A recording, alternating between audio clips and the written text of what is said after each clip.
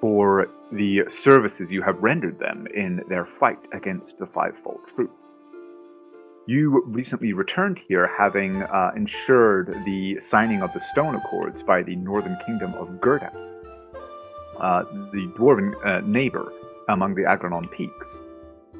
However, upon your arrival, you were greeted not by your staff, but by assassins, sent, you presume, by the Fivefold Truth. They had posed as your patron, Lord Murdoch, to lure you here. However, upon arriving and dispatching those assassins, you sent your own missives, rather more reliable communication, to Lord Murdoch, whereupon you learned that your foes among the Fivefold Truth had not been idle during your excursion to the mountains, and most especially during your return from it. At your behest, he agreed to meet you here at Adalor, and after several days of travel has arrived. You presume, at least, given that the last time you saw Lord Murdoch, it was not in fact he. However, you have reason to believe that this is the true one, for he gave the password that you communicated to the real Murdoch, Recitisi. During the intervening days, earlier communications were brought to fruition with the arrival of the Depato in the small quay down in Adalor proper. The vessel arriving with Lorium's former mercenary companions, led by Barco, along with the two others that you had picked up during your long-ago rescue of Naira, Jaden and Paul. They have begun already to form the core of a new garrison here at Adalor, and that garrison has now been strengthened further by the arrival of Lord Murdoch with several guards in tow.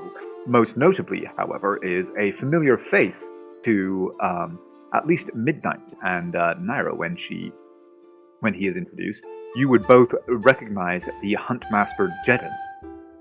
He was far more so Midnight than Naira's, but Midnight's direct kind of trainer, if you like, during your later years as Murdoch's wards. For now, however, Murdoch has just arrived, and with arms held wide, greeted you happily.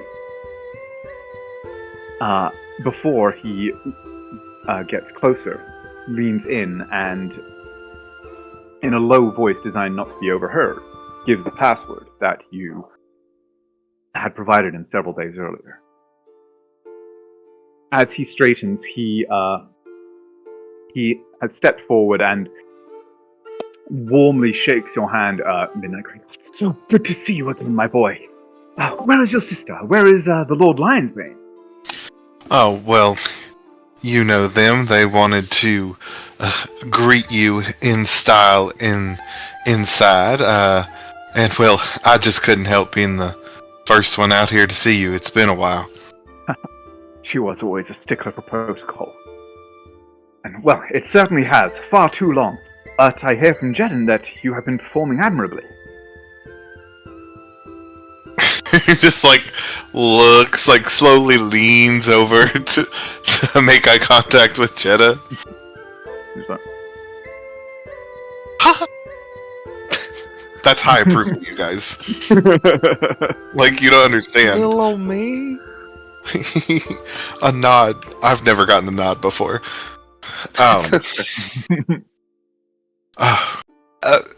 During all that, just through the earrings, Midnight will say, they've arrived. Would you prefer just Lord Murdoch to be let in, or are you alright with his entourage coming as well?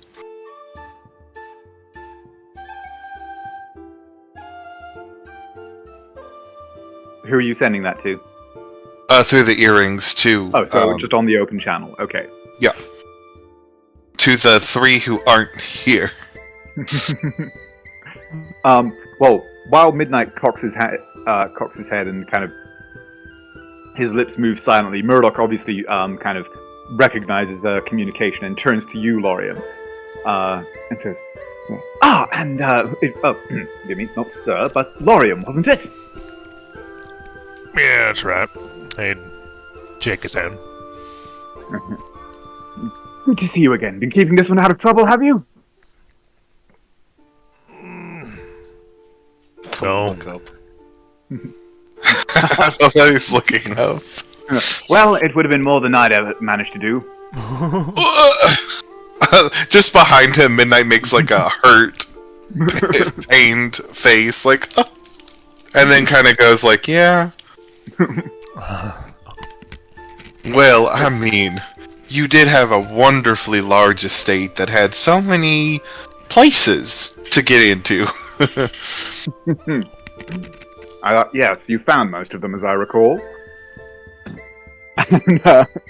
And he says this with a smile on his face, by the way. It's clearly not a fond recollection, not a admonition. Before he actually turns and takes in the others and says, and who are these? I understood Adalor had no garrison. Yes, these are actually compatriots of Lorium here. And he'll kind of look to Lorium to make the introductions. Freshly arrived, they do good work. Despite the small size, they can handle quite a bit. Much like your own group, then. Well, you keep good company, I'm sure. And Pleasure, all of you. And my lord, I'd love to introduce you to our lovely steward, Eleanor Stonebrook, and her wife, Agatha. Charmed, Miss Eleanor. You have done a marvelous job preparing the estate for the arrival of the lions, from all that I have seen and heard. And Eleanor curtsies and bows her head and says, "Thank you, my lord." Very obviously kind of not necessarily uncomfortable communicating with a noble, but like keen to do no more than protocol dictates kind of thing. And Midnight at that point will turn to Murdoch and say, well, I'm sure you've had a long journey. Let us reconvene in a more comfortable space. And he'll turn to Jedin and just say, and indicate the barracks quarters. If you like, your men can temporarily take to the barracks. There should be food, drink for them there. I'm sure they would love to recoup after such a long journey. Thank you, Midnight. Lads, you've heard him. Make sure the others do a sweep before we settle in. He looks back at you and says, nothing against you, we just have more eyes than you do at your disposal. Oh, I understand. And he'll give a smile and then make eye contact with Leon, indicating he wants Leon to follow them. Okay. She just kind of and starts kind of just like, oh yeah, come on this way, I can show you. And as she opens the door and starts kind of shepherding, like waving them, and she goes, "And how many of you more are coming up from the ship?" And just sort of, you can hear her very smoothly start to kind of get the necessary information and everything that she'll need to do that kind of job out of them, as they begin to file in. That's why she's my favorite. There we go. Well, there was a strong word. I will get there one day. Oh, right. I guess you can still roll a nat 1 on reliable talent. Yeah. And then Midnight will kind of start leading the way for Murdoch and Jedin. I'm just going to take all of you guys in there. Yeah. That works. Attack roll. Nope. Oop, there we go. Sea shanty? And Mara, are you playing? Yes. Oh yes, 26. Okay, well, 26. Bravo. As he enters, he actually pauses behind you, Midnight, and you see just a smile across his face. He just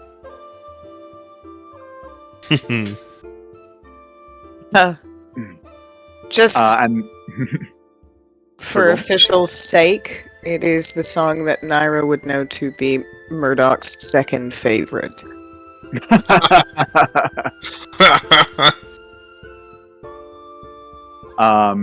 and he listens to it for a good long moment, making a very kind of obvious show of his appreciation.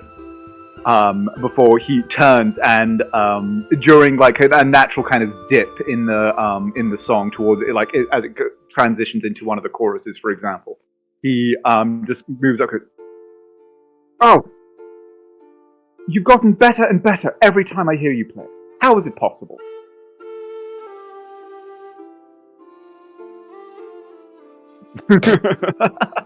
Never better person. And he sorry, go on. She gets up, does a very polite curtsy, and says, "You are too kind." And he returns it with you would recognize as a bow given to peers among nobility. It is it's a very kind of precisely chosen and you recognize it as a very kind of formal recognition. As he does so, and he straightens and smiles again and says, "Ah, my Lady Lionsbane, it is truly an honor. Might I venture to request you play the sonata for me later?"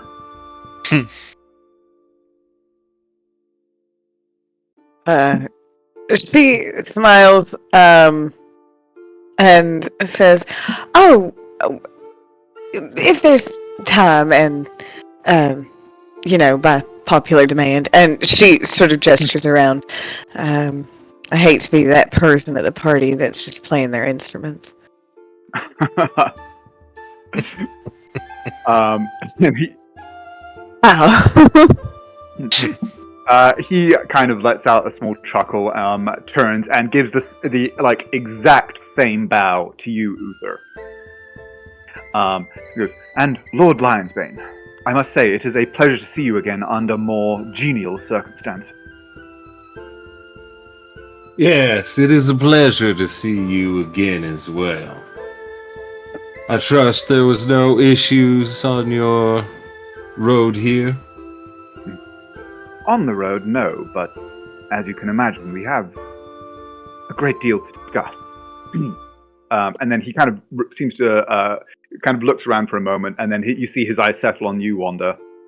He goes, and well, Wanda, wasn't it? Yes. I must thank you as well for the part you have played in the return of the Lady Lionsbane to us. I don't know precisely what happened, but I imagine a cleric of your power was involved.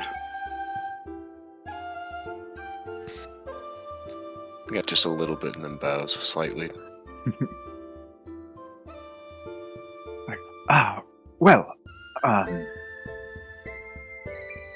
And he kind of looks around again a little bit and pauses for a moment as you guys see Pearl just kind of move in and very like kind of quickly lay out a small sort of spread of wine and cheeses and kind of just cold cuts and things like that before she goes, will there be anything else?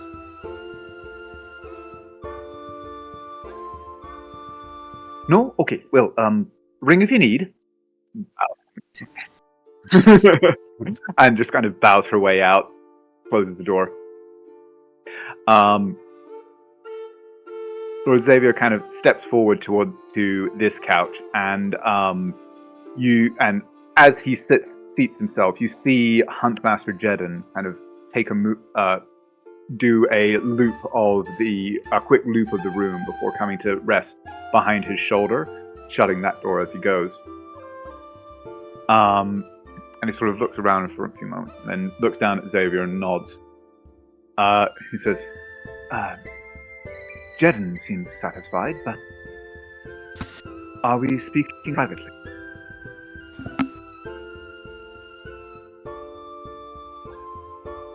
And he's looking across at the three of you.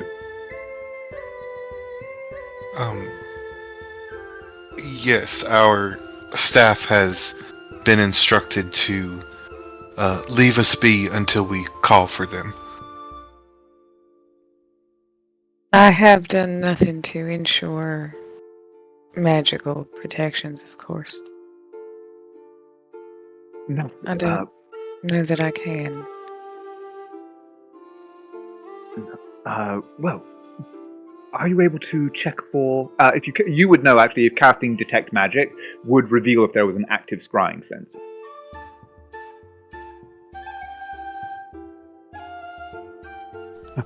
Oh yeah, and they're just a ball. Whilst Lord Xavier and Jedden are both, and all of yourselves are obviously wearing a number of magical items, you don't sense anything unexpected or untoward in the room itself.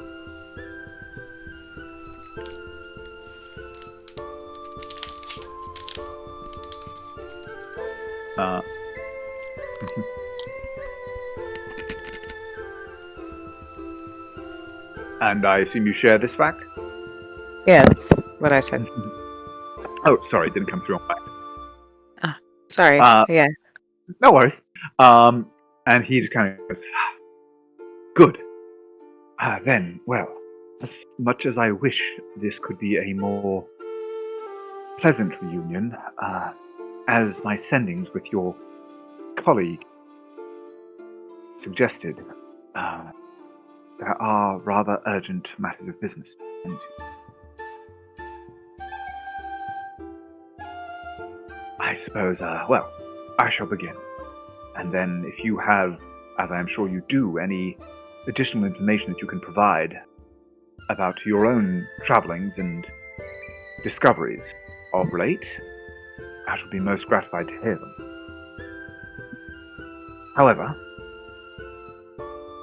following the signing of the Accords and the actions that allowed, well, both kingdoms to take, a Fivefold Truth appeared to be attempting to lay low, to hide their dealings. Several suspected fronts in both Caloronava and Avgnosera were suddenly abandoned, and a few prominent figures that further investigation has revealed held ties to their organization mysteriously disappeared. Whether they were preemptively silenced by their erstwhile compatriots, or were simply fleeing their public personas, is still to be determined, and as far as we can tell, varies from person to person according to their value to this couple. But, for my part, I have been coordinating with both the courts of both, guiding those of like mind and like ability to pool our resources in this endeavor. I had been largely successful and had even begun to expand my efforts, leaning upon contacts in Morosa and beyond to ferret out as many of those who had retreated as we could. But their efforts to quieten their activities had borne fruit, and leads were beginning to dry up. I was worried that they had gone to ground all too effectively, until, well, a little over 2 weeks ago, there was a great magical upheaval. Scholars and arcanists in both the towers and the colleges, and I am certain well beyond both, detected great upheaval in the ley network and, well, many other magical fields as well. Just to confirm the timeline. Yeah, I was about to ask the same thing. They that matches up pretty close with the whole thing that happened in Kars Barazad. Yeah, that's pretty much right on the money there. You must never know. You must never know.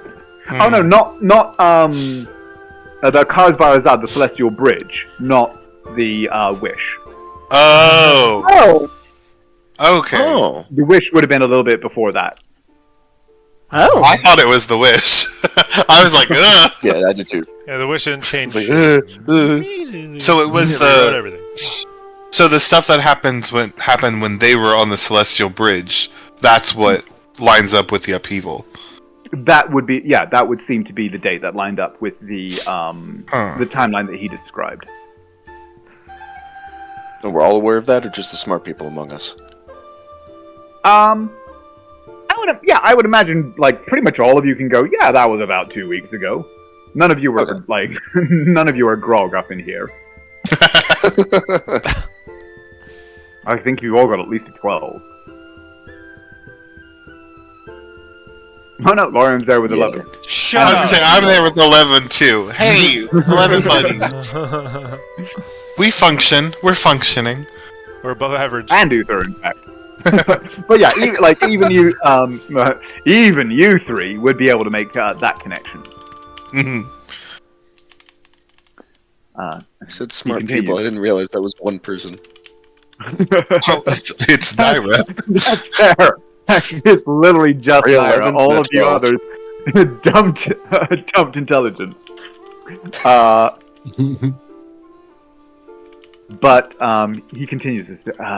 From what I have learned of it, the event was short and quite chaotic, so little is known of it, but whatever it was seems to have stirred the Fivefold from their burrows, and with a vengeance.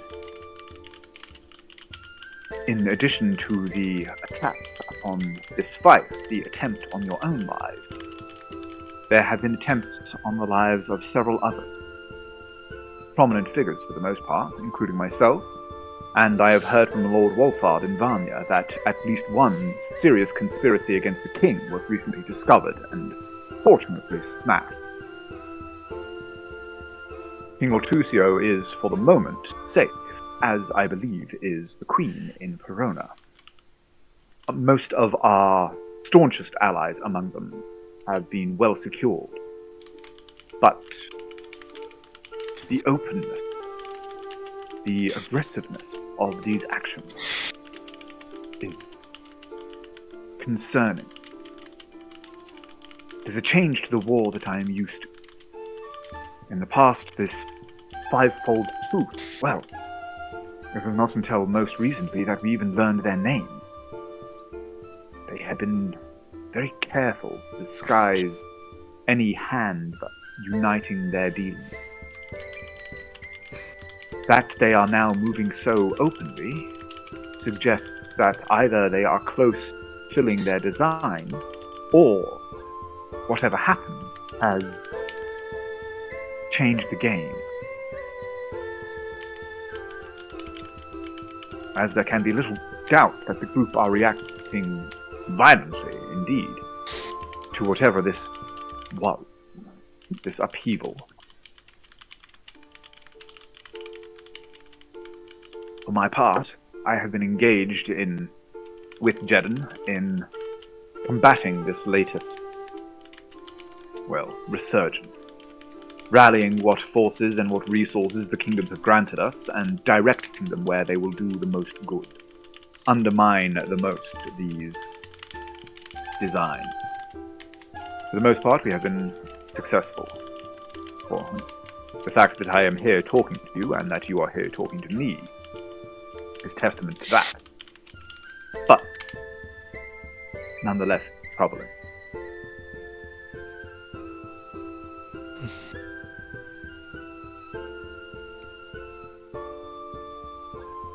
If I may ask, do you know anything that has transpired after I learned that after the delivering of the Accords, you performed a number of, favors, shall we say, for the courts and the various figures in power in the Karaz Asgore. But since then, your movements have been something of a mystery.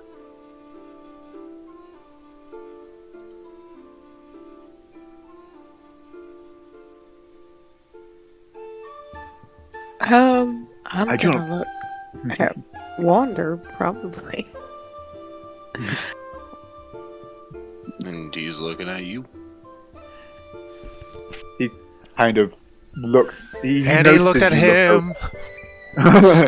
you look him. he also looks at Wander, who sees he sees you just staring impassively back at Naira. So he looks back at you, and then you see his eyes dart over to Uther. And he says, "Come now, Sir Lionsbane, would you honor me with a tale?"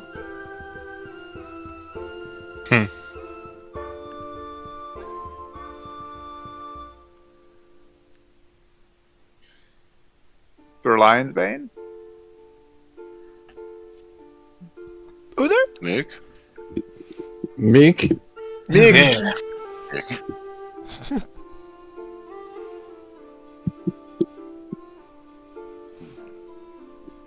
So he says, "Come now, Sir Lionsbane, would you honor me with a tale?" As he glances at Wander, giving him the raised eyebrow, and then just turn and go, "Well, if you're less interested in a tale."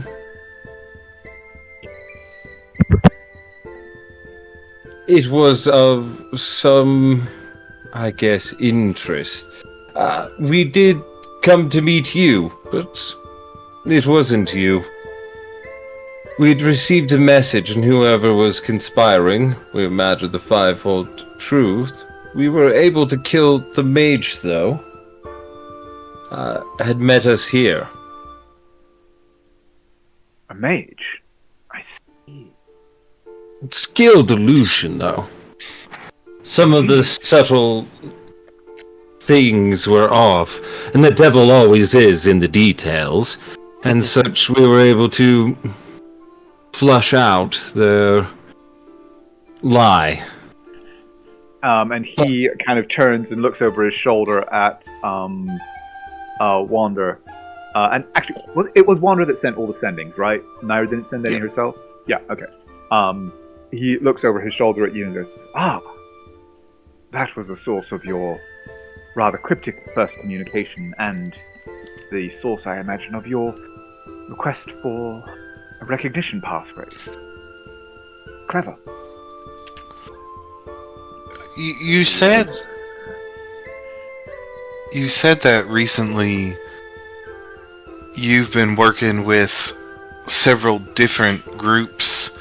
Have there been any new additions to your circle? Those you keep confidence with? No, I'm quite certain that the heart of our operation, at least, remains secure. Jeden has been most reliable in that vein. And you just kind of see Jeden's mouth kind of quirk in a small smile, and you, Midnight, know, kind of think back to some of the demonstrations of that effectiveness you've seen over time. Mm-hmm.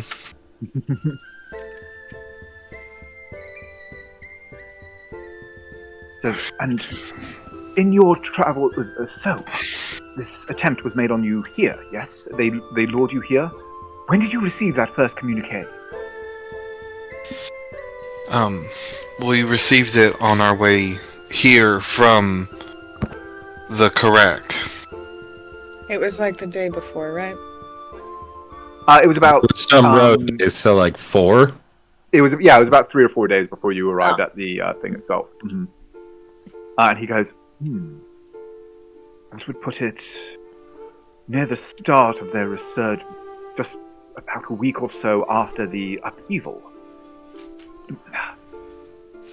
Do you know anything did you encounter anything in your travels that might have explained this event? I know that you have your own vendetta against the Fivefold Truth. Were you working against them in some way that might explain it? Did any of your people pick up an, I don't know, epicenter of sorts? Maybe we could narrow down where it happened.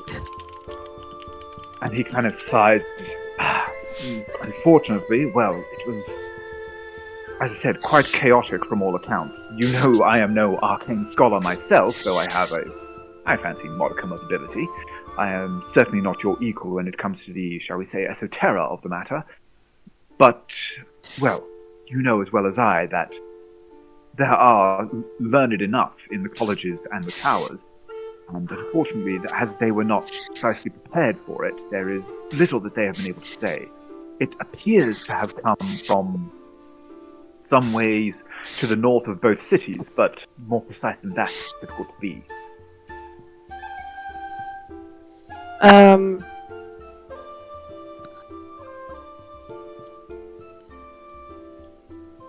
And then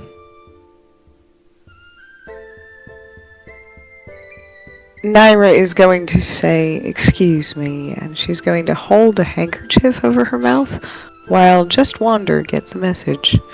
Do you trust him? Murdoch, by the way, he sees you do this, and he seems to realize what it is that you're doing, and he just kind of...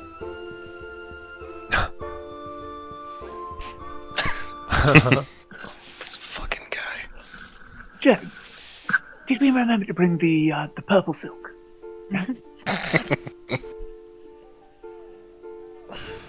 And in response to that, Wanda will say, "It would be unfair to say no."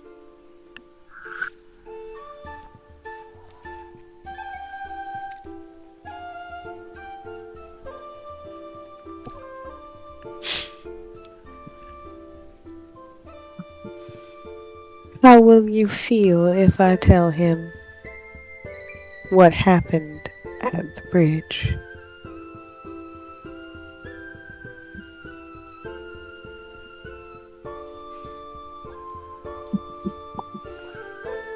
It will not stop me. Intimidating.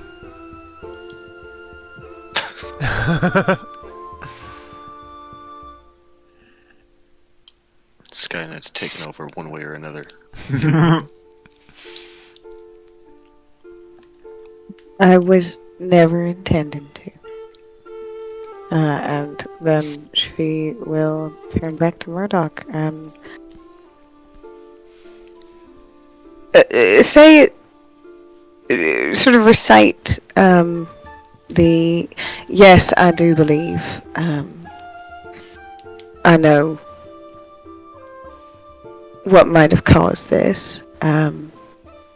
We encountered some beings from some aspects, from different planes, some powerful aspects, including one of the Dark Lady herself.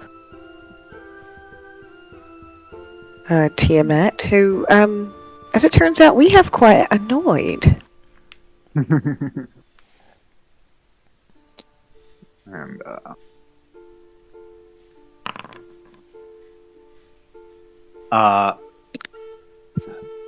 you see him kind of pause as you say that and think for a moment. He goes,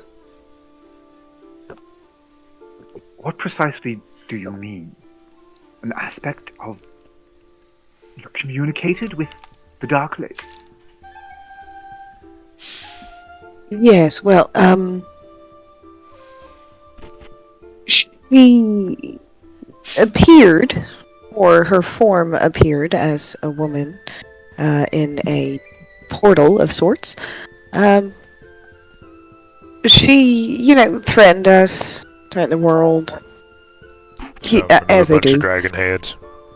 Yeah, and then she, of course, that is, yes, became a bunch of, in fact, 5 dragon heads, and we had to fight them and beat them, which we did. Clearly. He's just like, And hence my supposition that she is quite annoyed with us. She was screaming a lot by the end. Mm. Oh. Well.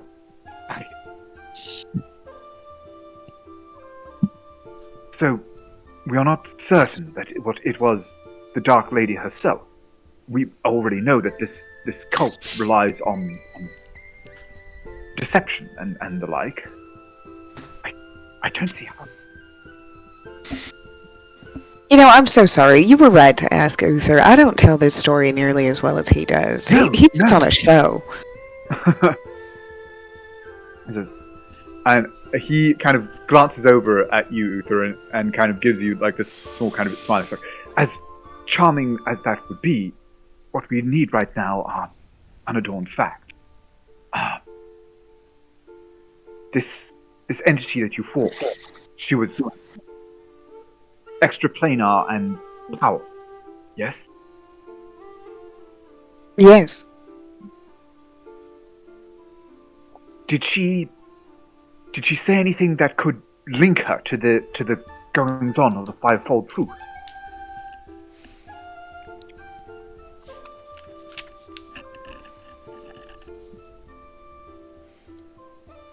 I don't remember. I feel like Naira would remember, but I don't. She spoke of us killing her child. Yes, 19. Okay. Yes, you definitely would remember everything that she said, so let me go and get you the precise quote. He's bringing out the fucking list. Death threat here, death threat there, another death. Wow, okay, 4. Wow. There My were book. 2 things that Naira would consider to be particularly kind of relevant to this. One moment.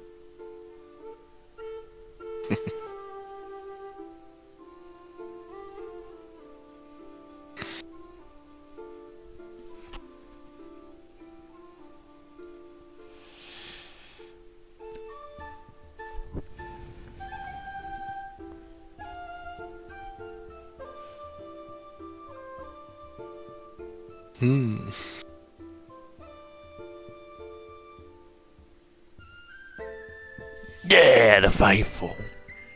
The chillins. Oh, the chillins are the dragon, but Yeah. And I'm sure, unless it could have been inferred through intonation, we can't tell that become was a proper noun. I mean, essentially, yes, through intonation. She pronounced the capital B. Okay. Like, Because I guess, like, y'all have told Midnight, like, the the Spark Notes version. And this is the first time him hearing, like, the nitty-gritty details.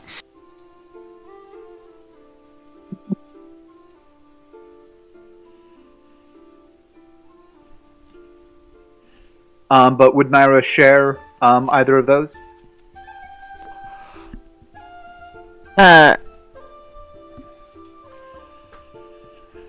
She would very specifically say, well, she claims to have faithful, whom we are fighting. She also claims to have children, and we've killed a black dragon.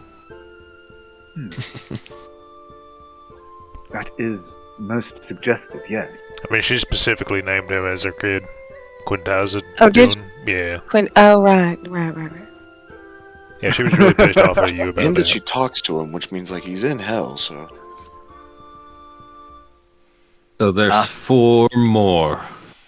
Wait, no, I'm probably wrong.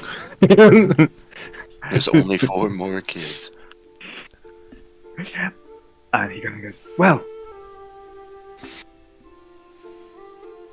she would certainly fit the bill of this entity that, the mysterious force that the Fivefold Truth claims serve. The one that they claim is behind the conflicts and decay that have brought low nation and empire across the coast for years. You would, I can see why such a being would identify with Tiamat. Or potentially even have some link to her. I shall consult certain, resources at our disposal. It would be unheard of for a deity to wield such direct influence as described, but they may perhaps be able to learn to tell us more.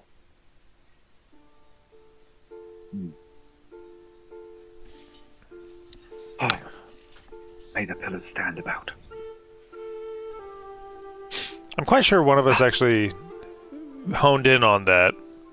It was either Wanda or Naira about the a deity not being able to have such influence. It was probably not right. From what I can recall, both of you actually were kind of like, that doesn't sound right. Both of you, in fact, yes, I remember, both of you were familiar enough with the stories of the spell plague and the times of trouble, which were the last times that deities had direct, actionable influence in the mortal realm, and it almost destroyed it both times. And so it's, it is, ever since then, it's been, deities have been much more standoffish. They act through people, through mortal servants, rather than wielding direct influence. Do we know if avatars are held to the same, rules, I guess? Essentially, yes, because an avatar is that which is kind of the mortal manifestation of divine will. Okay. For the most part, anyway.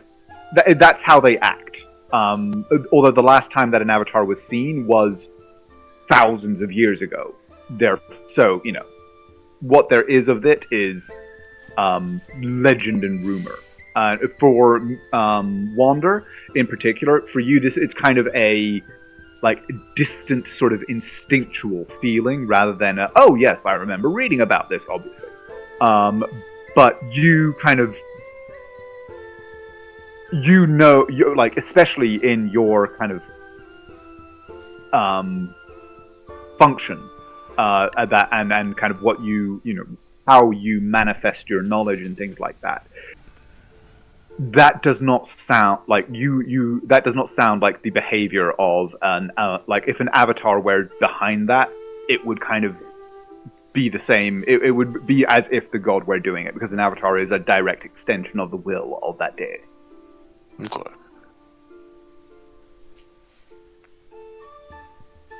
So yeah, basically, yeah, essentially yes, it would be the same rule, because the avatar would be working directly for the god.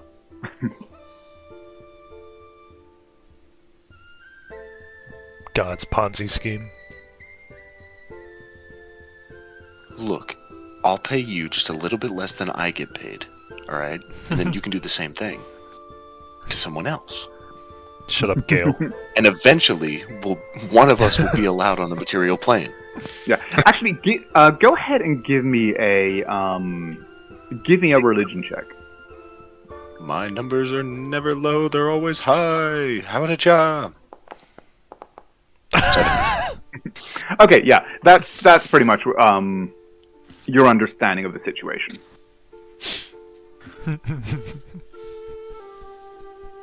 I understand everything now.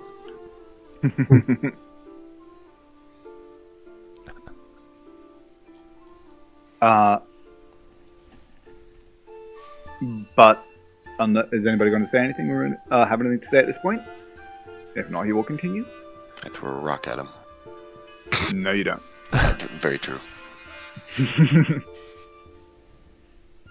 And he kind of, but he sort of is lost in thought for a moment, and then kind of shakes himself a little and says, regardless, whilst we look for additional leads into this being, its identity, its motives, whatever they may be, there is a more direct course of action that I had hoped to discuss. I assume you would be amenable? Please. He smiles at you, and you obviously all recall the adventure brought you together. Search for the House of Morwen. How this fivefold truth stirred goblins to anger and armed them for war in order to cover their activity, to cover their search for the condensate and its source, which I am forever grateful for you denying. The coin that was spent in that endeavor, as you discovered at the time, was old money. Not in the sense of its source, but in the most literal fact. Coins that dated from back to the Empire, and in many cases, even before it, back to ancient Herakton and before then, into the mists of time. Knowing this, I set my network to watch for appearances of other such coins. Thus far, this watchfulness had not borne fruit. But, in the recent frenzy of activity, such an appearance has taken place. The enemy has evidently learned at least a modicum of caution, for the coins were not spent at a merchant, but delivered to a foundry where they were melted into bullion. Fortunately, I had foreseen such an eventuality and had eyes in place to catch this event and watch where this bullion was delivered and what it was spent upon. I won't bore you with the details, but through several shell corporations and the like, the bullion was delivered and then spent in great amounts, equivalent to several tens of thousands in modern coinage. Fund an expedition into the wilds of Tuskavron. The cult of the Fivefold Truth is seeking something there most ardently. Laborers, mercenaries, mounts, pack animals, and supplies to support them all away from civilization for weeks at a time. From what my people have been able to glean, they seek something in the wilderness there. Precisely what, it is impossible to say, certain, but from the supplies that have been purchased, the men that have been hired and such, it is doubtless that they intend an excavation of some sort, and then what they expect to be a most perilous delve into what is uncovered. Among their supplies are arcana and components that also indicate they expect to encounter strong magic, though interestingly, they have hired from neither tower nor college for the endeavor. Evidently, they intend to bring their own arcanists. I have been able to do little to place my own agents in this endeavor, given the speed at which it was assembled. But, given what we have been able to discern of their intent, given also that I so happen to be acquainted with the premier discoverers and delvers of the magical oddities on the entire Harashan coast, the course of action seemed clear, does it not?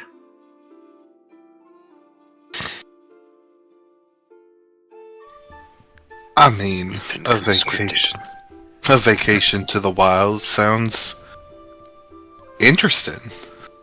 Counter expedition. Precisely.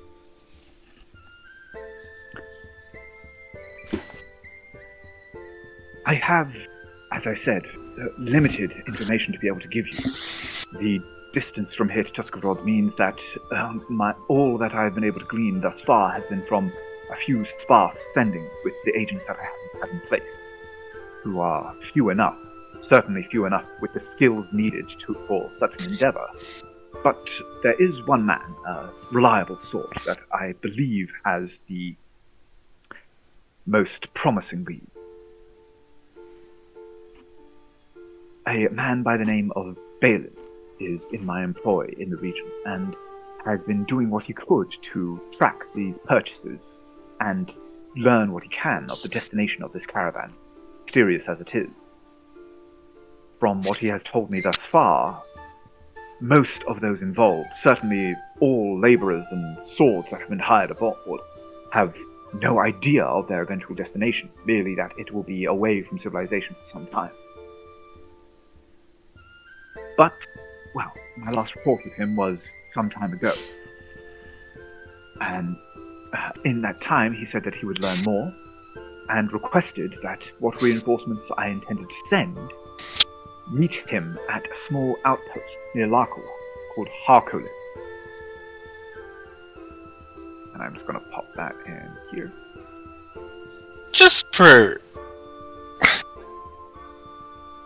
that, Balin? Which Balin? Or am I getting... I don't know. I'm just thinking, who is that guy I killed in the other timeline? Why did I think his name was Balin? the leader of the dock rats. What was his name? Oh, it was probably spelled different. If it's not, never mind. No, yes, different chap. Okay, good. I was like, God, somebody should have killed him so long ago. He's literally working for this guy, for Murdoch. Like he's Yeah. Speaking Well, last time he was working for Murdoch too, but I mean, there. He was not one of the good Indirectly. guys.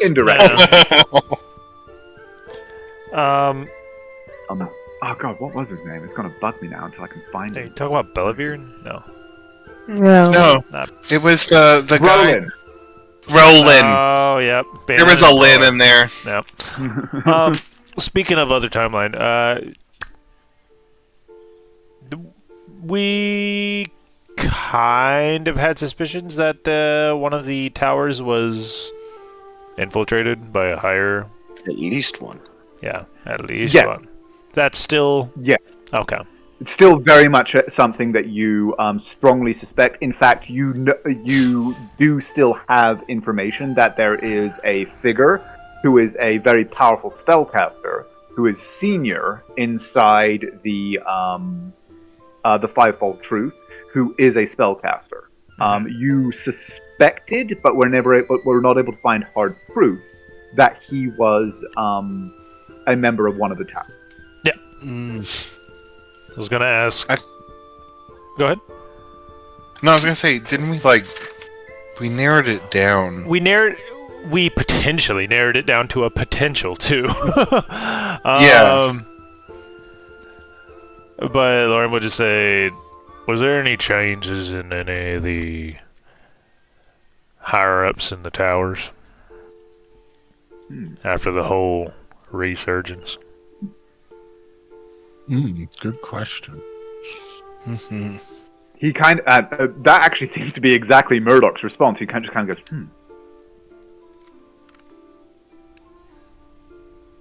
An interesting line of inquiry.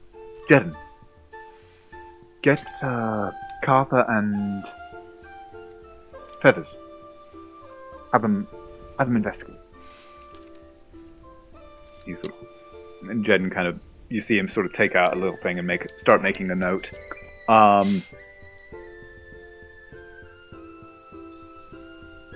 If we uncover anything suggestive, I shall ensure that you are made aware of it. Would be appreciated. It is certainly the least I can do to aid your endeavors.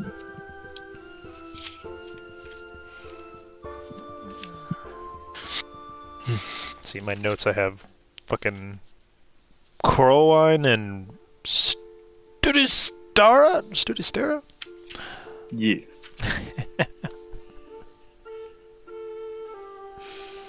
You know, just for funsies, did either of those names... Did I recognize either of those names or code names? Yeah, actually, you probably would have.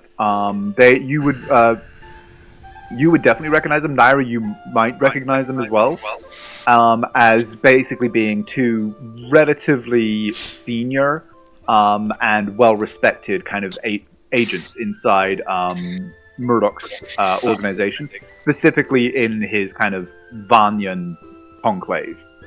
Mm-hmm.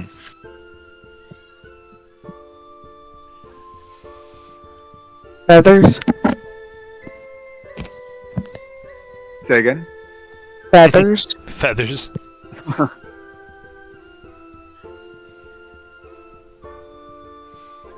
Are there feathers? Yes, you suspect you might know who Feathers is. Hey. Ah, that's what I wanted to know. New timeline. Who dis?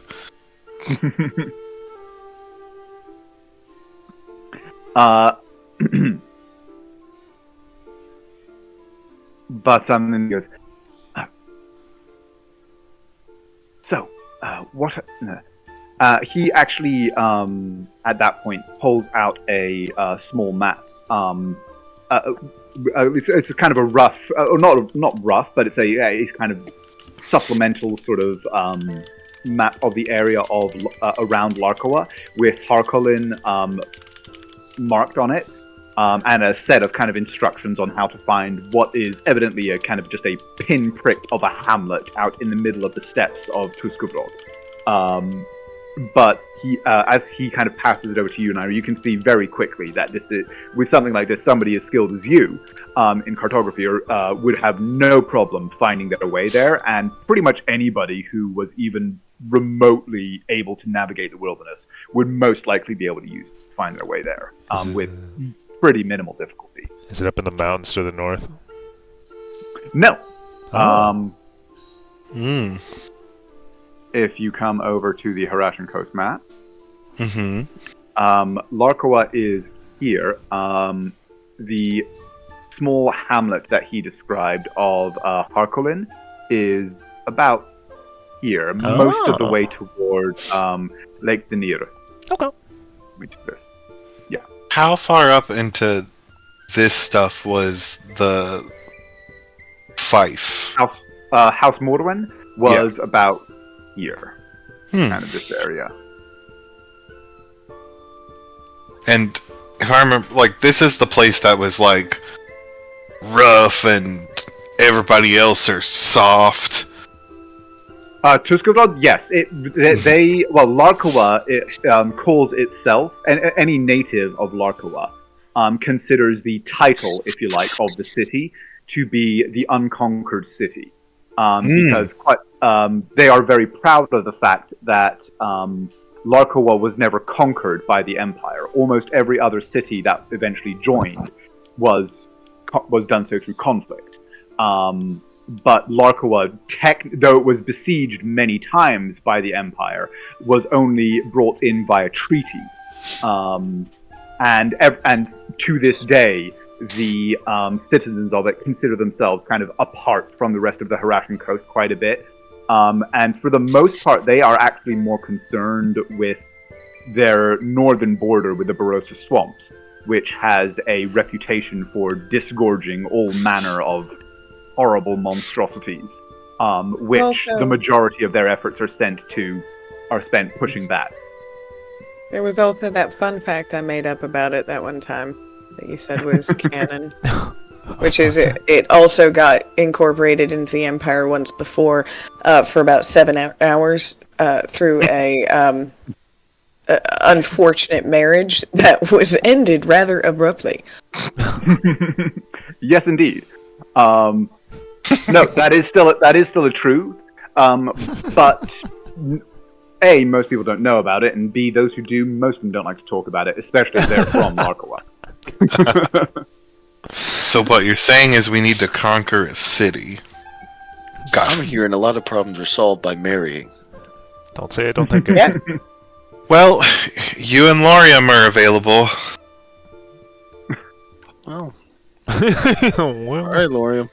I'm gonna run that dating show, is all I'm saying. remember, Wander did indeed give Lorium a ring back in like session 15. I've given That's everyone true. a ring. No. Well, that unfortunate marriage didn't last. Take Won't half even your call me stuff. by my name. Give me half your gold right now. Give me +2 AC right now. Okay. So Anyway, we're here.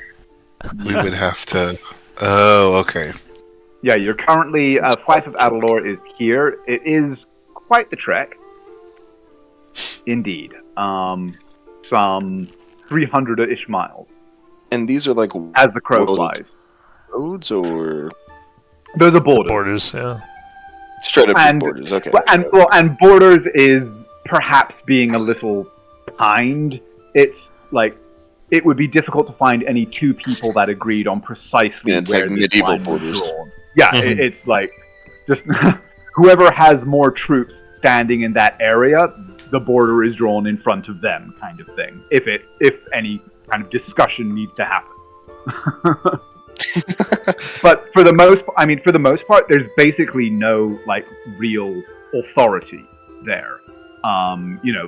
It's not like there's a row of border fortresses watching north or south. It's not On either side. There's just like, there's a big town here, not much for 100 miles, and then a big town here, and somewhere in those 100 miles you switch from Morosa to Tuskudal. Okay. There's not like two wooden towers that face each other with guys like farting in each other's general direction. Fuck you. No, fuck you. Unless there's like a mountain range or a river, they're just like, yeah, close enough, so we're in here. Yeah, it's just exactly. It's like this town is Tuskudal, this town is Morosa, somewhere in between them it switches and nobody really knows or cares. I do like to believe the two towers, theory that there's just two dudes just, hey, what's your name? Tony. Fuck you, Tony. No, that used to be the crossing in front of Perona. Okay. Okay. Getting that lore slowly but surely. I really desperately need a where we approach and two people are standing in front of something and they're like, one of us always lies and the other one always tells the truth, and then the other one's like, Jesus Christ, Larry. It was one time. I'm so sorry. God, I thought we talked about this. Larry, we talked about this. Man, their act is really good.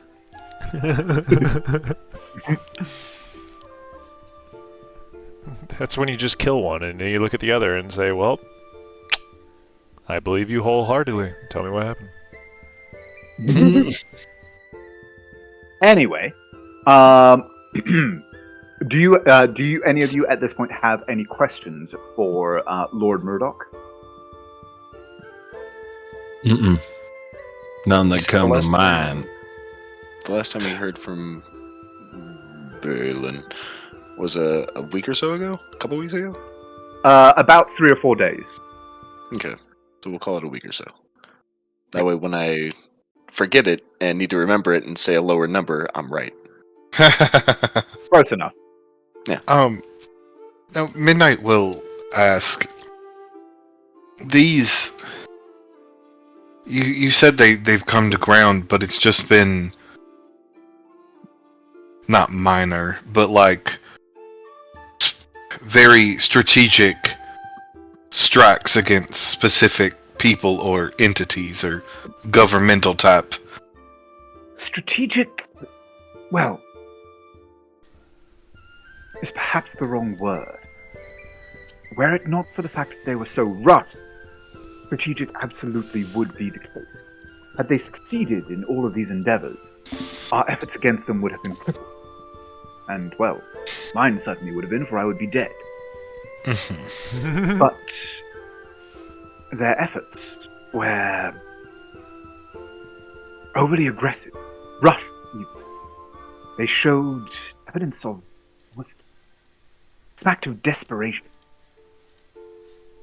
Hey, Uthi, what was that thing you were telling me about when I'm playing cards with Lorium, where one hand distracts while another hand does the work? Are you fucking cheating or jerking off?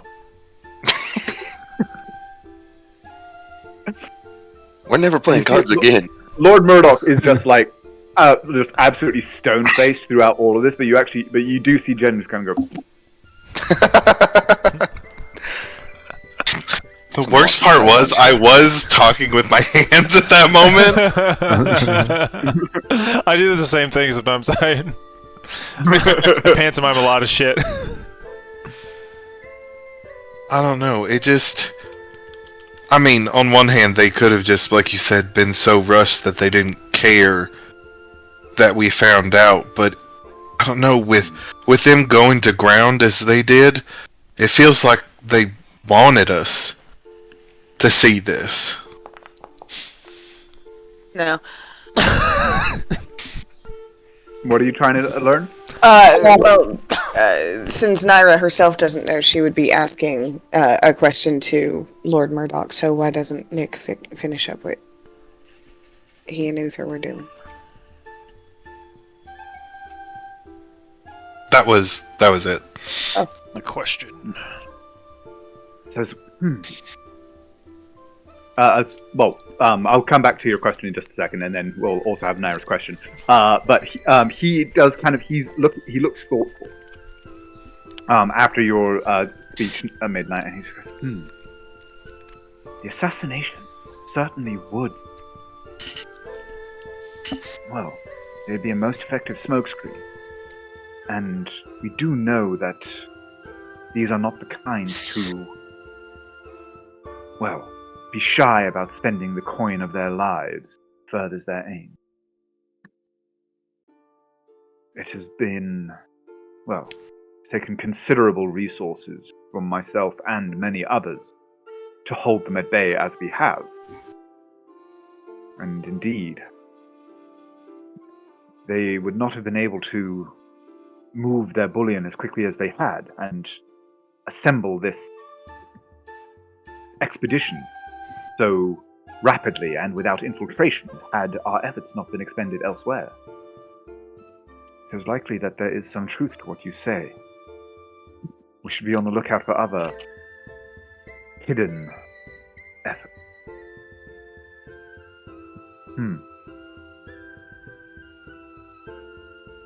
Something to think on.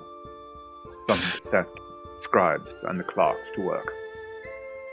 Midnight is positioned in a way that, like, nobody over in the sitting area would see it, but Wander can just watch as Midnight's tail just, like, flicks rapidly.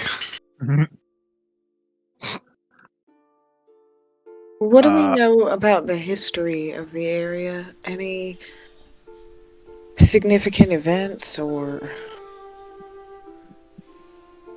And Murdoch kind of frowns and shakes his head. Is like, no, were the caravan heading north toward the Agramon Peaks, or even out into the swamps, then there is a great deal of history of all manner of magical and monstrous assignations that could be of interest to a cult such as this, but, well, the area where they seemed bound for, and again, we know little as to their ultimate destination, only that they left Larkoa heading west, and that they had passed through the area near Harkonnen,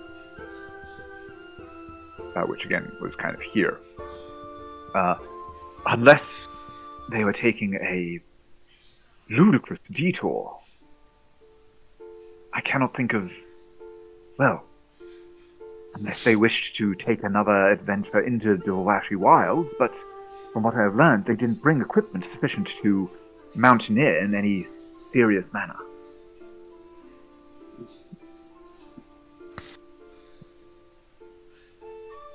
But as for the area around Lake Denier, from what I have been able to see, although, given what we have now learned, the imperial history that we have been able to delve may be shockingly inadequate upon review. Unfortunately, for now, those archives are the best that we have.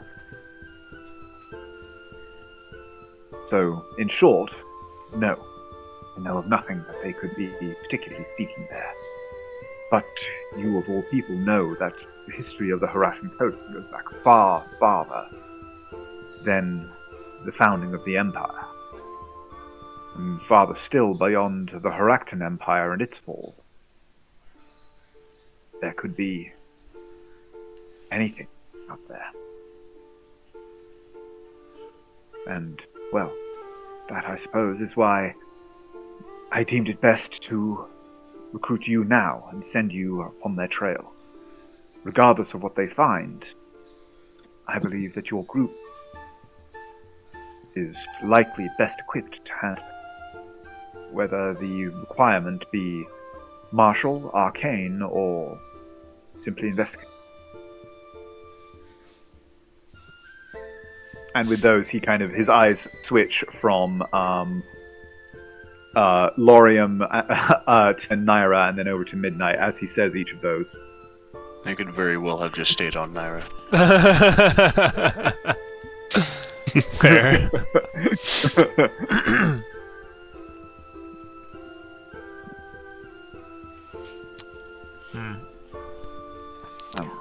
I have But, one more well, question. Oh yeah, you did have a question. Go on. No, just like after all that's settled. Well, he just kind of says that, but, well, the reputation of Tuskarvald as a wild place full of strange is not mere rumor. There are old ways there. Druidic circles that the Temple of the Pillars was never fully able to supplant. Shamanistic tellings and legends that go back far, far longer than living memory, even among the longer-lived races. As I said, there could be virtually anything out there, from an ancient palace to, well, slumbering titan. Who knows? Ooh, a titan. Is Titan like a... Is that a thing? Or is that like just a Fucking word for a Tarask big is a thing? titan. Yeah. It's common usage. It is simply a word for like a big fuck off legendary monster. I Interesting. think Naira could take on a Tarask just raw. Just at this fly. point. You'd have to cast fly a few times, maybe, but just actually wait. Never mind. No, that magic resistance and reflective carapace is a bitch for casters. I'm gonna just go ahead. Someone pointed out a long time ago, if you're a DM and you let, the whole Aarakocra thing with the fucking bow work against the Tarask, then you did not DM right. That bitch can throw shit. Right. Accurate. You're also assuming that the Tarask in this world wouldn't have like some Godzilla level fire breath. It has to have a nuke breath. It has Why to. I specified raw. Raw. Yeah. Oh Fair. god. Dying. Let's be honest, the Naira could still just fucking stab it in the eye. Yeah, I was like, she's not. Like, she's a very handy blades woman. Be the underdog in winning the fight, but I'll be damned if she doesn't crit it once. At least twice. Oh damn. And she would have, like, You hasted remember me, herself. motherfucker? Say again. Haste and steel wind strike. Come on, let's Yeah. go, man. Like, goddamn. But what did you say, Wonder? Oh, I was just talking more shit. Oh, fair. So, Lauren, did you get an answer to your question, or? Oh no. He I forget. has another question entirely. Okay, cool. Yeah, okay. Ask away. He like throughout everything he's just contemplating shit, but then his mind still settles on one thing. And he just says, with all the cults running around, I remember there was a creature they were using that was kind of defending them. You see any or hear anything about a steel predator running around any of the areas?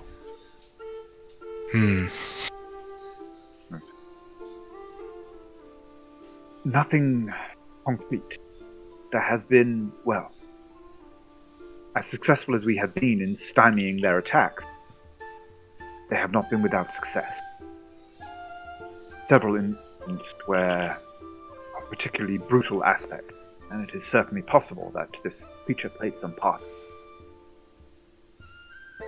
It is an avenue of investigation we are pursuing most assiduously, but for now, well, as I said, these attacks are still new. They have begun only within the last 10 days, 2 weeks or so. And, well, I am still doing all that I can to gather data.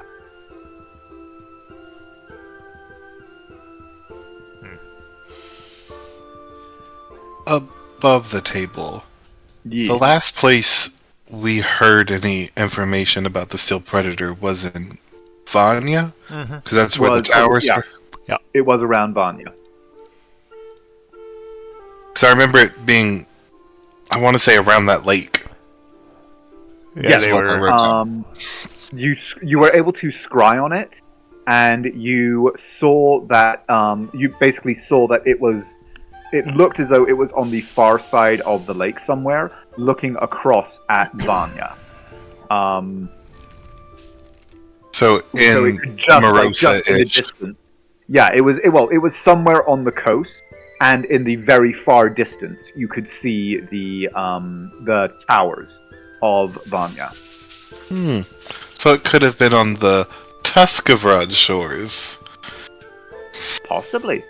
Although that'd be quite the quite the horizon. Yeah, last time we heard, it was Sir Wolfhard, I believe, telling us that they were looking into the cult, and a lot of their leads got kind of, well, snipped by that thing showing up. Yes, and I mean, Murdoch has also just explained that like a lot of those kind of ongoing investigations were starting to peter out because the cult had gone to ground, and then the resources that were continuing to chase them have had to since be redirected because of this resurgence of sudden violence. So they've had to kind of pull back and rally protection around the king, the queen, and other dignitaries and stuff like that. Yeah. Including, there has been at least one confirmed conspiracy against King Lortusio that Lord Wolfhard is currently engaged in fully rooting out. No, we're not too worried about him. He's got it. He's a king. He's got like a legendary sword and shit. Kings never die. Actually, you haven't seen him wear a sword. Yeah, I know. He didn't have shit when we met. Well, actually, he did have several things that you do know from Naira's detect magic are Very quite magical. powerful magical items. Not least of which was a brooch, which made him utterly immune to mind affecting and like shield, zone of truth and stuff like that. Well, of course. What kind of king? You asked him to take it off before he before he talked with you. Oh, He most graciously did. what a ballsy thing. Hey, that thing that protects your mind, can you just slip it off real quick? Yeah, with some like really powerful adventurers that like you met, week ago. You've heard about us for like 3 weeks now. We're the new interns. You came highly recommended. And had just killed a fucking dragon for him, so, Yeah, you know what? He owed us. He still owes us. Didn't he give us this shit? This was part of, yes. No. He said he still owes. This is like, we're living in the house he gave us. You can always take more from a king. You're right.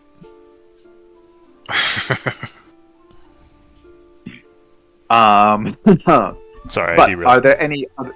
No, you're good. Are there any other questions for Lord Murdoch or Jedin? Let's see. We're going. Oh, I gotta get the names real quick. Scroll all the way down.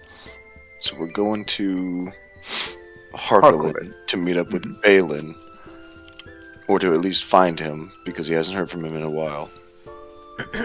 And then Balin is going to point us in the direction that he isn't kind of scheduled, if you like, to check in with him for some time.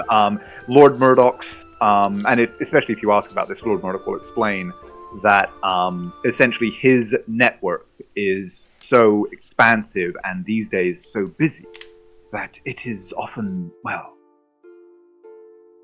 there are only so many spells that can be cast to allow the communication in a day.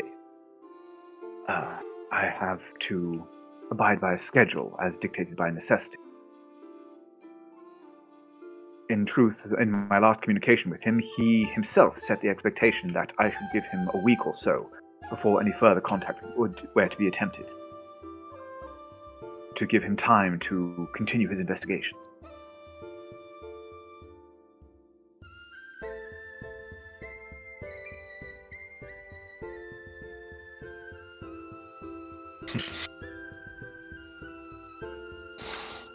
I'm confident that there's nothing we're missing. Nothing at all. Nothing I can think of, at least.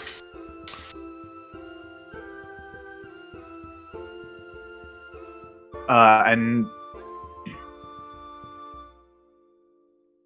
as kind of it becomes clear that there's no further kind of questions or anything like that, he just kind of says, he leans forward again and says, I need not tell you, but nonetheless allow me to express the gratitude I feel that your group has continued to lend their aid, most effective as it's been, to this cause.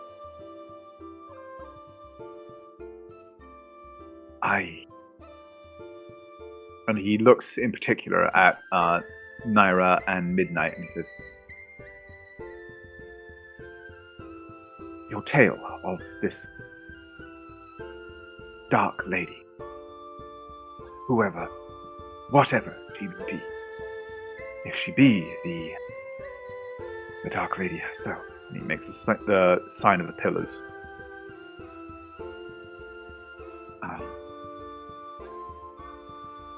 Be careful, both of you. And he looks at Uther and Lorium and Wander. All of you, keep each other safe. I do not know precisely what game we have found ourselves embroiled in. What game that is being played and has evidently been played for millennia for this stretch of land. But we are all pieces now, and divine hands seek to move us.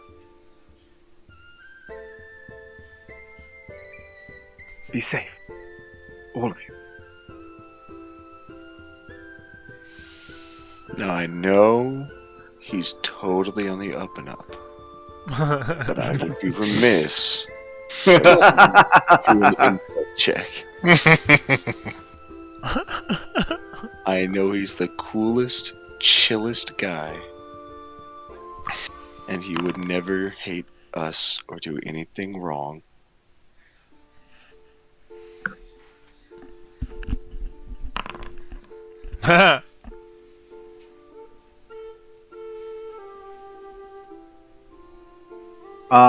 He seems sincere. Okay.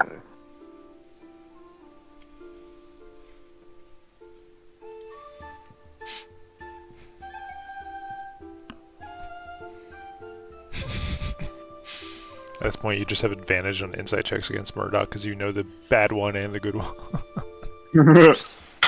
That's an interesting thought. I know what you would be if you weren't saved. What a weird thing to say in a church.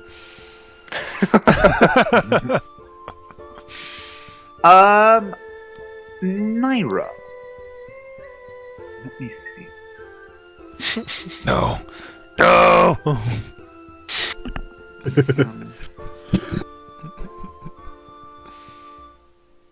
She just came back.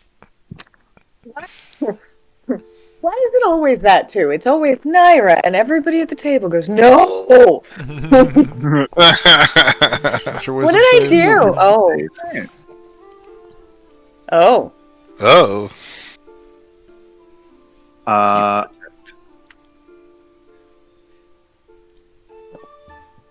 Okay.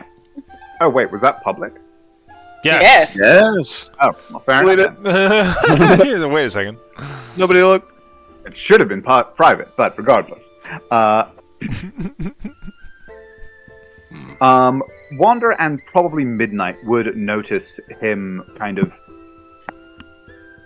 looking around for a moment, and then he's just sort of. But, well, enough of it. It has been, as I said, far too long. And, well, the last time that. Well, come to think of it, the last time we were all together, we were not all together.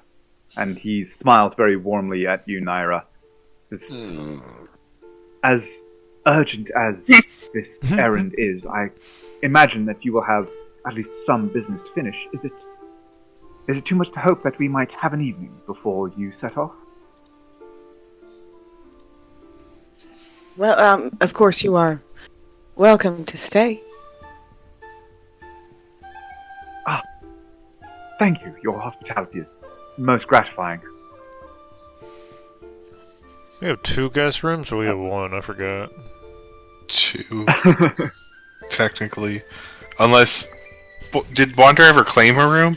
Or is he just cleaning them? I'm just cleaning them. 2. I think... Didn't he say he was just going to stand in the library? Yeah. That tracks. I'm just gonna kind of be I'm a bee. you quiet. But no, yes, you do have 2 rather large guest suites, in fact, that are as yet unclaimed, since they did not have direct battlement access. Gonna put amber all over his pillow. And You're going to Naira... It's actually just Murdoch. I'm gonna put pepper all over his pillow. You heard me. Naira Actually, will... no, I didn't. But anyway, sorry, Naira. No, go ahead. No, dumb joke. No, please, Naira. She'll offer a polite smile and say, I'm delighted to be able to have you see the estate that we've earned. I'm sure Midnight would love to give you a tour. Midnight's on his feet. Yeah. And, everyone can give me an insight check. I'm great at these. I believe you. Oh, holy shit!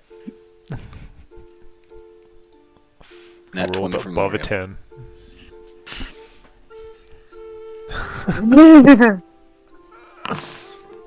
I'm 3. Okay, I'm just going to go ahead and show one thing. Rolled exactly a 10. It's like, no! Gandalf never used his critspiration. That tracks. That tracks. Absolutely. Wander, Naira, and Midnight, actually, you all kind of see a look of almost sort of hurt puzzlement on his face for a moment before he kind of schools it to a sort of serene smile again. Of course, I would be delighted, my boy. Everybody else can roll an insight check? Already did. I'm keeping it. Another one again. I'm kidding. There's another one. Too late. I was gonna say, pretty much Naira and Wander can tell that, like, Midnight registered the hurt, and now he's feeling, like, a little, like, oh. Just like, what the fuck? Oh, I'm sorry. Like, fuck my drag, right? Okay. All right, Dad. Now we can go do what I want to do. I guess. And then Naira notices you're hurt, and now she's a little hurt. And then Uther notices her hurt, he's a little hurt. Wander notices his hurt, he's a little hurt. I don't notice shit, I'm looking at the wall.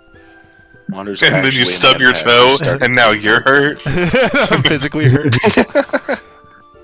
But he actually rises and goes, but yes, I would be delighted.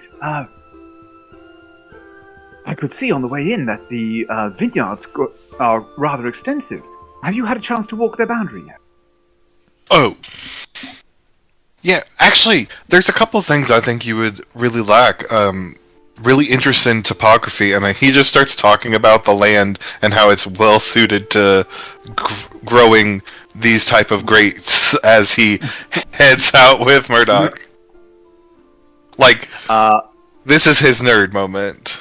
You never saw him again. And so yes, the three of you do head out and begin kind of walking the estate, and as you kind of take him around and show him, and he will want to have a conversation with you, and I am going to ask if, because this will be a conversation that is away from the rest of the group, you would potentially like to go into the private channel. I mean, it's been so long since it's just been the two of us.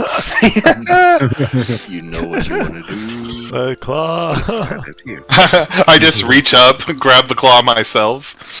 Come here, Okay. Claw. We're going for a ride. Well, the rest of you be good. No. So fireball, right?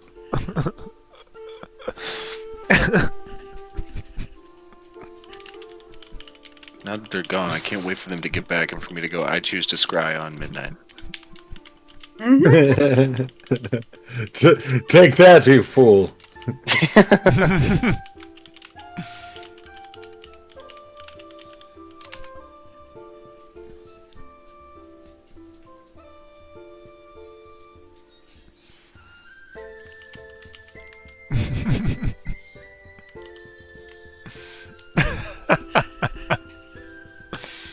Damn. Yes.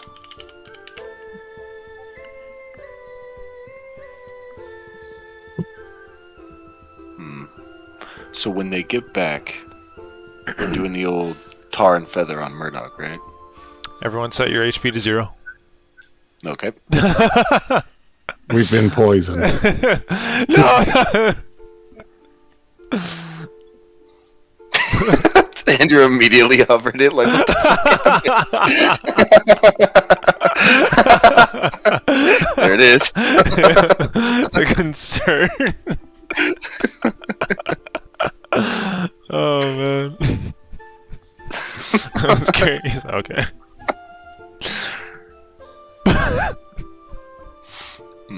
Did anyone eat any of the food that our lovely chef put out? Oh, absolutely. Okay, good. Lauren would absolutely be like Only one who ate it. pocket picking that shit. Pocket jerky, pocket bacon. Oh no. It would be munching for sure. Just like, well, you know, it's kind of like when you see your in-laws kind of thing, where you're like, hello, hi, hello. Be cordial. Hello, yes. I have to say hello. You don't really care that I'm here, but it's good to see you. I'm legally obligated to be cordial with you. So here I am, Lauren's looking being cordial. Lauren's looking at Uther like you're putting way too much cheese on your crackers, man. Leave some for me. Spray on cheese. It's canned cheese. It's Cheese Whiz. I don't think this counts as cheese, but whatever it is, it's delicious. It's like a cheese smoothie, really. Cheese smoothie sounds fucking disgusting, my man. Still not the worst thing I've ever eaten. Oh. Was the food that one chef made? Yes. Good. I think I could make a cheese-based smoothie that would be pretty good. Based? Well, I would go with the cheesecake idea. Oh, that's cheating. No, it's being technically correct, which, as far as I am concerned, is the best kind of correct. It's technically Because regardless, you can consider yourself correct. Because Well, it's if we're Cream technically- putting cheese. cheese to cheesecake, then I am never eating any of your food. Cream cheese is cheese. Math is math. Math is math. Cream cheese is cheese. Stand by this. Oh my god. You could probably also use mascarpone. And now you're just making up words. So we're going on an expedition. To go on an expedition. To find other guys going on an expedition. An expedition, yes. Okay. And then we're gonna kill them all. Probably. Okay. As long as we're on the same page. Same Odds plane of are- existence. Well, they might not be on that. Oh. They might go somewhere else. But if not, fantastic. So we try sending a few times. Yeah. If we get lost in a forest and the trees start looking weird, I just try to text Murdoch, and if it... Oh, wait, no, that won't work. I'll scry on him. And if that doesn't work, then we're just like, well, okay. He will be our anchor to reality.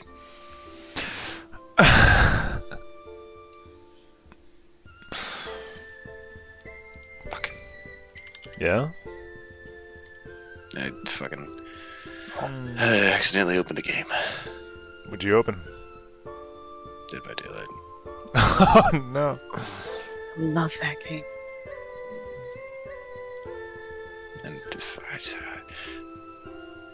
that's a problem with having high DPI, is that sometimes you gotta hit something on your taskbar and it's just fucking... Don't tab back into Discord. Nope, just go ahead and open a game.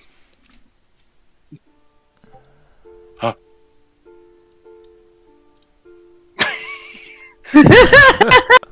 Find that. Make that. I had to put that together. He said, I'll never tell. They're gonna be so confused. I guarantee Andrew's like, Christine had an opinion, didn't she? Cream cheese is cheese. Can't change my My mind. day be so fine. And then Boom. Cream cheese.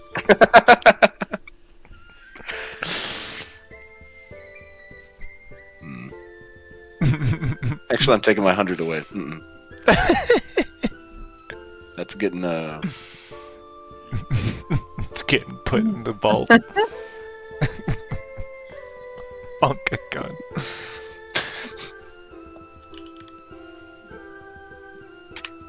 I have too many gun emotes apparently. You're a violent man. No, I just am too many servers. I don't know what that sentence was. I'm in too many servers. I'm just too many servers. I've been drinking a little heavy. I'm drinking Coke. You snort that. I'm I didn't even know liquefied that cocaine. I was gonna say. I mean, that's a wild man to be like, what are you doing with that line? Hold on, just pushes it into a cup of water, starts sipping on it. All I'm saying is I'm Stirs it still. up like it's sugar. I guess it works. All I'm saying is I'm still feeling a little pain, and I still got my pain meds. Can I have They're some? right there. Are you in pain? I'm also glad that we... oh, never. Always. I'm There only... you go. you know, I'm glad we all went for the low-hanging fruit of making a Coke joke. All of us at the same time began our own individual joke about cold drinking Coke. I mean, I am in Washington State. Yeah. Oh yeah, I was walking fucking Hachi yesterday, and I saw a homeless dude just chilling, just laying down on a curbside, balancing on Did you it. kick him? No, he was way the fuck down there, but he saw me walking Hachi. By the way, it's like 10 at night. He runs over down several blocks, catches up to me, has one hand in his fucking like coat pocket. Like he had those thick ass jacket with like those deep fucking side pockets and shit, so you could hold anything in those things. He had one hand in his coat pocket and then held out his other hand and was like, "Hey man, I have a dog toy if you want it." And What the fuck? it was one of those like spiraling, it almost looks like a cartoon poop, you know? It spirals up. One of those really hard fucking The plastic Kong ones. toys. Yeah, the Kong toys. The one you're meant to like put shit in and have them like chase it and shit and bang around the house and break shit. But he held that out to me and I'm just looking at this guy. I'm like, "Hey, no thanks, man," because you know he's got his hand in his pocket. I've seen this several times. Like, no thanks, That's man. where you Like, stabbed with a fentanyl needle.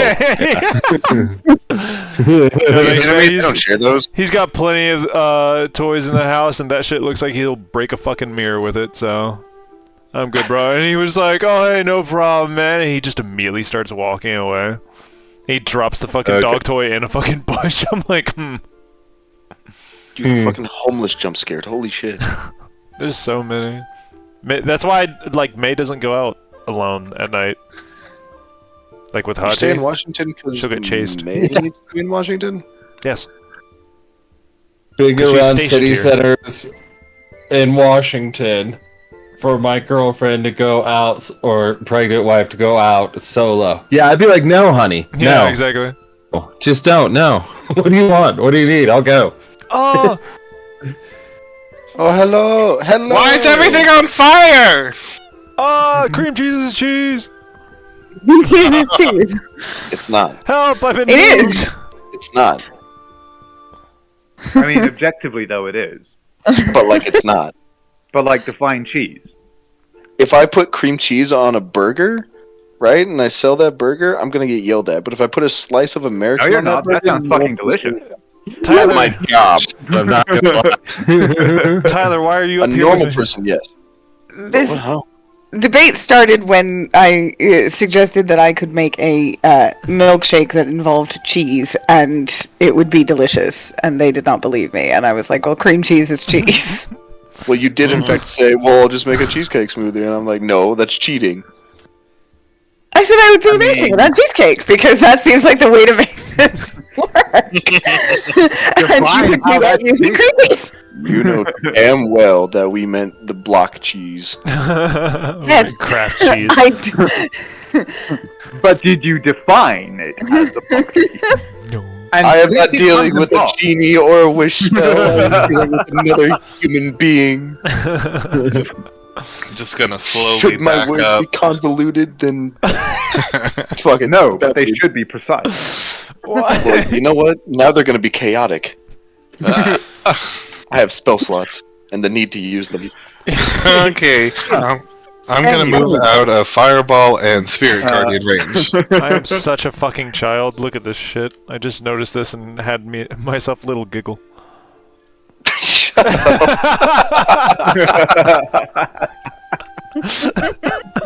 60? Yeah, we're level 12. Yeah, but 60. Lay on hands. Ooh, so much boo. Can any of you see my token? Nah. Yeah, it's invisible, but I have one. I got whisked away to the other floors all of a sudden, and now I'm fucking Did you click invisible. on stuff? No! Ah! I don't believe you. I'm back! Hey, thank you! There we go. Upstairs. I suddenly got whisked away upstairs. I saw you up there. I wasn't up there. Yeah, I saw you And up you there. were there? And you were there? Exactly. It might have been a Dorothy moment. But yeah, if that happens, you should just need to click on the stairs down, and you'll reappear here and be visible again. I was clicking everywhere, Dad. It's the same exact place where you arrive, so you have to Oh. move off that tile Okay, and yeah, click that's probably why. on that one. Can I test it real quick? I just kept going up. Fine. Whee! Ah! Midnight, you're back. Midnight jump scare. Fine. The camera like panned in And really that quick. concludes the tour. No! It worked. Cole is just a moron. There we go. Yeah, you're right. No, to be fair, it's not altogether very intuitive that you have to click at the place that you arrive. So I do need to tweak that. Does it let you do visible transition blocks? Yeah. Let's just remove that. But anyway, yeah. Anyway, yes. Lord Murdoch, Jedin, and Midnight are gone for the better part of an hour, touring the grounds and having whatever conversations they have. Is there anybody else that wants to do something in that time?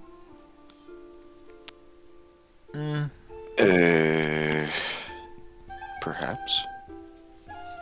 I'm going to need a more concrete answer.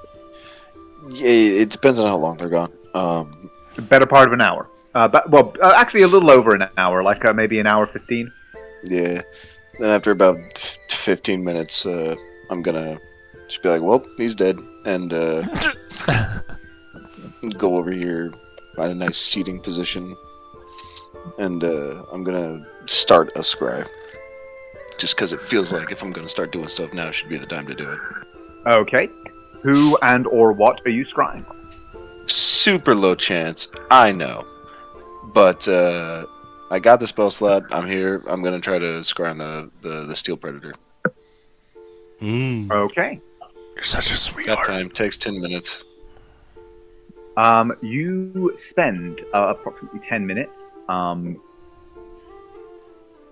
focusing your magic. I assume you kind of pull out the scrying pool that you acquired. Yeah.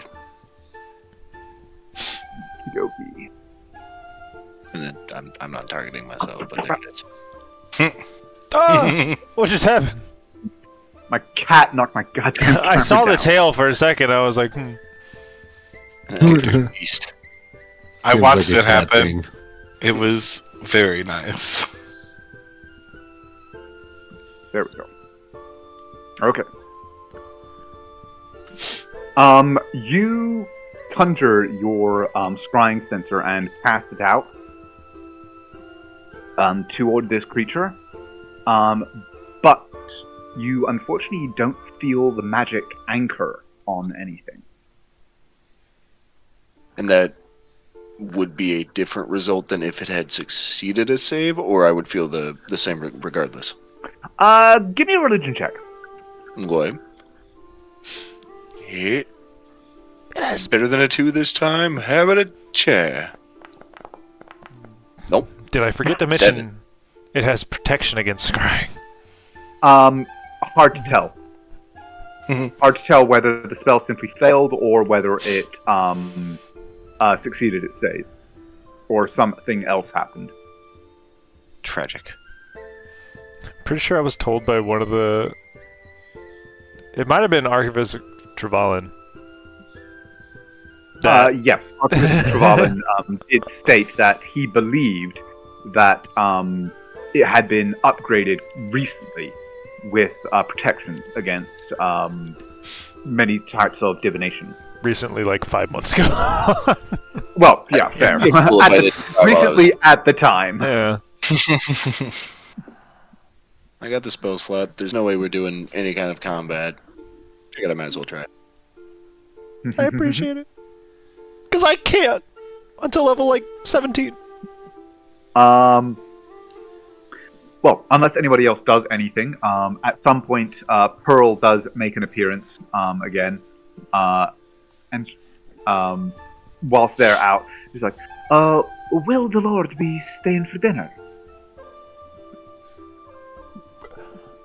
I believe that was his intention.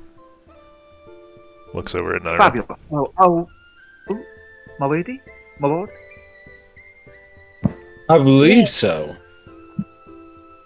Capital. Well, then I'll make sure that we got a good spread. That do credit to the fight. Make his These second are- favorite meal. Just wine. Well, she does actually Hold ask. You're acquainted with the Lord, yes? Does he have any favorite? And well, come to think of it, we haven't yet had a chance to have a conversation. But do you?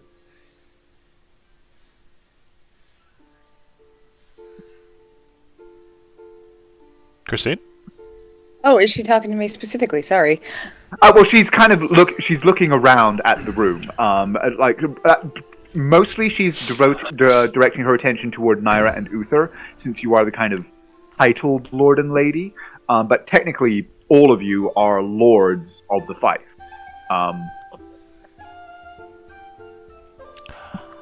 I'm good with basic steak or beef and potatoes. Surf and turf. I do love myself some venison. Elk, perhaps. And perhaps. Timber run. I'm quite interested to try your specialties. Oh, well, it just so happens venison is one of them. The forests nearby do provide, quite well, especially since they have been actively hunted for, a decade or so. The lads from the village take the occasional beastie, but they don't take the with it.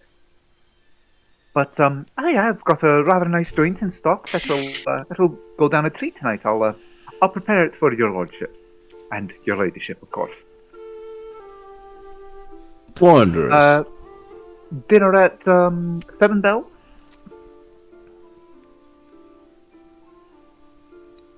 Sounds good. Wondrous. Great. Well, I'd best get started then. And off your potters. I have. By the way, Eleanor Lorian has takes- absolutely devoured the finger foods that she left out. I think Uther and Lorian were just snacking on them the whole time. Or just picks up the tray and like. No, he just stuffs a bunch of it in his pockets, just eating one. It's a lot of crackers. How do you make a GIF? A GIF? Nothing. Never mind. Continue. Okay. Record yourself doing something and set it to loop. No, he doesn't. They don't need to record Eventually- himself. Eventually Murdoch. Oh, right. Okay, yeah. I just realized what that must have looked like. Okay, very funny. Haha. Thank you for the very funny haha.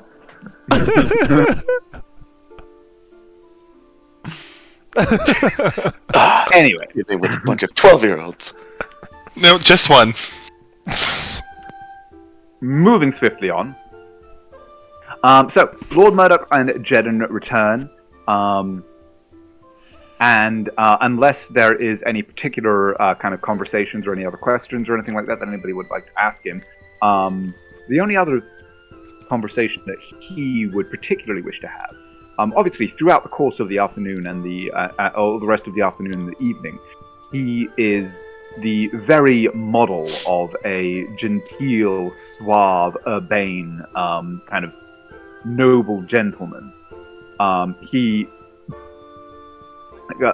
very actively engages with you, Uther, in a conversation, treating you very deliberately, you get the impression, as a peer, discussing your kind of showing a great deal of interest in your stories of your homeland, your holdings there, any experiences that you wish to share, the differences that you have seen between the organization of the court of Pelhambor versus the Harashan coast and that kind of thing. Lorian, for your part, he seems like he has a great deal of knowledge of the Calaran Confederation, and speaks with you about kind of like, oh yes, about your hometown quite knowledgeably, showing every sign of a kind of interest and engagement with you all as the day wears on. He's very pleasant company. But unless there is a particular conversation that anybody wishes to have with him, there is just a conversation that he would like to have with Naira. Unless there is something else that anybody wishes to ask him before that. Is this another claw moment? Well, that depends. Naira, would you allow the opportunity for Murdoch to speak with you alone? And Yes. if so, would you? Do you, as a player, want the claw, or? Yes, she would, although she would start by assuming Uther would be invited as well, and so would put the onus on him to express that it needs to be alone. Well, specifically what he would do is basically look for a moment while you were where you were off on your own, and then seek you out in that moment. It's following you about the house. Just around every corner. Not quite, just more so kind of looking, keeping an eye out for the opportunity as the afternoon and evening wore on. Yeah. Right, it's basically a case of whether or not you would sort of allow him this opportunity. See Uther head out for the evening Pegasus ride to watch over the city and all that, and then he's like, "Oh, well, I'm gonna take this chance." Mm-hmm. Then yeah. Okay.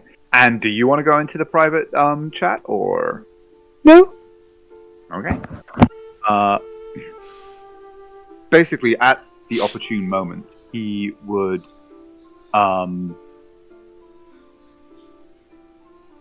he would approach you and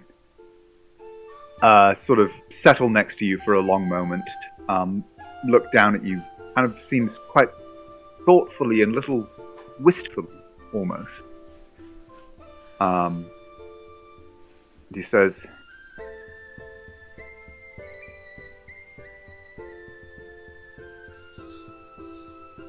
"I am so very proud of you, my little pet. But, well, there are times I miss when you wear just that. You are so much more now."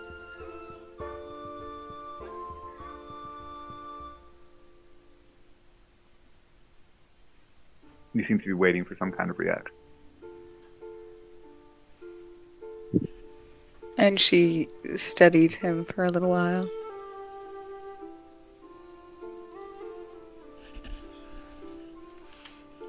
And she goes,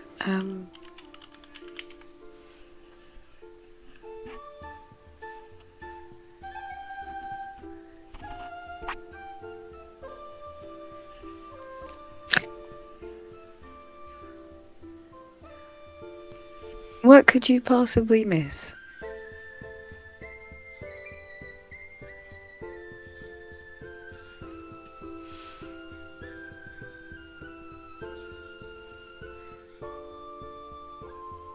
Your unguarded company.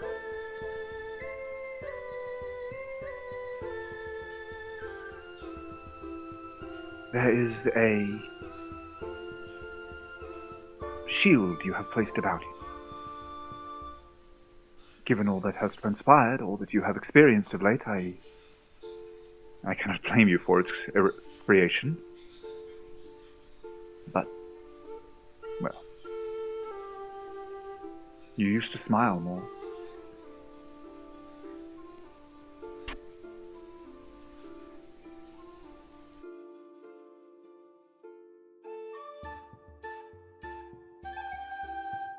Is there anything I have done? I know that I failed you most horribly when you were taken. Had I been more active in my pursuit of the fivefold truth, had I done more to explain precisely what you may have been walking into, then perhaps what happened need not have happened, and I can only apologize for the failure that created that circumstance. Oh. Lord Murdoch, no. I don't blame you for being mistaken. I guess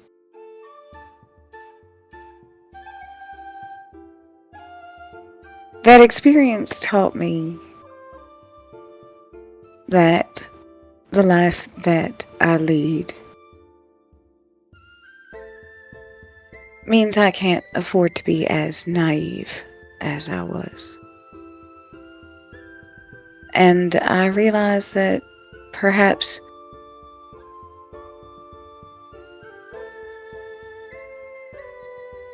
things could be so different in another lifetime.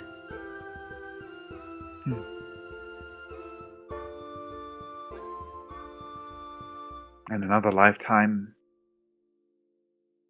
indeed. In another But lifetime, perhaps. Oh, sorry, go on. But I'm grateful for who you are in this one.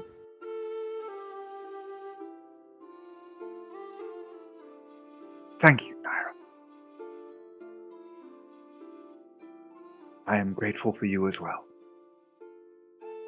For all that you are. All that you have accomplished.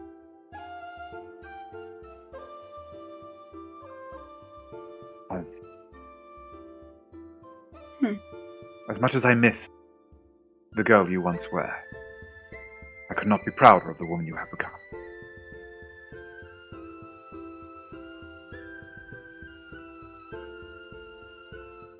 But, sorry, it has been too long, and I just wish to ensure that there was no offense that had been given. None whatsoever. Well then, shall we rejoin the others? I imagine your darling husband shall be returning from his sojourn momentarily. Pegasus of all things. It has been some time since I've seen one of those. Oh, it could be a little while. He's probably chasing around with a direwolf somewhere. Oh! So he is still in your company as well then? What was his Of name? course. Valco? Velco? Falco, yes. He's a good boy. Gotten quite large. I imagine he has, yes. And in such ways, he kind of diverts the conversation rather artistically once more into pleasantries and the like, asking you to tell him stories of your experiences with Valco and kind of how you sort of trained and took such a creature into your care, essentially. And in spite of that conversation that she just had, Naira will reflect or deflect the conversation over to everyone else as often as possible. Okay. You get the impression, actually, are you trying to disguise this fact? Or are you just sort of doing it politely? She is trying to do it elegantly, yes. Okay. Then go ahead and roll me a deception or performance. A perception. Well, actually, that doesn't work because perception is a thing. A deception. They are exactly the same.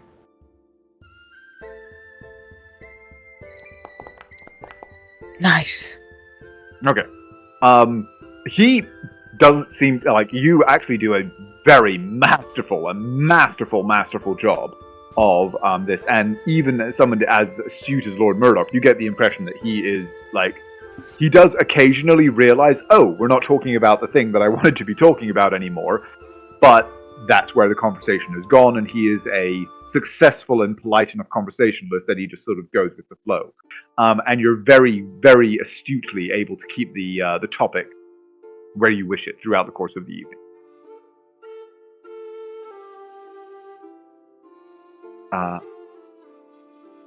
But with that, unless there is anything else that anyone else wishes to discuss with Lord Murdoch, Jaden, or Jedan, or anyone else, you spend a pleasant meal and pleasant evening in his company. He spends the majority of the time asking, since Naira is very adroitly deflecting him, requesting tellings of your various adventures and things like that from Uther, Midnight, Lorium, and even Wander when he makes his appearances. Basically, kind of just saying, I've obviously been keeping up to date with the various reports and tales of your exploits, but, well, you can't beat a telling from a skilled storyteller who was actually there. And so he does actually spend a lot of his time conversing with you, Uther.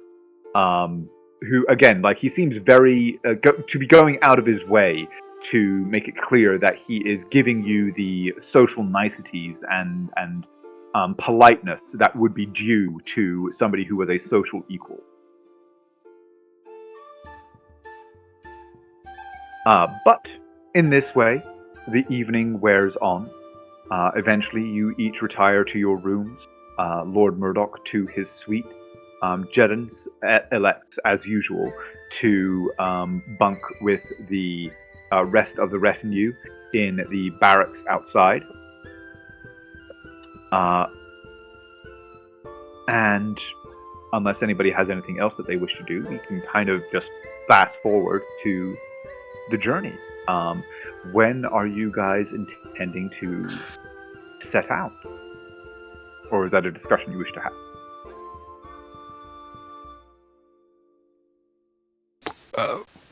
That could be.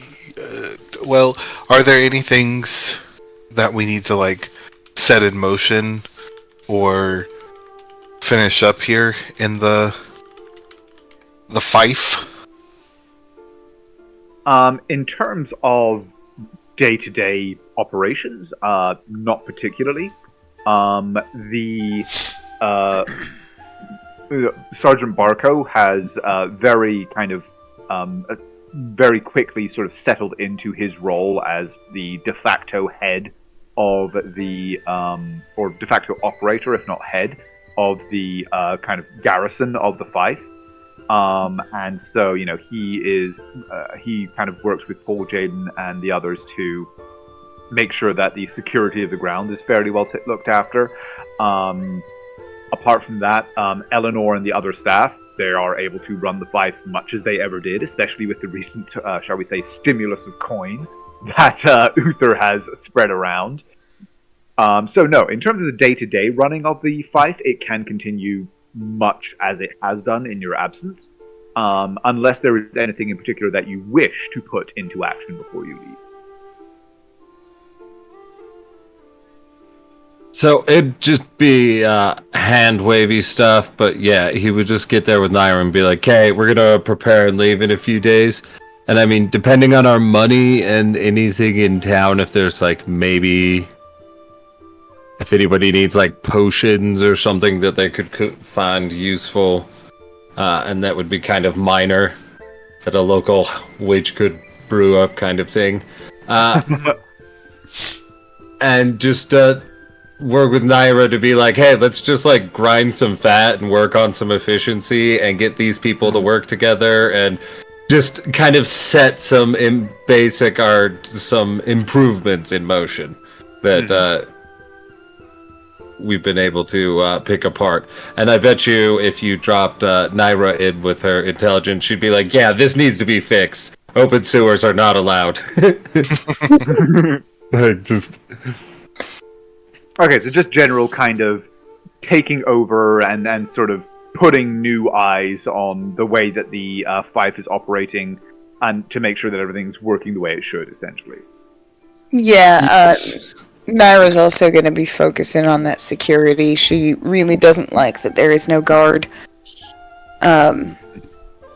Feeling that we're probably going to become targets. Mm-hmm. Well, Sergeant Barco has actually organized Paul Jaden and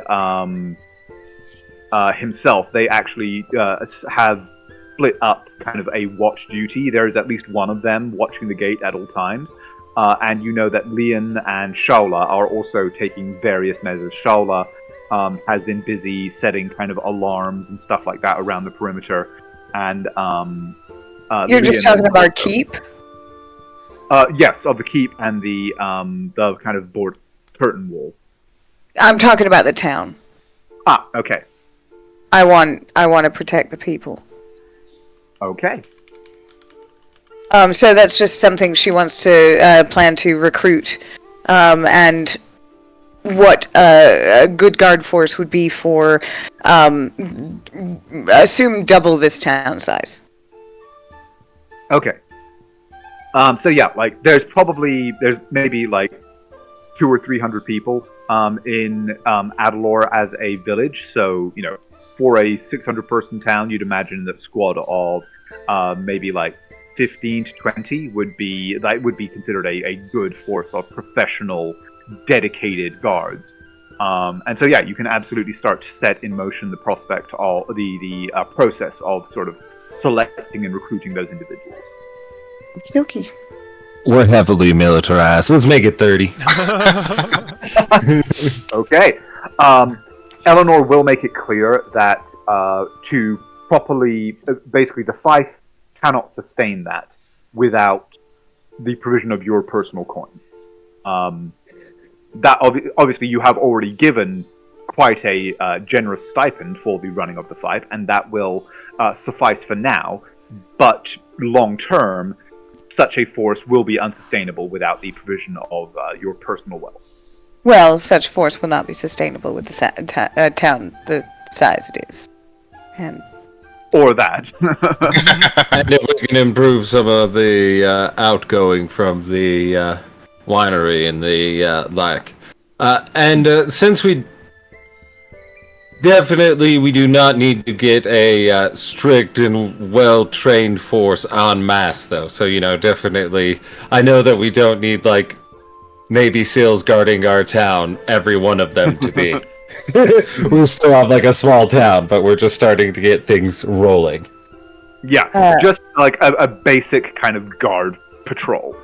Naira's also going to want to put together, like, luxury, like, Oscar guest gift baskets with our wine and other stuff, and we're definitely going to have a ball of some description.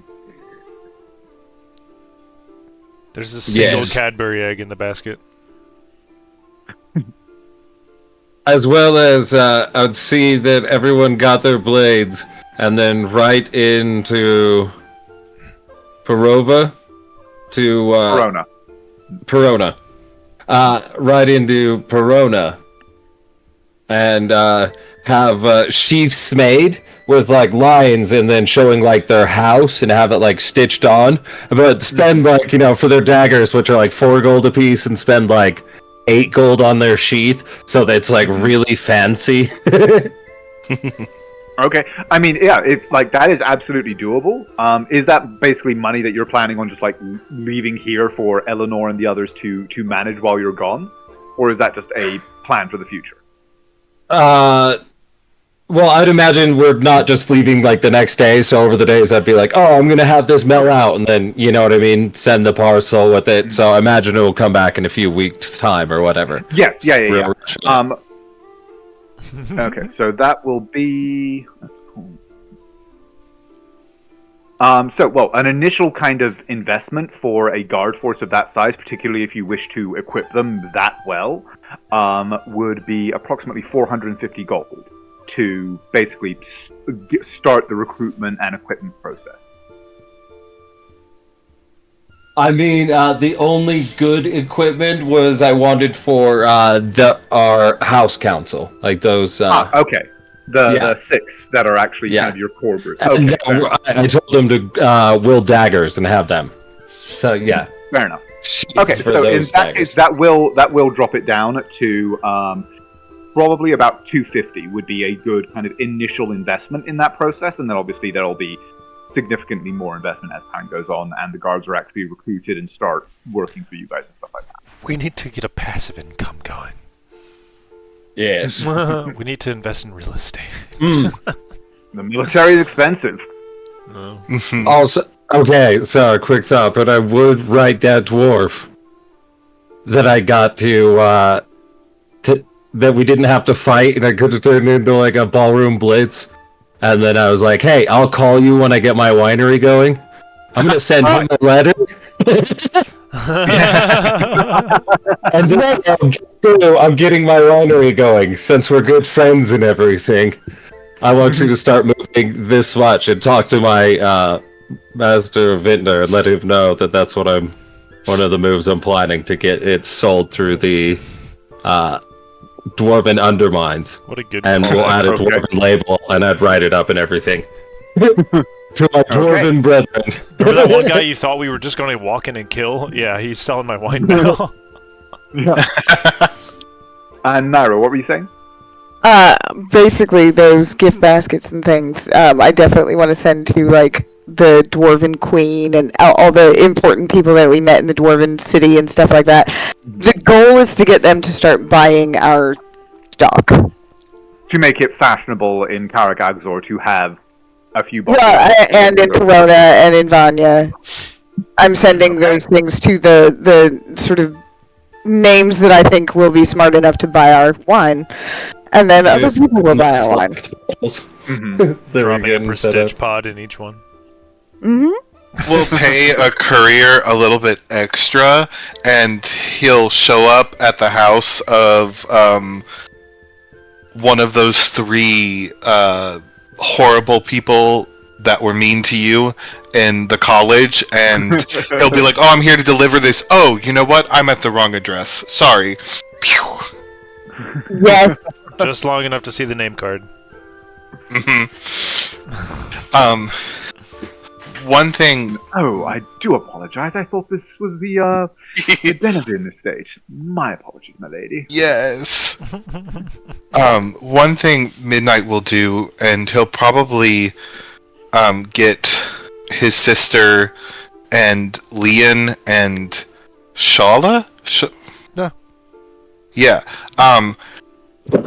Midnight would like to have Leon and Shala go out into the town and, like, kind of do a census of sorts, of just, like, getting everybody kind of what they do, what their interests are.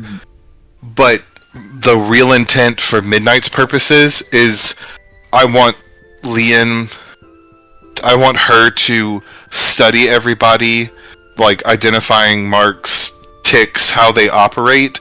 And while we do have a census, I also want a running list of these are how these people normally act, just in case they get replaced. Okay. Uther had already actually started that process in terms of the quote unquote Doomsday book for Adalor. So yeah, it's fairly easy for you to kind of piggyback onto that endeavor.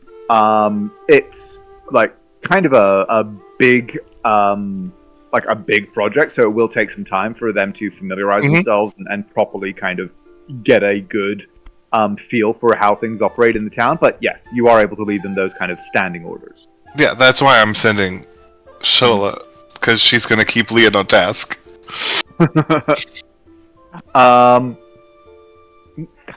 Sorry. Okay. Anything else that anybody wants to achieve before you go? And how many days are you planning on spending in Adalor before you set off? I feel like max 3 is the magic number. Yeah, 2 or 3. 3? Okay. Lord Murdoch leaves the day after his arrival, thanking you for hosting him so marvelously, reminding you again of kind of the endeavor that you have set before you, and once more wishing you fortune and safety in its accomplishment before he and Jedin. Naira will also pick his brain over charities and the like. I assume there are children in this town. Yes. She is going to want to help provide for their futures. Okie dokie.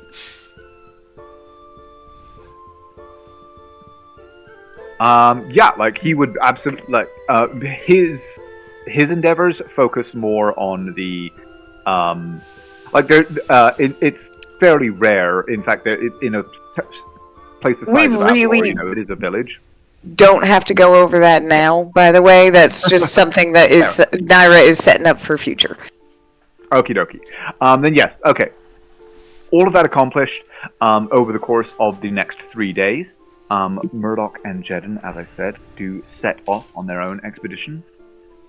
Back to Vanya, back to the shadow war that you know he is so actively pursuing against the Fivefold Group. For your part, the next 2 or 3 days pass busily, apparently, but without significant incident.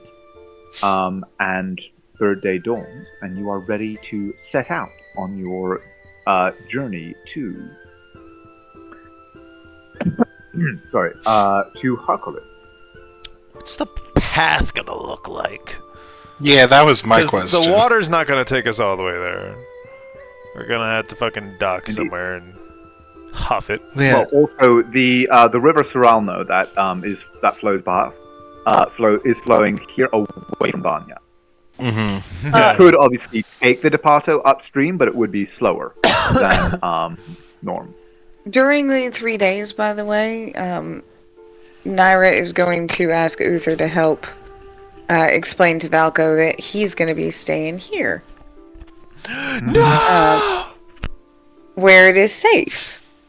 And he can play and do all of this stuff, and we will come back shortly. I want you to do an evil smile the moment she said it's safe here. You thought. That was just my smile. No, I want you to. You shouldn't be smiling is the thing. And then we'll ask if possible to get a deed summoned. Yeah, that would definitely be something. Congratulations, Valko! Now he cannot die! He's basically your scratch. That would be summon Greater Steed, yeah. I mean, given that would certainly be something that could be arranged. Have the ring and the spell slots and everything like that. What would be in Naira's mind when she kind of focused on summoning a steed? I mean, if I could have Valko, but no, honestly, I have no idea. Valko would be summon Greater Steed, which would require the ring to dump Revivify. It would. Yeah. Or you could get a regular steed. Oh, wait, that wasted a diamond. Never mind. I understand. Yeah. Sorry.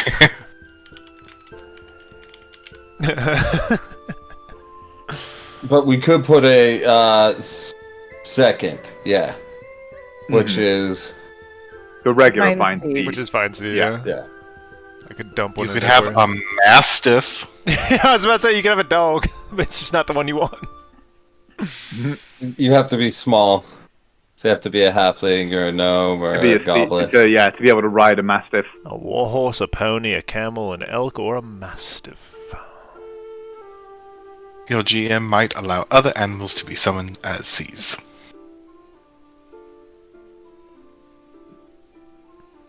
I summon Mama Dan. For now. For now, if you wish, it can simply be you have a steed to be determined later, which is your current mount for now. And then if You're it's right. relevant, we shall Kind of make a decision. chimpanzee. I would probably ask Uther if he had any sort of face steeds that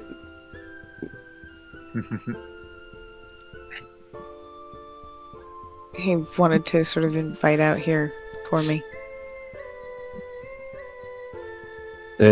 See as he would ponder, as he'd say. There's Fey one. As well as I think some ones from Kalimvor. But if you reach out,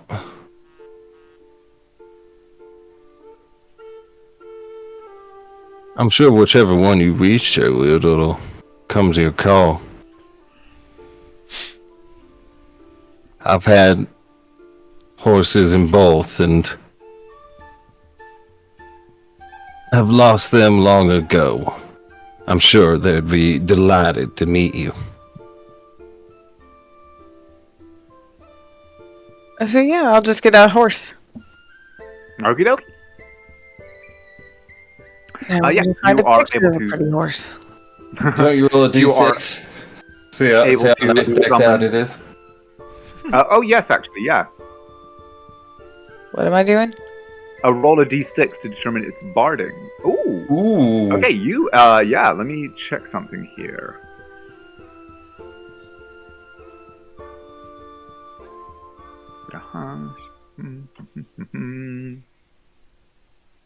Oh, yeah, your steed actually appears in a very finely wrought suit of half-plate barding, with a that is the metal is blackened, and the trim is gilded.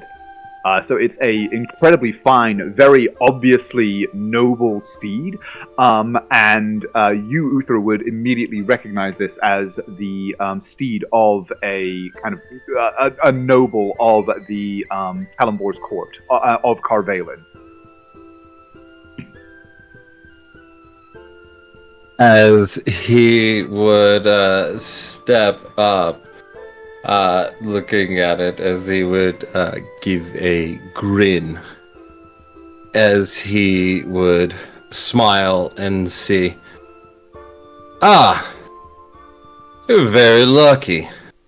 Look at this, already in armor and everything. You must have known."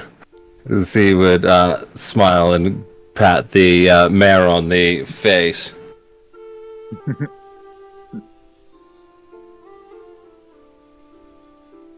But in this way, you are able to complete your preparations, and the question remains: what will your path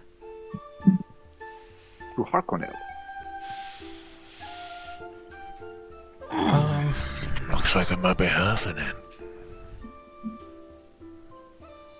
I assume there are like bridges and stuff near Vanya that would get us over. Like, Well, we can.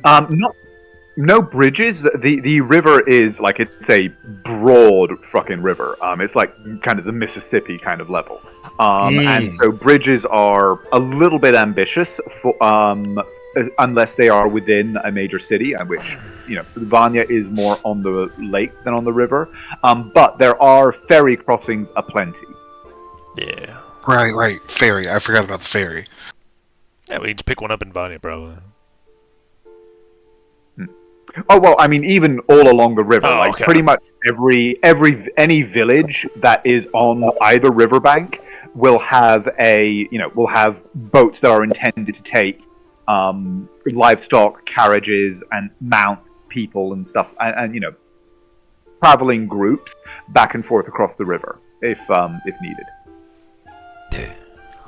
And I mean, you know, for you guys, the cost would be incidental. What? 7 copper, you monster.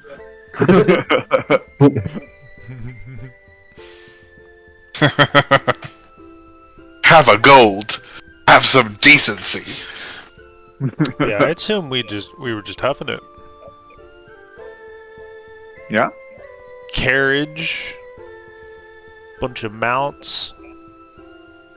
We got At one this for point, everybody I but think the Wander. carriage is actually empty. Wander is like driving it, but I think everybody else has a summoned mount of some description. Well, Sunshine usually draws the carriage or helps guide it, so Lorem is usually in the carriage with. Oh no, Wander. you have a couple of steeds actually that you purchased in Perona. Oh yeah, I meant guiding them. Vanya. Oh, right, yeah. She's got a higher yeah, I always intelligence than assumed- basic steeds. I always assumed that meant kind of she was sort of in the vicinity and sort of keeping an eye on them, but I didn't think that she was like hooked up to it. Oh no, not that. Yeah, you were right in your assumption. Okay, cool. But yeah, Lorem is usually in But the yeah, I mean, carriage you with him. can. Okay, absolutely. Okay, no worries then. I assume that everyone else is just riding their own steeds. Take Yes. that as a yes. Well, it is. Yes. It's 9:45. I'm going to grab a quick refresh of my drink. Okay. You guys discuss if there's any anything you wish to do along the way, or any pit stops or anything like that you wish to make.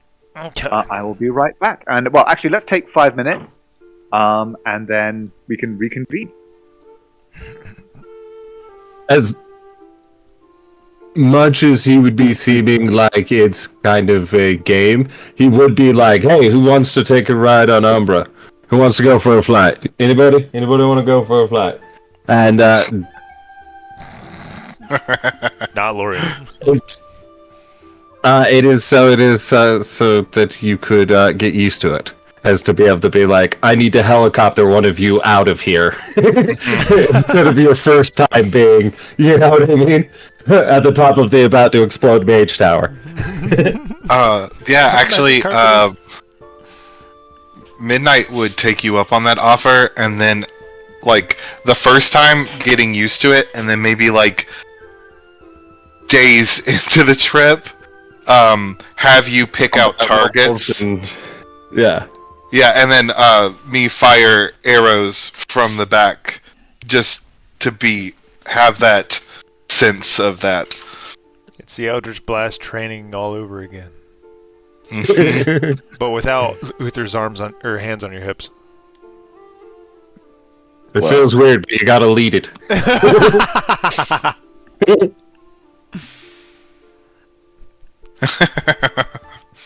He's like, no, that's still a requirement. and every, like, 5 seconds checking in with Timber being like, no, I didn't abandon you. This is No, you're still my favorite. Honestly, flying is so overrated. Yeah, you're right. And in the distance, we hear "Woo!"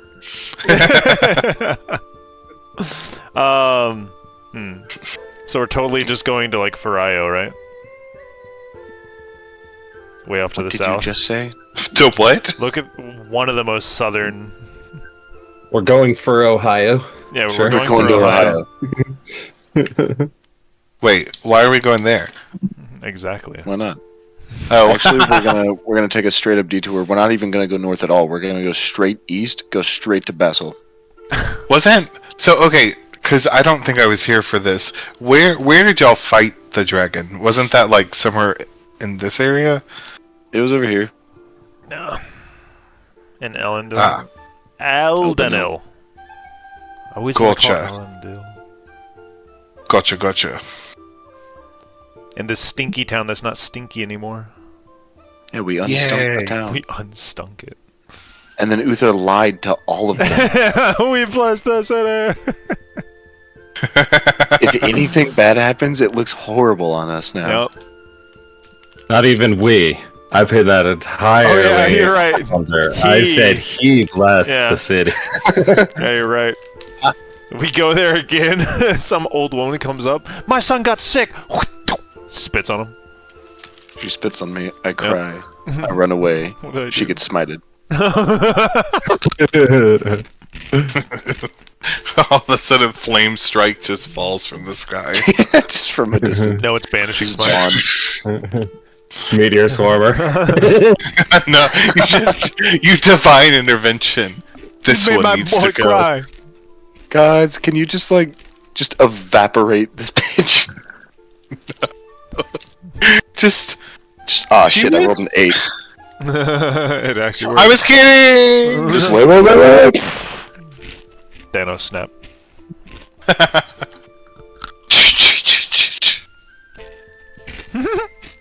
You heard everything. Yep. All of our plans. Yeah. 'Cause this is gonna be like what?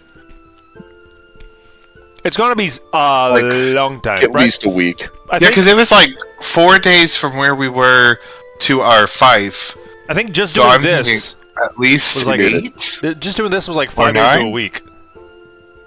Yeah, And It was like a week. Andrew, Yeah, we're doing muted. this. you're muted. Thank you. If you're walking, standard travel pace is 20. Basically, call it 25 miles a day. So 100 miles in 4 days. So a normal walking pace, 300 miles would take you 12 days. But we also have to Obviously, like you guys are travel all away. riding. Oh, you guys are all riding, which increases your pace fairly significantly. One moment, actually. Let me look something up. Do all of our mounts move the same? My elk is like slightly slower. Yeah. That's Yeah. beautiful. No. I mean, Wander's got like a wagon because he's so huge. He drives Hell yeah, he does. Hell yeah. his big old pimp wagon. He drives. There's one point there's- in the day at all, like, It's a lifted caravan. there's one point in the day when it's like a clear, sunny day, Where you do not want to be on the left side of that fucking wagon, because holy shit, the sun reflects like a motherfucker off him. Oh. You just get blinded. You're like, oh fuck! It gets oh. really hot, really fast. So, you guys are going to be traveling. If you basically focus on traveling a normal pace with your mounts, would be 30 miles a day. If you wish to kind of push it and focus on traveling fast and making good progress, then that will increase your pace to 38 miles per day. Actually just round it up, call it 40. You're all on like celestial mounts that have ridiculous endurance and everything like that. So just round it up, call it 40 miles per day.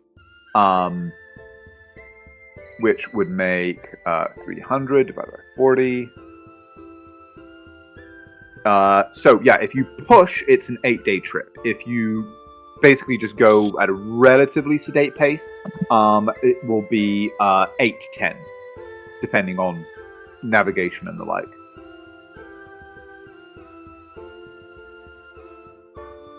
I'm okay with the 8 to 10.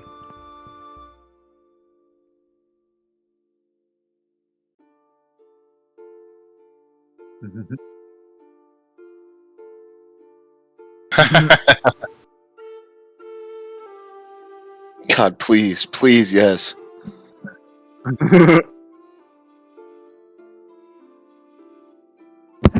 Do we have summon Greater Steed? Mm-hmm.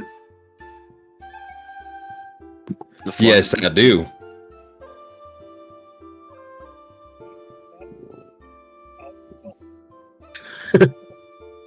You have to take an oath to do this? I'm just actually curious if we could make it specifically Valco, and then this would make Valco immortal. And we'd never have to worry about whether or not we could bring Valco back again. Oh, Direwolf is one of the I'm not saying that there would be no way of doing that. I will say that as of right now, Valco is back at Avalor. And making him immortal is probably not something a follower of the Death God should do. Oh, the Death God has no problem with immortality. He's immortal. We think. He has a problem with trying to subvert the system. Yeah, he's cool. Live as long as you can. Go for it.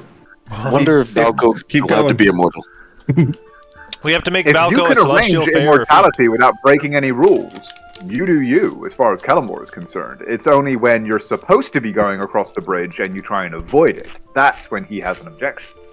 Lichdom is mine, baby. Yeah. Technically, even some Lichdom is potentially all right. I'm gonna take 3 levels in Wizard. Like the Archlich. You cannot stop me. To go for it, you're not very smart. I can't even. Many liches in the process of those rituals do contravene the rules of Carvalin and Kalimbor's court. But it's not even necromancy under some circumstances is not directly anathema. But Animate Dead is bad, yeah? It is considered bad. Damn it. For the most part, yes. But again, only under it is considered bad as a general rule. Under specific circumstances, not only is it not considered bad, but it is permitted and even practiced by good aligned clerics. No particular reason, out of curiosity, like a Circle of Sports Druid, if it reanimated a person for funsies in order to make a little puppet show, would that be a problem? No, that would not be considered it would be considered kind of fucking weird, but not necessarily evil. It would be like using animate object, because you are not recalling the soul to the body and enslaving any part of the person that was once there. You're just using the flesh essentially as a object. You're just providing a new home for the fungus. Doing a service for me. Just theorizing. Huh?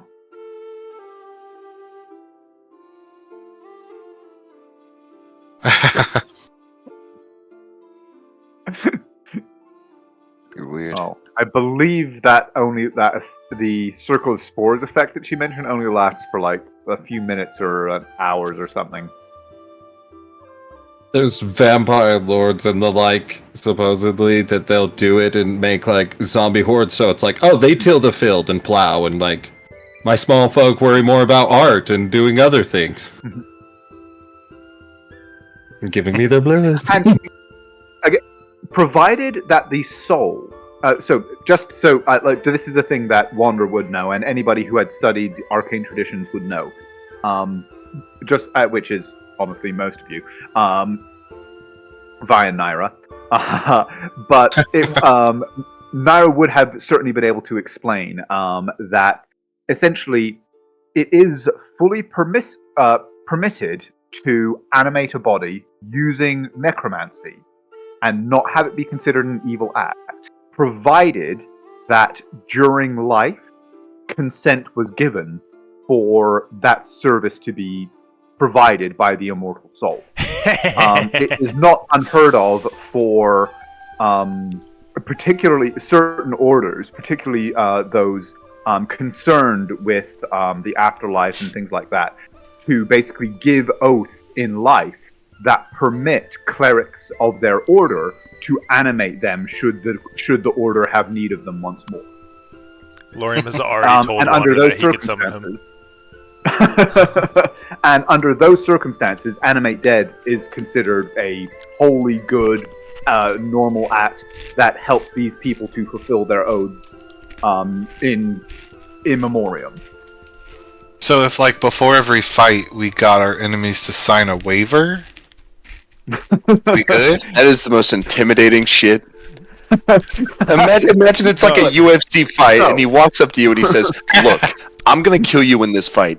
Do you give me permission to use your body for a profane ritual to then kill your other friends?" We don't want you to sword. I'm gonna need you to sign this waiver right here. Yeah, This release form.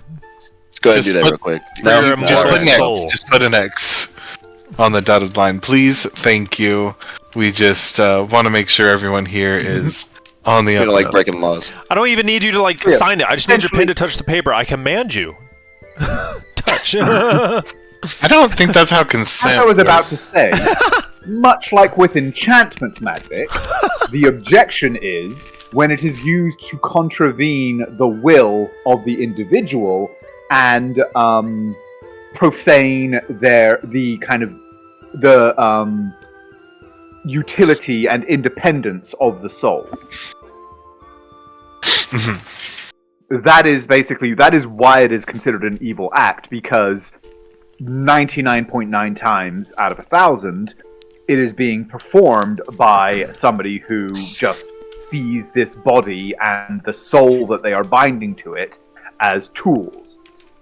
And in some cases they are deliberately doing so in a manner that will harm the soul. So anyway, I cast command and I say sign. DC 16. So theoretically, if you reached across the multiverse and animated your own dead body that was dead in another timeline, would you need consent? Because it's you? We can't say there's a multiverse now. We only have 2 so far. That's more than one. God damn it. It's multi. I think if you have magic at the point where you are like reality hopping, animate dead and the moral virtue thereof is kind of an irrelevance at that point. Fair. Suppose when we get there, we'll come back to this conversation. Day 6. But I think the general consensus on do we want to go through Vanya, or do we just want to just kind of skip by it? Book it. Do we want to go beh, or do we want to go beh?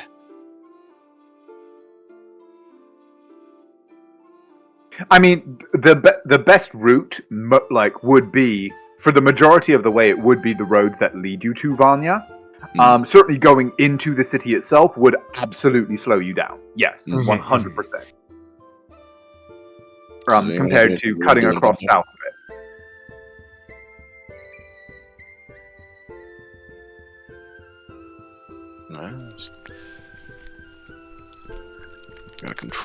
notes real quick. Yeah, I should really type this all out because I'm just flipping through a book. But yeah, I mean, we should follow the roads up until Vanya, and then I'm sure there, like, if we skirt the city, we can find a ferry service that'll zip us Oh on yes, over. yeah. Like especially close to the city, there is a huge amount of river traffic. If I may, on the way, if Wander would help Mhm. help a bro out, could I ask Wander to do some sendings to Sir Wolfheart and ask, "Hey, we're gonna be in the area. Have there been any sightings around Vanya? He sends to him and verbatim says that, stutter and all. If so, where?" Stutter. Stutter? Wander, after you send, there is there would be a few moments of kind of like a pause, a confused pause. You kind of get the impression of before you would get a response from him, a somewhat kind of brusque tone, as though he's kind of obviously a very busy man these days, and you kind of get the impression that he's just like he's like, I have so much to do right now. I do not have time for this. But he basically says many attacks, much activity in and around the city. Some have a level of brutality that suggests the predator, but nothing confirmed. And I relay that to Wariam. Word for word. Yay. So maybe. He would just say, "I trust that you'll keep an eye out." Always. I appreciate you, Like bud. literally always. You just pat your head and slips back into the carriage. You hear something in his neck pop and you're like, ugh.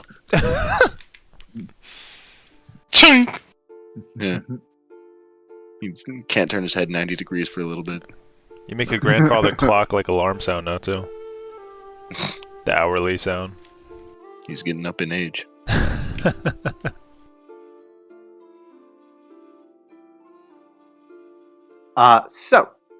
Are there any other sendings or activities anybody wishes to get up to before you head on out? Or during your travels? I'll spend 100 gold just kind of whenever we stop to rest, or just, even if I can do it while we're moving, and I'll do, where is it? Where's my thing? Features. Yes, I'll do a Artisan's Blessing, I think. Yeah, I will just make a golden bowl with several inlays that could fit gems. Okay. What are you trying to make? Just that. Fair enough.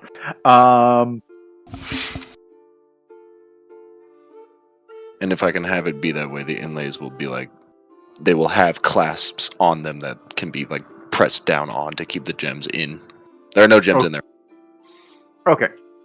Yeah, I mean, as skilled as Wanderer is, and with the amount of power that he has at his disposal, making something like that as kind of glorious a work of craftsmanship as it would be by the standards of a medieval fantasy society, for a Wanderer, it is a matter of routine to create such an item. So yes, absolutely, you can do so. Cool. Just so it's said, because I think it'll matter, I'm gonna do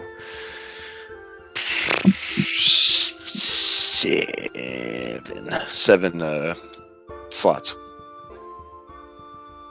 Okay.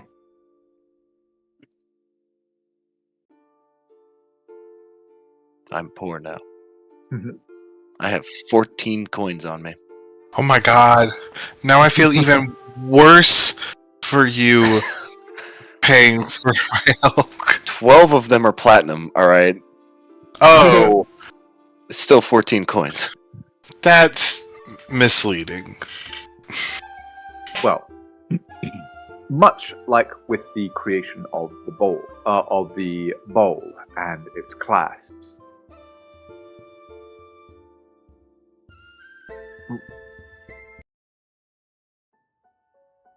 the process of traveling across the Harashan coast is, for many, one fraught with danger and adventure. The Harashan coast has always, even during the heyday of the Empire, been a place rife with conflict and banditry, monsters, and all sorts of dangers that predate on the wild. And your journey is certainly not free of those challenges. Since the fall of the Empire, even with the relative peace and prosperity of the kingdom of Kalaronava, and then Morosa and Tuskavrod beyond it, even this first leg through the relatively civilized surroundings of Kalaronava, there are vast swaths of it that are traversing through essentially wild land. Many of the other kind of travelers that you come across during your travels along the road are traveling in large caravans, banding together and circling the wagons at night to ensure security against the dangers of the Harashan coast. To the Lions, however, overcoming such things is a matter of routine. Bandits sniff around your camp and are spotted long before their clumsy feet get them anywhere close to your firelight. Laurium, Naira, and your other combatants send them screaming off into the midnight if they decide to press the issue. Similarly, monsters that take a shine to the relatively small nature of your group quickly learn the error of their ways should they decide to force a confrontation. And so, whilst it would be something of a misnomer to call your journey without incident, it is not incidents that we shall bother to play out today, for their conclusion is somewhat foregone when dealing with individuals of such power. But in this way, you do complete the first several days of your journey. For the first portion of it, traveling along the well-worn highways, or, well, perhaps highways is the wrong word, but the well-worn, wide, and relatively well-traveled and patrolled route to Vanya before you turn south, or before you turn east a little way south of it and head directly to the river. Again, the prospect of crossing it is simple to achieve. A ferryman is more than happy to take a handful of coins to get you, your mounts, and your carriage across, and you are able to again continue on your journey through the somewhat wilder landscape of Morosa. And as I mentioned before, to call the border with between Morosa and Tuskavrod well defined would be a monumental lack of truth. Then what happens instead is that you begin to traverse from the rolling, tree-covered hills and wilds of Morosa to the steppes of Tuskavrod. Great expanses of grass that give way to tight kind of crowns of hills, each of them containing what are increasingly fortified villages. The voices of those that you speak begin to change. The somewhat laconic speech of those of Morosa, which share much of their accent and stuff like that with Kalaronava, giving way to more to harsher tongues. Though they speak common, increasingly as you travel, you find yourself encountering those who speak with accents that make clear that common is not potentially their mother tongue. And before long, you find yourself entering towns and passing through villages whose banners declare their loyalty to that of the chieftains and queen of Tuskobro.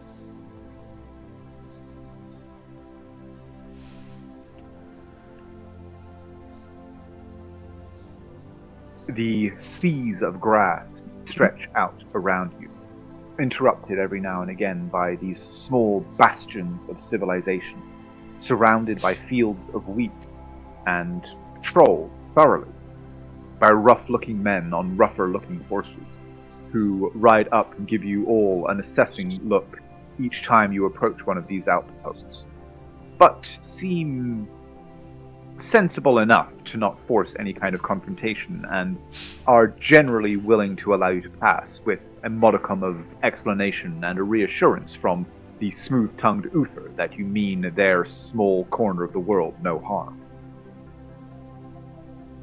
But it is in this way that you continue your journey. Naira, can you please go ahead and give me a cartography tools check to just see how well you are able to guide them along this path and how long the journey takes you? Wait for it. You've got this, darling. Boom. You may also roll with advantage, given that you are being assisted. Where are they? There, finally.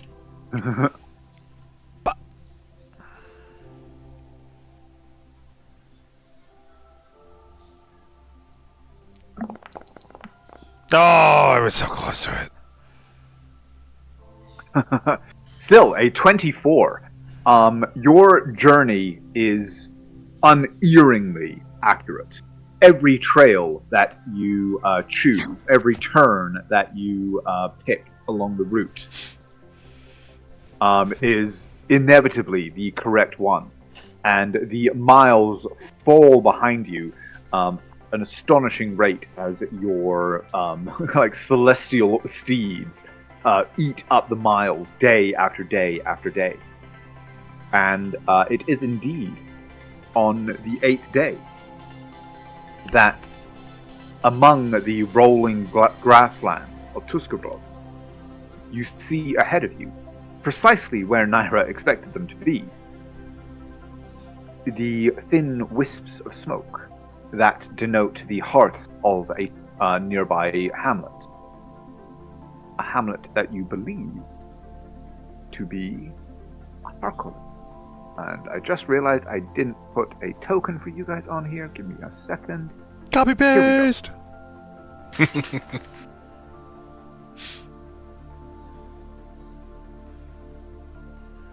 Ooh. It is it's a very small place.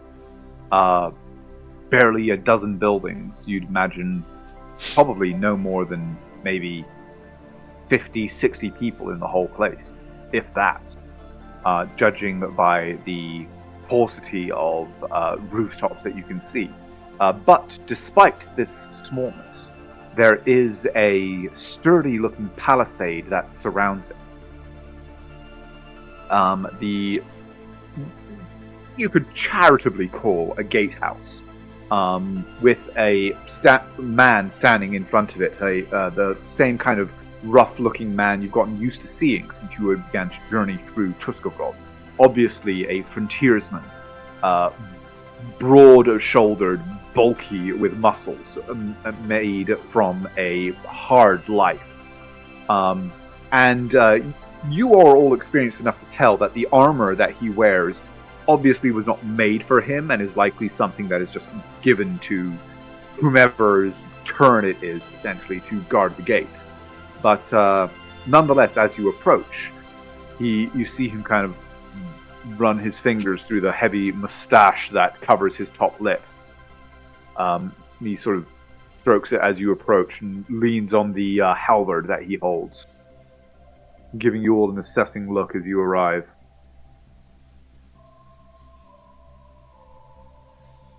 Do any of you say anything as you approach him? Well met. Can I assist his assessment? Assess his assessment. Naira calls out, "Well met," and he just goes, "Aye, and well met indeed. What brings you to Harkonnen, rather?" That was me, not him. Yeah. He's a spy! Get him! He's a fuck.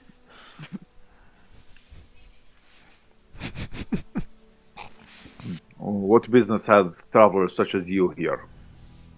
We are small. We have. If you. Well.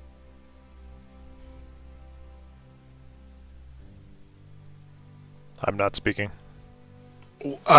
Actually, we have traveled here, seeking someone. I don't know if you happen to know anybody by the name of Balin.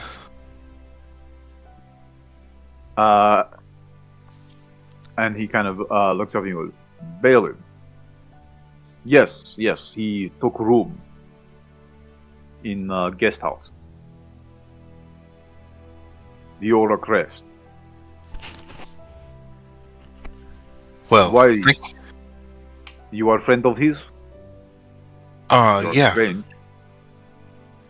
But he is a Oh. strange man, so who's to say?" Well, that's good old Balin for you. Thank you so much for your assistance in helping us find him. Is it all right if we enter your fair village?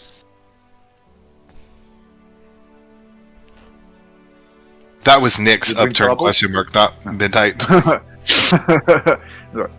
You were in trouble? What business have you with Balin?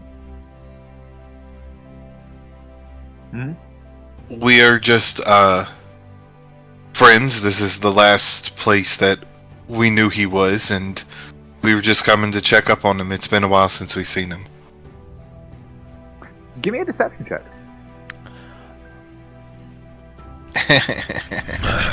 You can roll with advantage because you're kind of telling the truth, kind of. Gonna be a persuasion check? No, it are doesn't. you proficient with persuasion? Yes. That will lower the DC, but it is deception. Okay.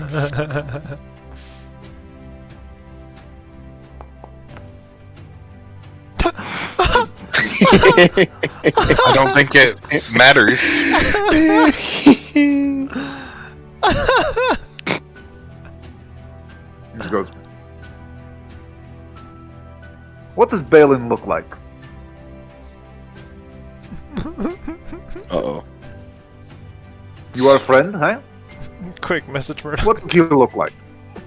I assume we were given a description. You didn't ask. We didn't for one. ask. Alright, let's just start killing people until we get to Balin. I mean, at this point, it's going to be easier. What he Unless means one is of our we faces are- What he means is we are associates. We know each other through a common ally. Oh. Okay, so... But you don't bring trouble to town, yes? You just had business with him. Not, like, business, but, coin business.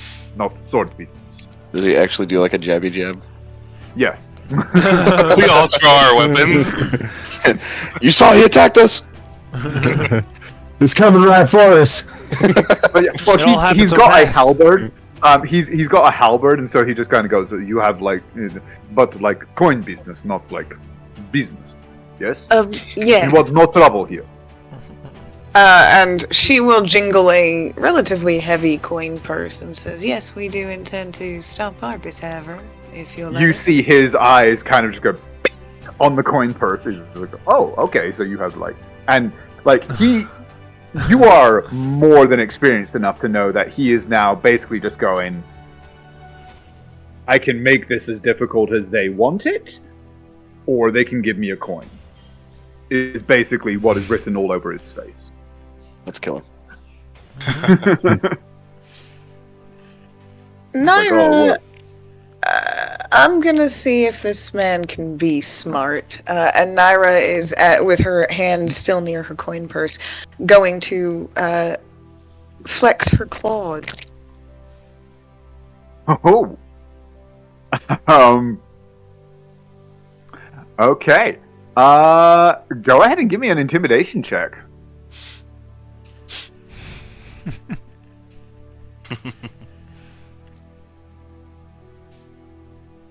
This is not my strongest suit, but Well, it's also not that high a DC given the.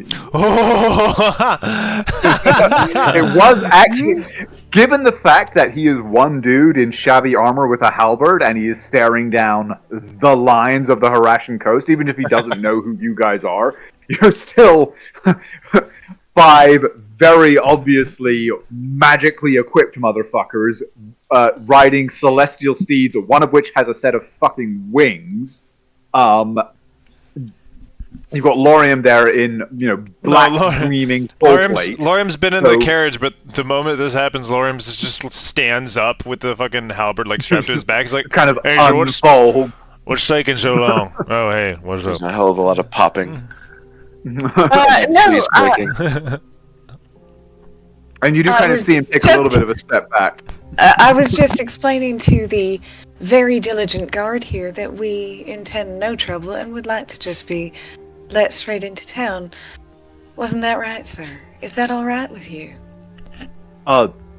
Yes, of course. If no trouble is, then you are be welcome in Harkolin.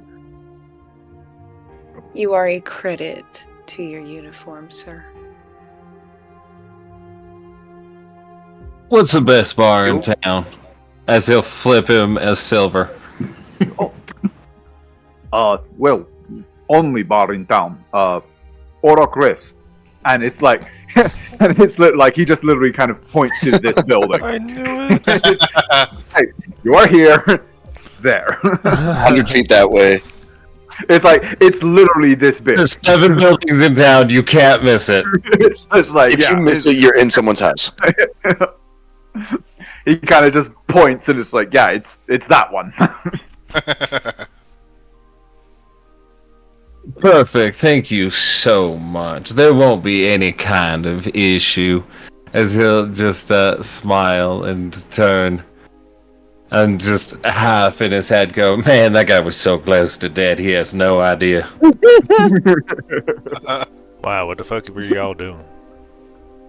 Well, it's like whenever I say something to a guard, they immediately get their hackles up.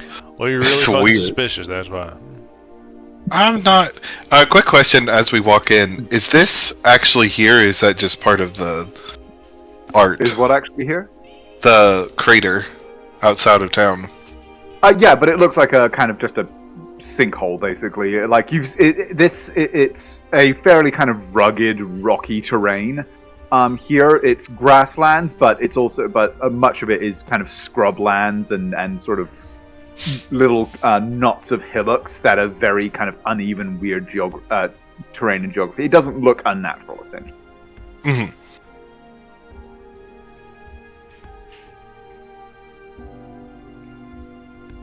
But you ride into town, or well, calling it a town is incredibly generous, into the palisade, shall we say. Within, things are very quiet. You see a few other people moving around, all of them like big, kind of the sort of kind of tough frontiersman kind of looking people you've become used to seeing in your travels over the last couple of days. All of them look very kind of like rough and weathered.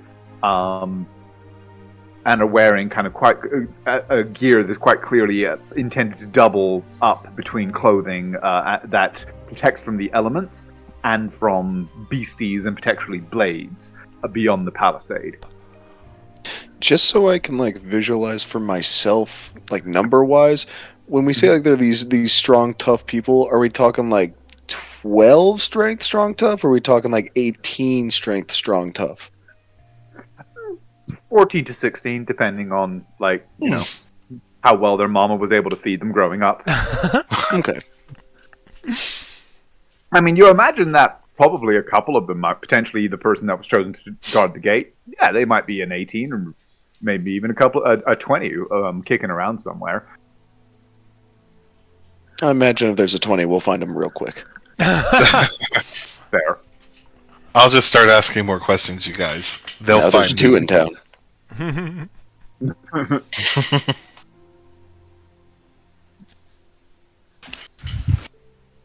Well, I suppose we go to this tavern to find our contact. Okay. As you kind of, well, saying pull up implies that it's been a journey, but as you cross the 100 feet to the building that the man indicated, you can see that it's really kind of more of a guest house than a full tavern. Certainly nothing as grand as, the kind of places you've stayed in the past. Not a patch on the Madame Yannicka's establishment, for example, or the place you patronized in Corona. But it does seem to be much like all the other buildings here, is a fairly kind of squat but well-built, sturdy-looking, relatively large kind of longhouse. There doesn't appear to be anybody kind of on the door or anything like that, but you can see from within a warm firelight spilling out.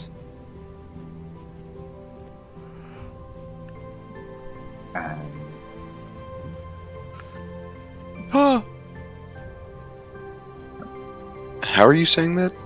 Aurochs? Aurochs, yes. It's a type of, basically it's kind of a cross between a buffalo and a cow. Huh. Yeah. It's like it's in real life, it's actually like an old European breed of cattle that is much kind of larger and hardier than typical beef No. cattle. No, I reject this. This is not true. I've decided. What is not true? They're what I fight. This is in one of not the a Final Fantasy word. games. That is not a real thing. I have decided. Google it. Oh yeah, it's a real thing.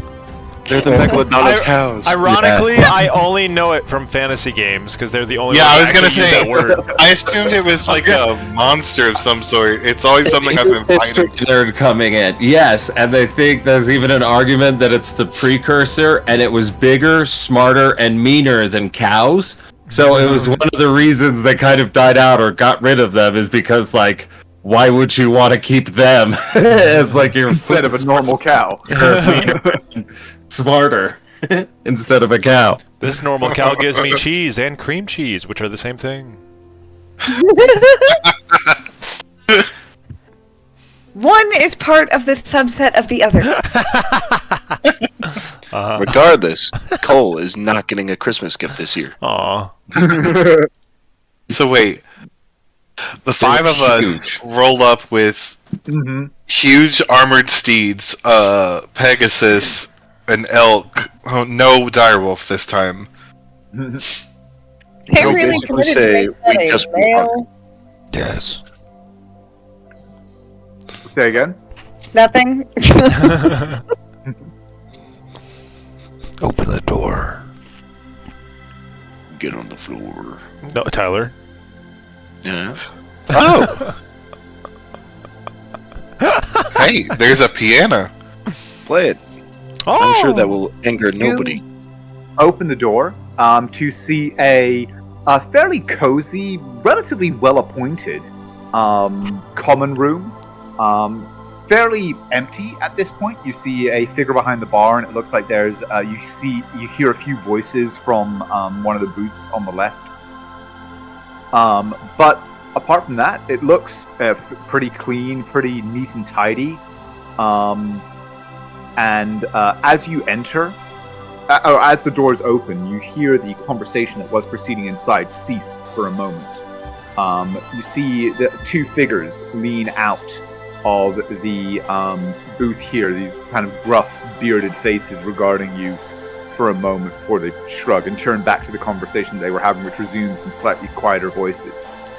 From behind the bar, you see a man who was kind of just cleaning out a pewter mug. He places it down and goes, "Hello, welcome to Auroch's Rest. You want food, water, or mead? You staying?" Someone else talk, please. All of What, the cut out your above, tongue? actually. I'm gonna burn this down to the ground. Throw the dagger now. Nice, got him. Anyways, That guy's still level 20. Oh, that's Naira not... walks in and just goes, "Shall we sit down anywhere, or is there a place you'd prefer us go?" And he goes, "Oh, sorry, my little joke. Yes, if you wish food and drink, please sit in best table." And he points to this one, which you can actually see does have a kind of white linen-looking tablecloth that's been spread over it. And he says, "Please sit on best table. What would you like to drink? We have some wine, mead. Well, that's it really, or water. I think milk Or water. If you ever have the chance to give the hidden tavern keeper NPC level 20, this is it. I built down with bare hands, put up buildings alone. It was just me here with 8 other buildings. It was really hard with my bare hands because of the claws. Everyone else is, and that is not funny, but you get the point. Oh, but the cat tongue was. That one was not funny either. Sorry, schizophrenia. It is making my many voices talk. But he actually kind of gathers up a number of mugs and looks kind of over at the kegs and bottles that he has arrayed behind it, and he goes, "What would you each like? I'll bring you out and I'll bring out the drinks to you." I will. I'll take a mead. Mead, okay. mead. Mead, very good. To mead, you big man with horn. Yep, mead. Mead, okay. And quiet one. He's looking that at you, mean? Midnight. No, he's looking at Midnight. Okay. Midnight already Midnight said mead. Yeah, Oh, but okay, fair enough. mead. And armored man. Water. Water, okay. He's Coming up. hydrating. And he takes the mugs into here. You hear a kind of moving around, the sound of like a keg being tapped. Naira's looking around like, "So do you think he hates women, or Well, you said mead, didn't you? no?" Gin Oh. order. Midnight said mead. Run with it, You Andrew. would It's a great choice. You Fair get enough. water. You can have the water that water orders. He comes out, and like he's got 3 mugs of mead, a mug of water, and then a kind of a somewhat sort of clumsily formed goblet of wine that he sets down in front of you. He goes, "Okay, mead, water, and wine for lady. Yes." Assumptive. I didn't order wine, actually. Oh, so would you want mead? And now Naira's conflicted because she actually probably would prefer the wine, but But she's petty as fuck. But she is petty as Make him fuck. go back. Make him so she go will back. say, yeah, she will say yes, but I'd like it in the goblet, please. And He just drowned the wine. Picks up the goblet, He drowns it. walks back. He absolutely downs it when he goes in there. Oh, He's good 100%. enough for me. Like, You're perception, hear him moving around a few moments more. your perception A check single sees. scarecrows. No, you just see like a small part of a lip mark and then a smear where you try to wipe it off. Yeah. Lovely. Wonderful. He brings out, and I mean, there actually is no sign that the goblet has been interfered with. There's no lip smear, no kind of froth on his mustache or anything. And he places it down in front of you, and there you go. Now don't drink it. Would you want food? We have bread, cheese, orok steak. Rock steak. Ooh. Yeah, that sounds good. Orok steak, good. Okay, yes. I'll be back. It take few minutes. Yes. Absolutely. Wait, before he goes, I just want to make a perception check. Does it look like he's washed his hands today? I don't care. Yeah, he's immune to disease. What is Lorium? Did that roll? Yes, it did. And with 20, actually it does. He does look like relatively well kind of put together. His clothes are quite worn and shabby, but he actually seems fairly kind of clean and relatively well groomed. Almost surprisingly so. Alright, consensus says I'm the asshole. Yes. Man's got a nice beard. What do you mean? That is true. He closes the door behind him, and you just hear like,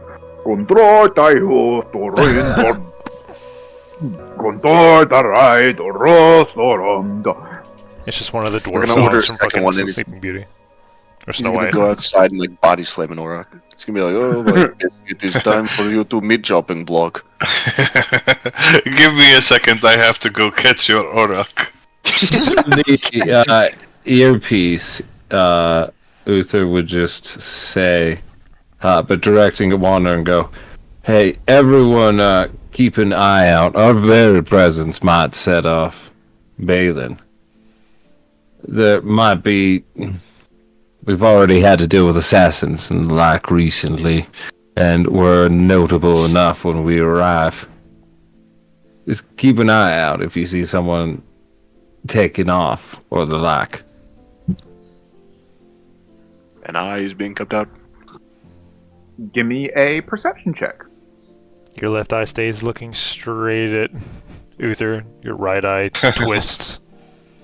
It falls out and it begins to scutter off the table. An eye is out. What was a chair? Put it out. Okay. That laugh. I rolled a 1 for sure. Wander, from as you are kind of well, actually, okay. First of all, Naira, as you are kind of you don't really notice anything untoward. It's a little strange to be in a place that's so kind of quiet. It's a little bit of a weird experience for you, so you're not quite sure what to expect. So you don't know, you're not sure if anything it would be weird. And you're also used to getting a lot of attention pretty much everywhere you go. So you don't notice anything too strange or anything untoward. Water, you don't really notice anything untoward other than this gentleman who you can see in the booth here, is very clearly kind of like every few moments his eyes snap over you guys at the table. Could just be because you're the only other guys in here, and he's got kind of this resting bitch face, but it's hard to tell if there's anything more to it than that.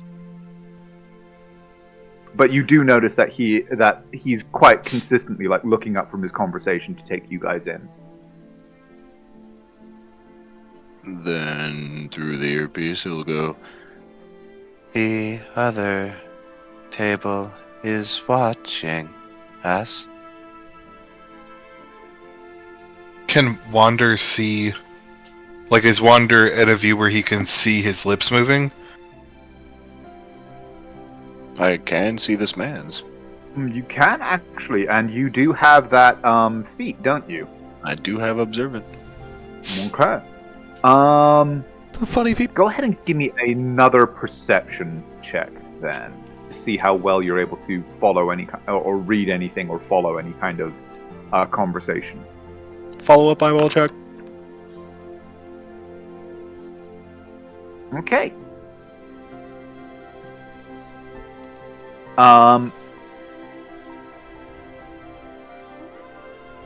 You are actually able to. He doesn't speak a lot. The one that you can see doesn't seem to be speaking a lot. You can kind of catch on the edge of hearing a hushed conversation that they're having, and you can tell that they are deliberately keeping their voices low to prevent themselves from being overheard. The one that you can see, just seems to periodically just kind of seems to say, "I know, leave me alone. We're just drinking. Mhm. Shut up."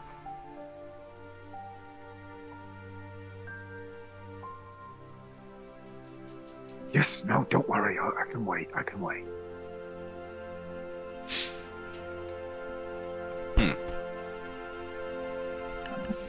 Quick, Wander, go up and arm wrestle him.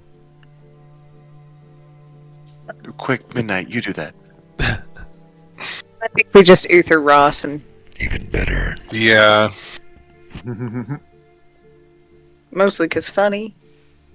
I mean, it's not like we could wipe this little settlement off the face of the map, and no one would know.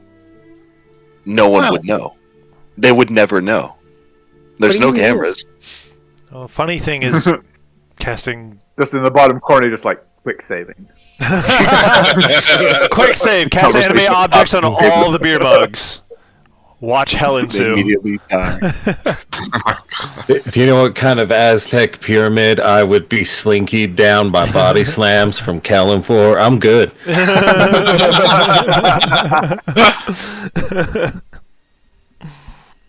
like it was just their time. Aztec pyramids But- you were slinky down. That is a new one. That is a new one. I like that. That was a good one. Oh, one thing I forgot, by the way.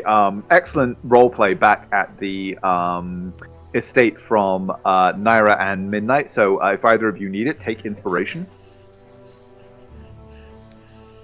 And after a few minutes, unless any of you does anything, Woohoo! Going Don't once. have it. going twice. I'm gonna move to sit over here and actually sit down. Okay. The head actually swivels. Oh man, should I make this really awkward? No. Now that depends. I can go over and be an unwanted bard at their table, like a child, like a Oh my God, climate we're gonna go over and- party. Sing somebody happy birthday. I heard somebody's birthday was today. So who's the birthday boy? That sounds awful. I mean, do you wanna? Do you approach them? We're not gonna know. If you don't approach them, they get the first move. So I just want to see what my spells are, for funsies. He's gonna just pause, then go. Yeah, let's make this fun. With the guy in the back room, pull out his guitar, pull it down in front of him. He's gonna take a step over this way. He's gonna grab one of the chairs, spin it around, and then Master sit style. yeah, and set it down and just sit right next to him. Just be like, "Howdy, how y'all doing, friends? You having a good old evening?" You see this one here kind of lay a hand on the this guy obviously kind of tenses as you approach, and you see this one do the same. This guy, however, lays a hand on the one next to him and kind of holds his hand to the one opposite him as you approach, and he kind of pastes this big smile on his face, and he goes, and you actually hear a non kind of native accent coming out of his mouth. It sounds like he's put from one of the southern kingdoms, Caloronava, Morosa, possibly, one of those kinds of areas. And he goes, "Well met, traveler. Yes. No complaints. Fine food and decent drink. Although I dare say we both had better, hadn't we?"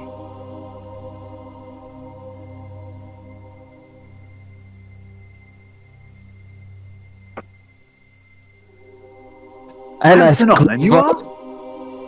Oh, sorry. Go on. He would have stepped in and said, and I think we've had worse too, as well as none, and none is worst of all. True enough, true enough. A man after my own heart. Pleased to meet you. My name is Senon, and you are? I'm Uther. It's a pleasure to meet you. Charm. Do some barding, some traveling, some singing, and the likes. It's a pleasure. And what about yourself, Uther? As he turns to, each one of them trying to pick up name and, registering faces. He goes, my somewhat taciturn companions and I are, campaigners, if you like. The wilds of Tuscarad hold many secrets, and, we aim to discover, hopefully, a lucrative one. Don't we? What about yourself? You're here on a similar venture, then. I am actually looking to sing to someone. Do some barding. Yes, I could do it for you for a few coin, but I am looking for someone more in particular. Oh, we're strangers here, so I don't know if we'll be of great use, and, we have few enough coin after what it took to set up this expedition of ours. But, we could cross your palm with silver if that's what it would take. It's been long enough since we've had a entertainment on the road. I myself don't have the talent, and, I'm sure you can imagine neither of these two can tell a tale worth a damn. I'm sure they pay their way in other means. Oh, that they do. That they said. Really, much like your man over there. Here, what business could you have in such a small hamlet? I'm sure the Auroch steaks are delicious, but this place seems a little bit dry. Perhaps protection? Or... Oh, no, just passing through. And he actually points to he kind of gestures to the table in front of him. But you'll notice has actually kind of moved a blank, kind of turned over one of the pieces of parchment that was on the table as you approach, so that it now obscures most of what was on the table. He goes, "Oh, no, merely planning our next endeavor. Or the next step in it, I should say. How about yourselves? I can't imagine that this place, charming as it is, holds much to a group of your apparent caliber." Oh, well, I'm more here just to do a singing telegram. Indeed, yes, you said you were looking for someone in particular. Who's that? I think, I'm not entirely sure, really. More of a name. Perhaps you've heard of him. I think it's Balin. Perhaps Balin. Insight. Well, you'd be best... Go for it. Nick, can I also do that from here? You may. I want to do something too. I'm amazing. I'm sipping on mead. But I'm gonna wait till this resolves.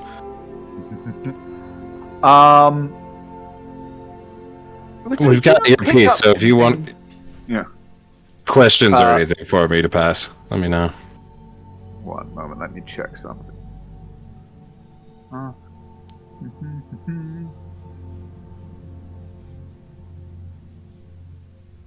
Okay. He doesn't appear to recognize the name, but you can pick up that they are all kind of a little tense. They're definitely all a bit tense.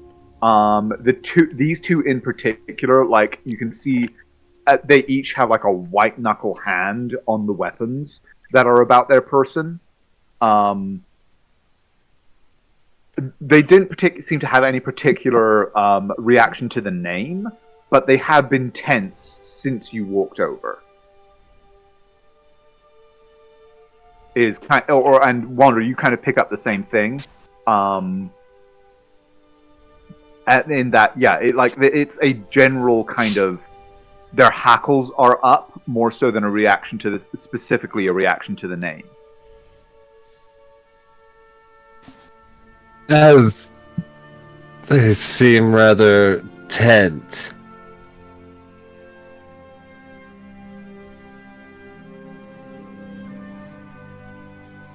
He would kind of express, that through the earpiece go. Just seems tense in general. I could push him for the next stage of whatever they seem to be hiding, but I'm not exactly sure. But you said you were looking for an excuse to play that wonderful lute that you carry. You know what?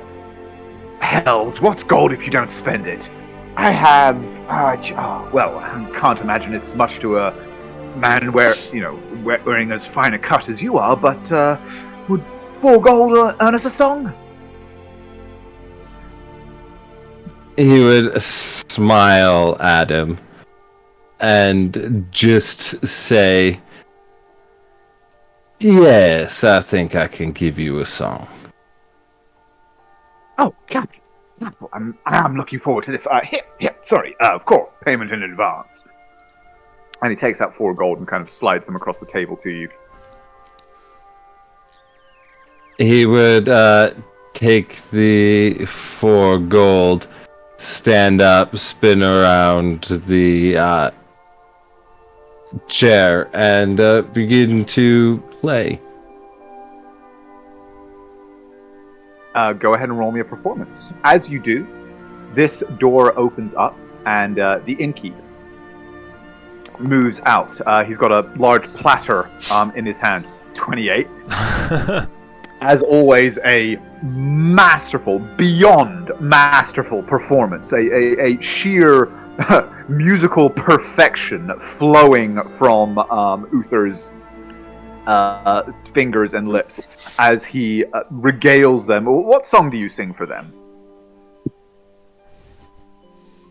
This one would be the Slaying of the Black Dragon by the Maiden Fair.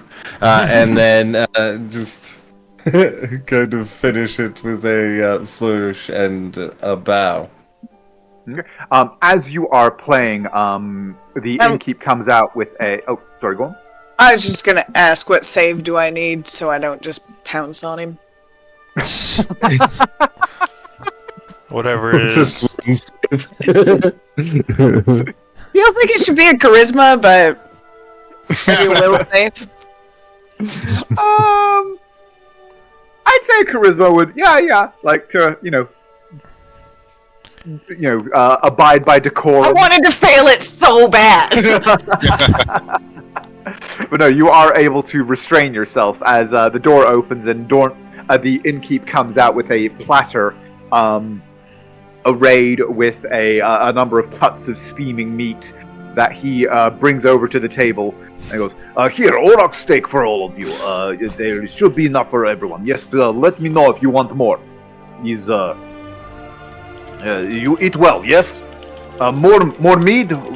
Water? For you? Man in armor? Or... yeah, another water and another mead for me. Thank you very much, sir. Good. You sing, man. You get thirsty now? Now that you mention it, I am. As he would smile, give the table a bow. As he says, if you need any advisement on the next steps, I've been doing this a while. For his point, he just very enthusiastic, like, fine weather, capital. I can't say I've ever heard better. Ah, you're far too kind. And, we may just take you up on that. How long are you staying in town? Never sure. Probably not too long. I couldn't imagine more than a day or two. Huh. That's how it is, isn't it?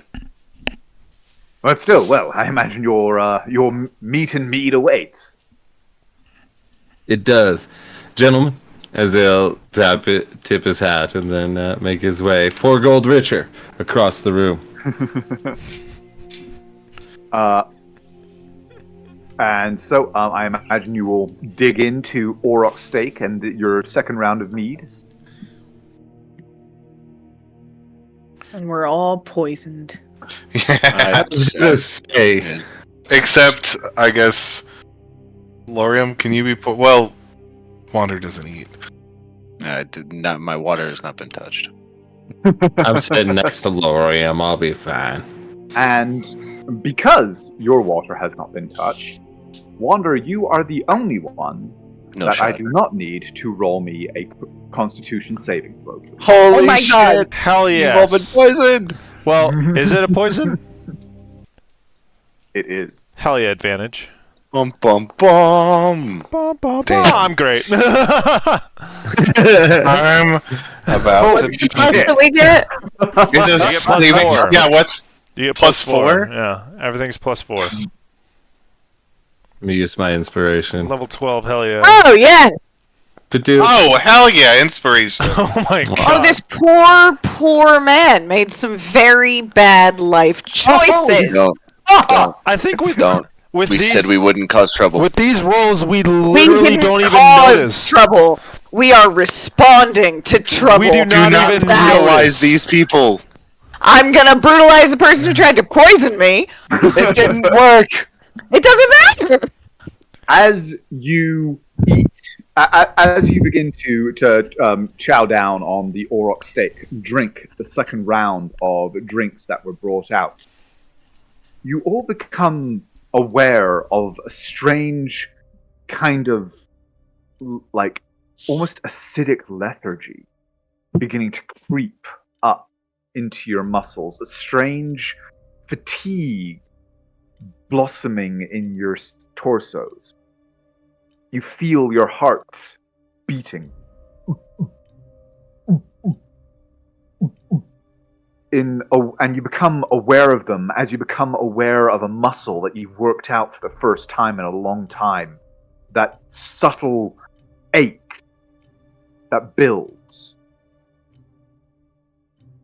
And you all feel a strange burning begin to rise in your throats. But you are the lions of the Harashan coast. You are used to burning.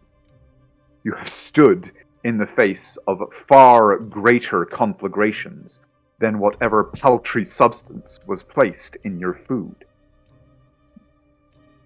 And Wander, with your keen eyesight, and more so your keen awareness, constant sentry readiness of the world around you, you become aware of the very intent eyes of the gentleman that Uther just left as they watch you eat, watch you for any kind of reaction.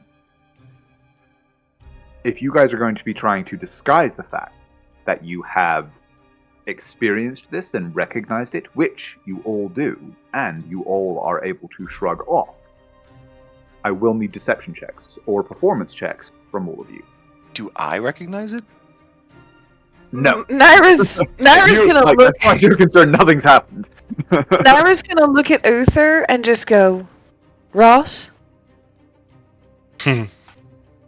He'll just go, oh my god, I love that idea. This shit's amazing. As he'll... So that was...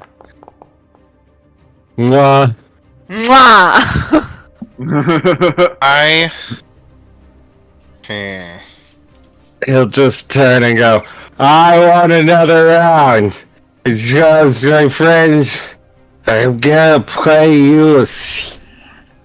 Ah, Then just smile. Oh, I forgot to do this.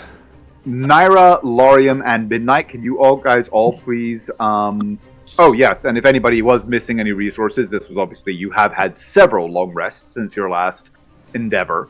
So if anybody needs it, you can take one now, prior to what is about to occur. Re-import? Absolutely. What are we rolling? Performance or deception to try and disguise the fact that you have Does basically Uther's amazing roll give us any kind of advantage? It does lower the DC that you have to hit, yes.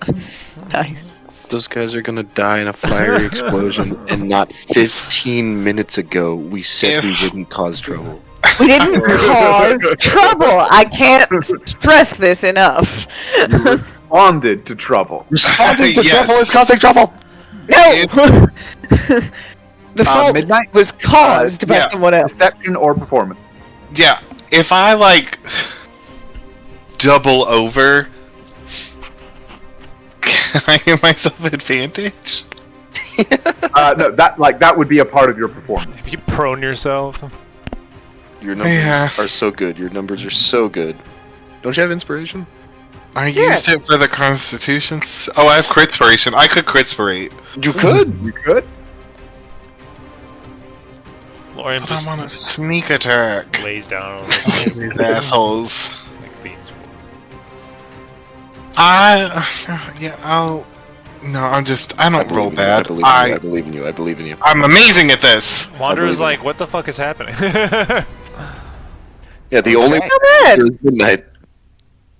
Especially if you're doing it like the stealth rolls as a sort of group effort. That's not bad at all.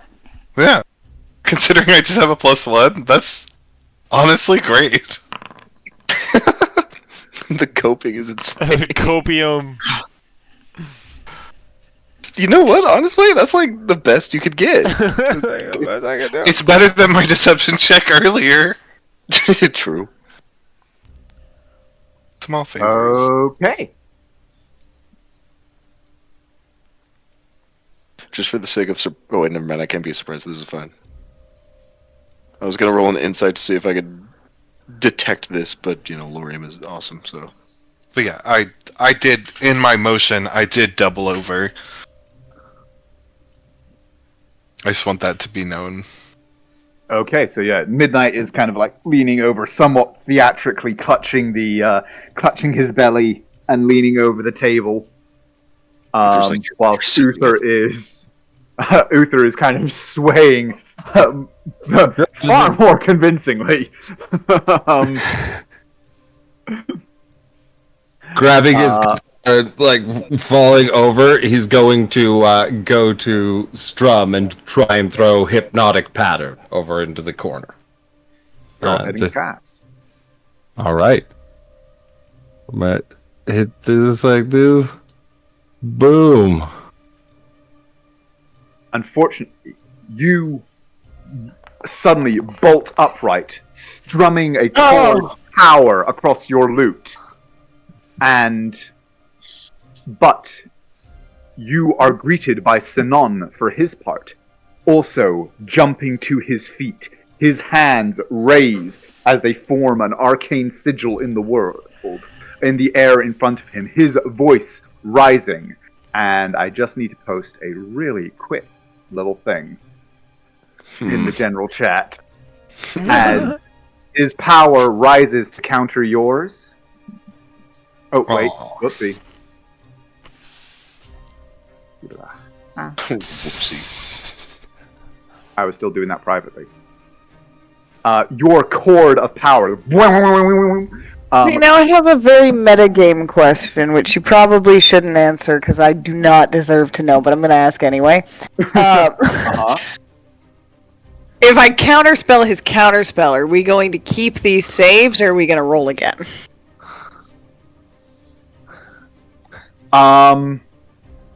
You would probably keep them, honestly, because that would go off as intended. So Like I said, I did not deserve an answer to that. But... Good question, though. It was a good question. No, it was a good enough question that I felt it deserved an answer. But your chord like twists through the air between toward them as his voice rings out with arcane power, dispersing the magic of your music. And as the sounds of both of these spells fade, I am going to need everybody, please, to go ahead and roll me some initiative. I don't know if that was fireball or what, but fucking keep it in the book. Keep it in the book. Oh no. Keep that. Naira's fireball just to taking her yourself. time. She's like taking off her gloves, putting it away, unpinning her hat. I can't even see that man. Ooh. And they're still all below us? My god, Andrew. Bakar. I know, right? No, they they beefed those checks pretty fucking hard. I'm curious to see if if some of them actually get to their initiative. Well, Well, let's find out. As I imagine, with the lingering sounds of these spells intertwining and dying away, Midnight, you are the first to leap into action as combat erupts within the Aurochs Rest. Quite literally, as I use my bonus action to pounce over here. And then... Spellcaster dude. This guy? Mm-hmm. Xenon? Yeah. Hold on, I have to target him. Does cover affect you, by the way? Now a sharpshooter. Okie dokie. Or, hold on. I think if he had full cover, it would affect, but he doesn't have that, right? No. Okay, then yeah. He does not. Everyone, add your 17 temp HP oh for your yeah. morning motivation. Oh, yeah. Oh, yeah. Oh, I'm healed. Because I want to see this. horny bunks don't last a day. They don't last beyond your next nap.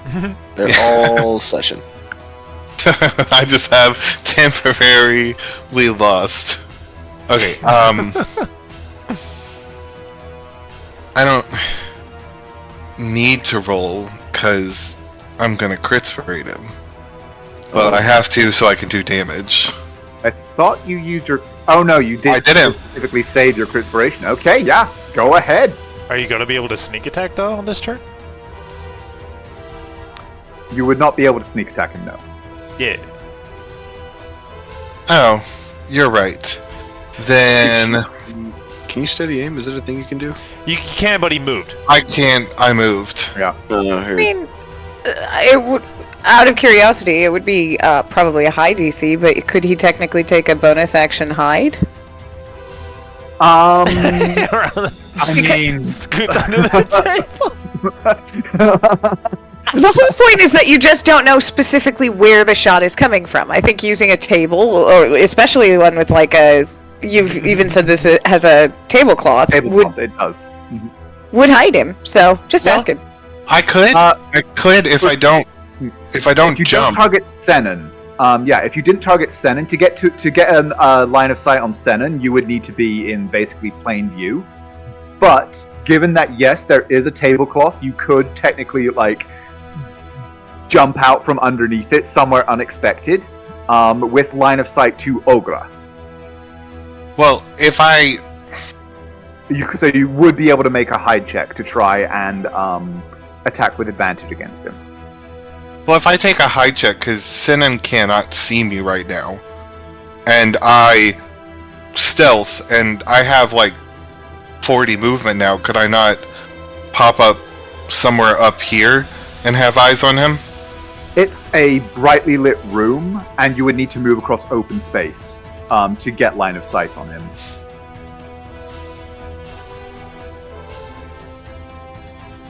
Then I will save my crit inspiration. Okay.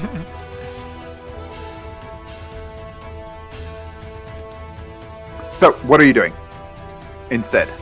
I don't know, because my whole plan got ruined. So give me a second. Sorry, buddy. You can also just hold your action until someone gets near him. That is an option as well. You could just simply hold your initiative. If you only get one Yeah, attack ready. anyway. Because you know Naira's gonna go get in their face. Well, yeah, I can still bonus action go here, and I can just hold my attack. Yes. Yeah, but he's all the way in the Options. back. No, I'll just attack him regular. Okay. Go ahead and It'll roll be your fine. attack. And you will crit this one. No! Just for funsies, it's just gonna do it. This is where we learned they're level 5, and they had nothing to do with that. They were just very afraid. That's a hit. Let me eat. Yeah, damage, just regular. He's not level 5. No, he's not. And then I still have movement, so I will run up this way and not hide because I can't, but like hunker down as best I can. Have cover, yeah. Mm-hmm. Okie dokie. Do you not get a second shot? I'm a rogue. He doesn't have that fighter level yet. So, for his part, you hear a roar bubble up from the voice, from the mouth of the one who is sitting across from the spellcaster. He's this huge, gruff-looking man who snatches up what you now see is a greatsword that is forged rather unusually to have these strange-looking, like, barbs that break off the blade at intervals. With this roar, he launches himself from the seat and is going to rush forward. Naira, you are the closest one. I And am. so he is going to go ahead and attack recklessly.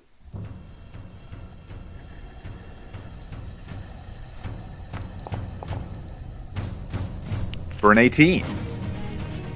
I'm gonna throw up a shield. Okie dokie. He is going to attack a second time with advantage.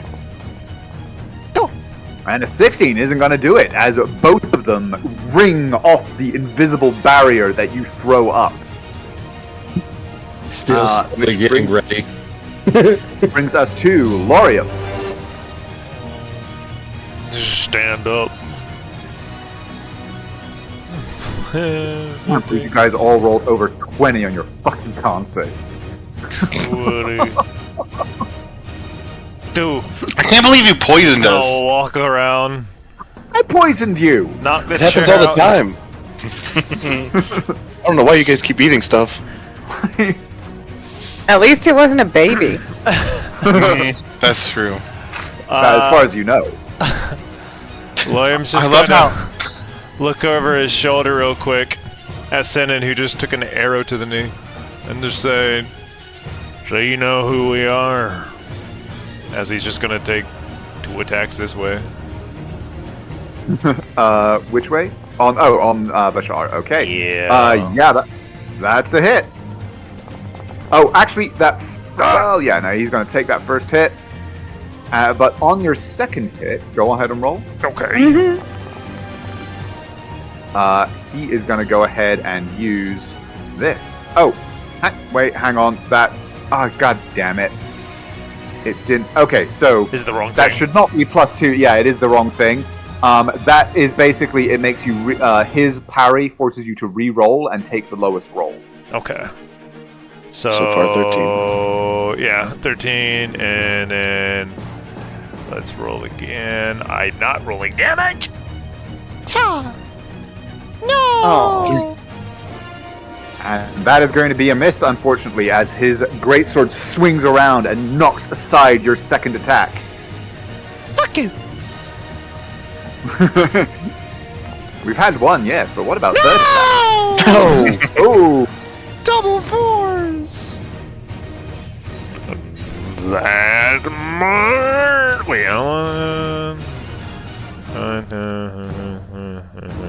okay. I'll just move right here.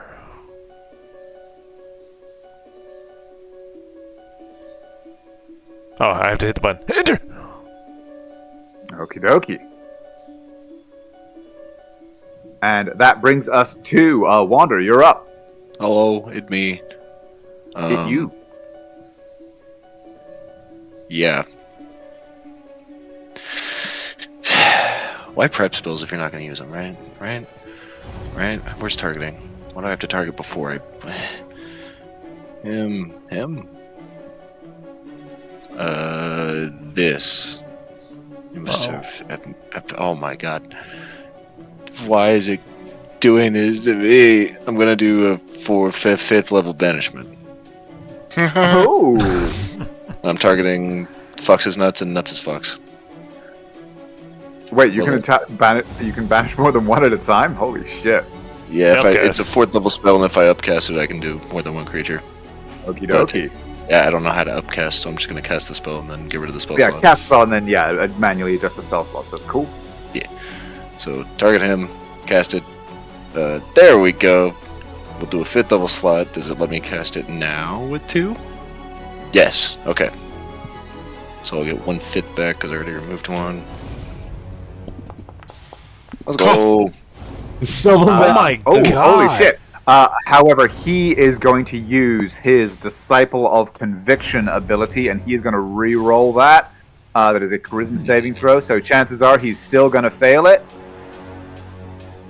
He does reroll with advantage. That's scary. Saving throw with advantage. Nope. Let's go. Oh! And then there was one. I don't get out of my seat. How's Sinan looking after that? I'm nervous. As Just both of his oh. companions fade from existence. I don't feel good, so don't good, use this Sinan. Yeah. Well, when does he go? Those two. Okay. Yeah, I'm not worried. That's the end of my turn. I like how you took him out of the turn order. Uther, you're up. That was very rude.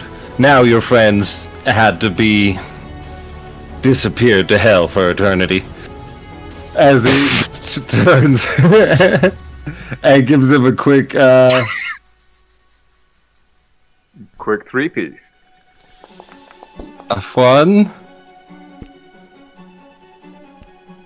That's a hit. He doesn't have his reaction back yet from the counterspell, so... Yo. 2. Oh my god. Ooh.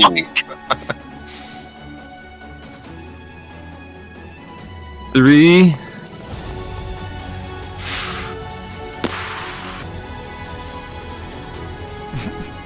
Three hits? Oh, Oh, okay. He's still on his feet. and quick shot. Oh yeah, he can. Nice! There it is. Still huge. Still huge. Okay. He's still on his feet. Yeah. What is that? Only 42 damage in one turn from a cantrip. Beautiful. And, More damage than is that your 80 turn? Yep, and then I'll end my turn. Just turn, stand up, bam. Then twist it. Do the fucking. Naira, you're twist up. in the holster. And Naira is going to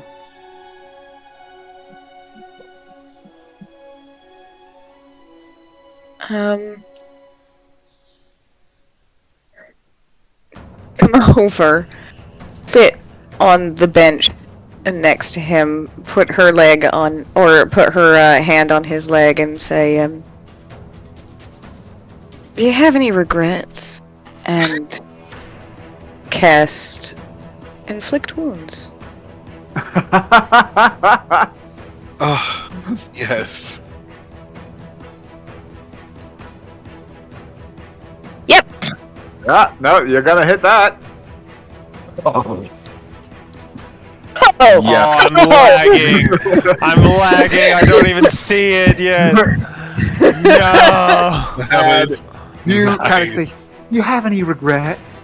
And then speak this word of power, and whatever reply he may have been about to give dies on his lips, quite literally, as this power flows down your arm, and you just see this kind of withering effect as his clothes become, like, you watch his clothes become looser as the power kind of crawls up his leg, up his torso, and you just watch his his neck and face just sink in on themselves as he kind of just withers in. He's like,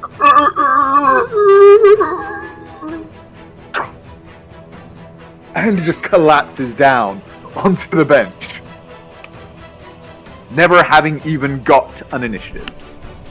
You got a counterspell. You got a counterspell. You got a counterspell. Cut that out. An unsuccessful counterspell. And I'm gonna start looking at the shit that they have on the Yeah. on the table. And that's the Okay. end of my turn.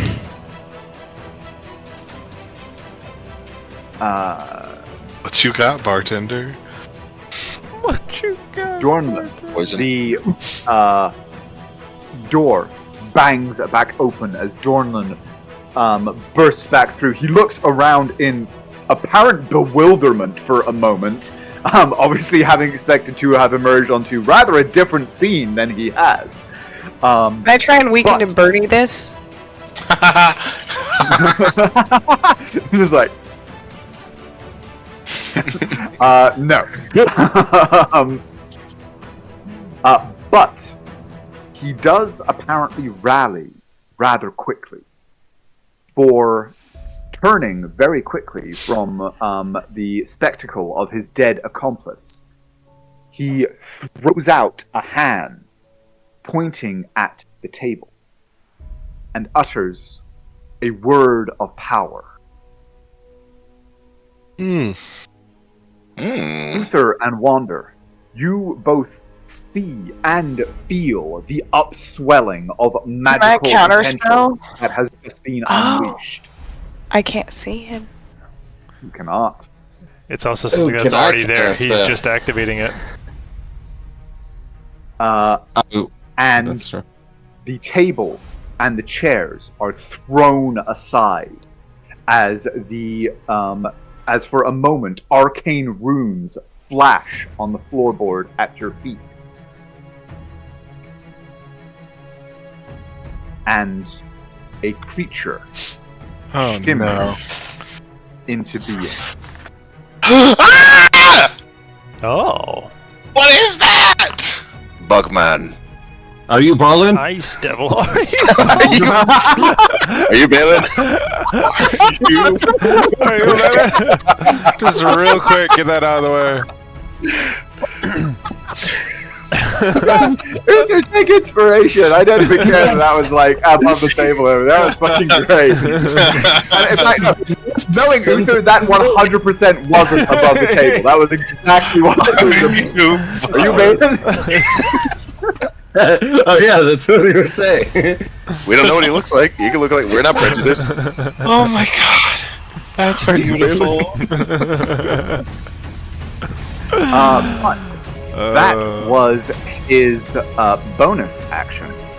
For his action, he twists his hands and speaks words that are strangely familiar to a few of you. And I will need everybody, please, to go ahead and give me a wisdom saving throw. Definitely counterspelling that. Can you see him? I can. Ooh. Not Is the ice devil. That Oh is the. Yeah. no, that has to be Uther. And now throw out mine. I'll throw out mine too, just in case. Have it a chat. And I don't know why it is saying these. I'm doing- hang on. Oh, There yeah, we go.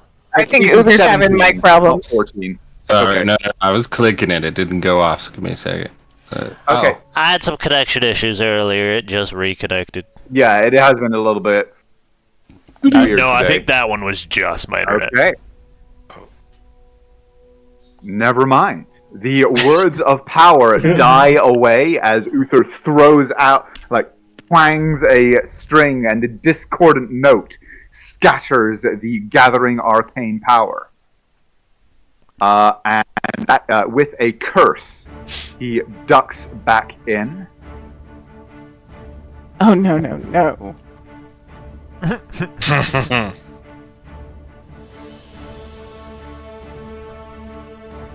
And that is Only going to be fun his if they turn. run.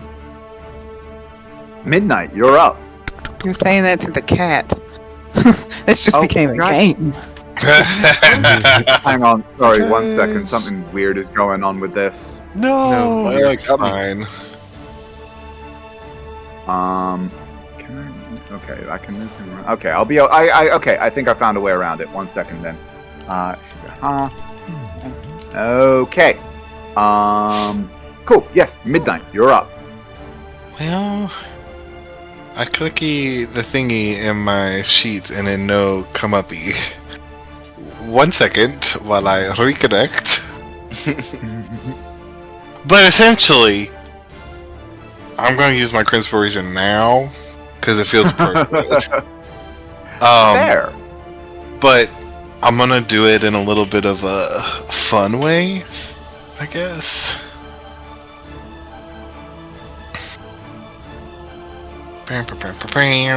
So I'm going to. Why no?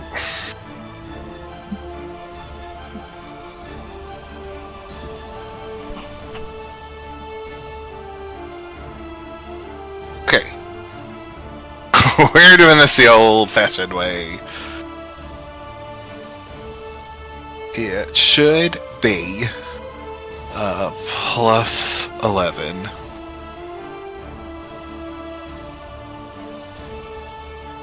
And then I'm going to make this a precision shot, so I'm going to add a d8 to it. Okay. 1 second. It is actually still semi-busted. That's I'm going cool. to have to repopulate him into the world. And I think I'm actually going to have to do it. Okay, can I add him? Okay, I can add him to there. And then if I add him from there, then, okay, now he's behaving properly. Okay, yes, we're in business. And then we add him back in. And Here we go. Roll his initiative again.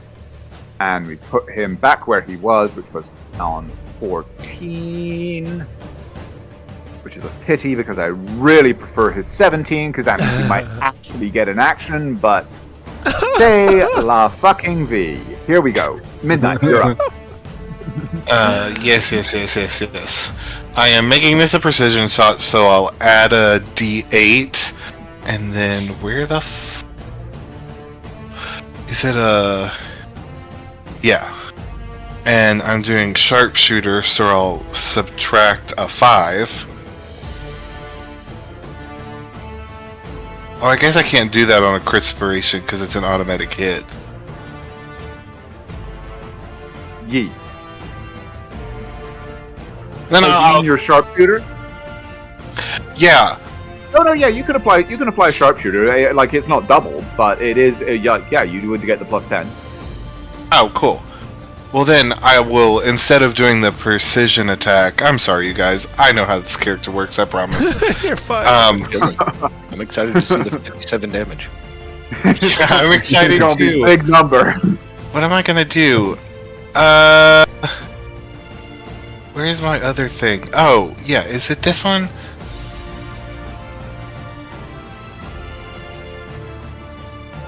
Okay, yeah, sure. I'll do that.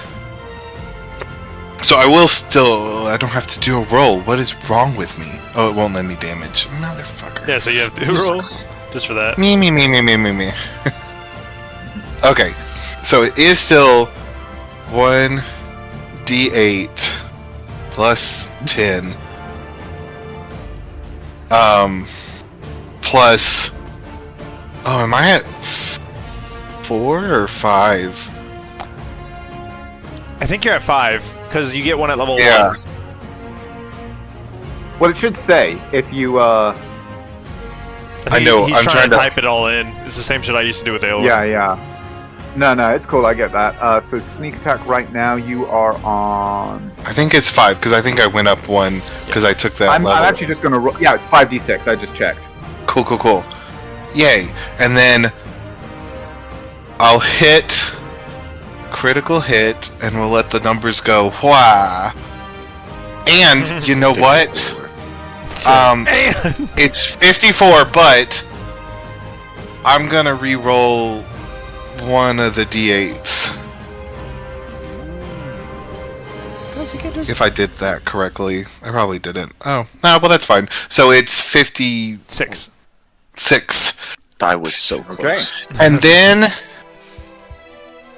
Oh, he doesn't have to make any... the next person to attack, other than me, has advantage on it. Okay. So Midnight, that was your go. And then I'm gonna move. Okay. I'm gonna... Maybe, if I can... I'm gonna move and... behind the... Boop. Okay. Okay. And that's your turn. Orium, you're up.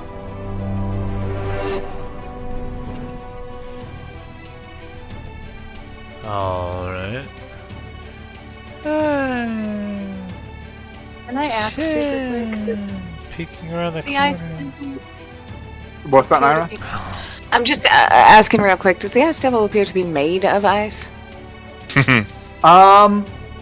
At least partially. It's like it is covered in these strange, like, it's clearly not, your normal material plane ice, but it does appear to be kind of.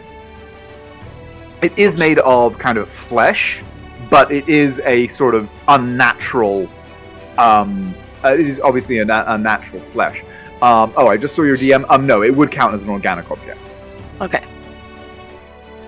Lauren will just walk over here and seeing the open door, just say, "Fucker ran."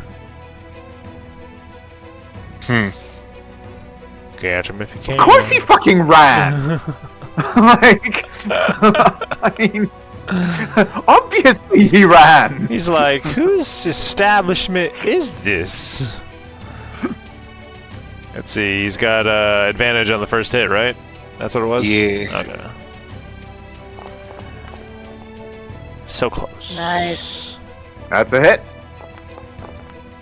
It didn't roll one of those 14. things. Oh, it did. It was just hidden. And then normal hit now. It's a normal hit. Jesus A Christ. normal hit for a casual 22 damage. It's a normal hit, I swear. And a normal hit. Miss. Yep. Every time I take a week off, I forget how ludicrously fucking powerful you guys are. Like, we missed a week, and I'm just like, yeah, I'll just throw a casual CR14 at a level 12 party. Getting at least one initiative count. C414. It's gonna get one. It's gonna get one. Everybody gets one, except for this guy who took his Also, turn a for little any early. spellcaster ever. Because we so rushed sorry. those motherfuckers immediately. Go over here. I should have had Today. another d8. They should be trying their Because of- damnedest to get past us and get to fucking Naira and Uther. But I should have had another d8 from the piercer critical hit. oh yeah. Go ahead and roll that then. Please I'll add roll it one on and make me manually. right. They would honestly feel correct. Oh, let's go! Yeah. Opposite. It's not gonna do much, but there should have just been one more in there. Yeah, he's only lost like 100 health. You say it's not going to do much, but then you tally up every D8 you get from the Piercer critical. And tell me at the end of the campaign. But yes, wonder. Hit with mace. I hit with It's mace. hit. With great fury. Let me check which one of these is which. Because one of these is fire. Where is my stuff? Does So fire many make a features, difference so on many this things. guy? Ice Devil. I'm assuming he's either invulnerable or vulnerable to Yeah, it. exactly. I was about to say. It's either gonna be I don't really know good if for you or I'm really bad. cut or epic, but it's one or the other. It might It's auto-calculate. either my D6. Where the fuck? There it is. Yeah, it's Are my you D8. going with the radiant or the fire version, or which one did you attune? That's always radiant. those? The D6 is radiant, Okay. but I get a passive fire die. Yeah, mine is So the one double that that or not attunes double that at all. differently. So I'll add that now, and then you can tell me whether or not it mattered. So, I am paying attention. It did say And 15 was does applied. does it calculate that as fire? it looks like it does not, Okay. because I have to. Whenever I get re-imported, I just end up fixing it because it's not fixed in D&D Beyond. That's your DA, right? Fair enough. Oh well, it did see that the 4 was bludgeoning, so it was the D6 of fire or the D8. The D8. D8. Oh, Okay. I know how to fix that. Then, unfortunately, as your mace slams home, Wander, certainly, with your keenly attuned senses, you are able to see that the flame portion actually kind of dissipates as your mace crashes home, apparently just snuffed out by the aura of cold you can feel emanating from this creature. Bastard. But that's what I got. Okay. And the ice devil, somewhat reeling from the massive assault that it has endured upon its arrival, does nonetheless let out this tittering shriek of curses in Infernal. And as it does so, you feel the cold gathering around it, gathering around its claws specifically, which it throws out. And as it does so, you feel the air around all of you crystallizing. Is this a spell? It is a spell-like effect. Does that mean I can counterspell it? It does, but it is high level, so a roll will be required. It counts as a 6th level spell. Okay, so I need a 12?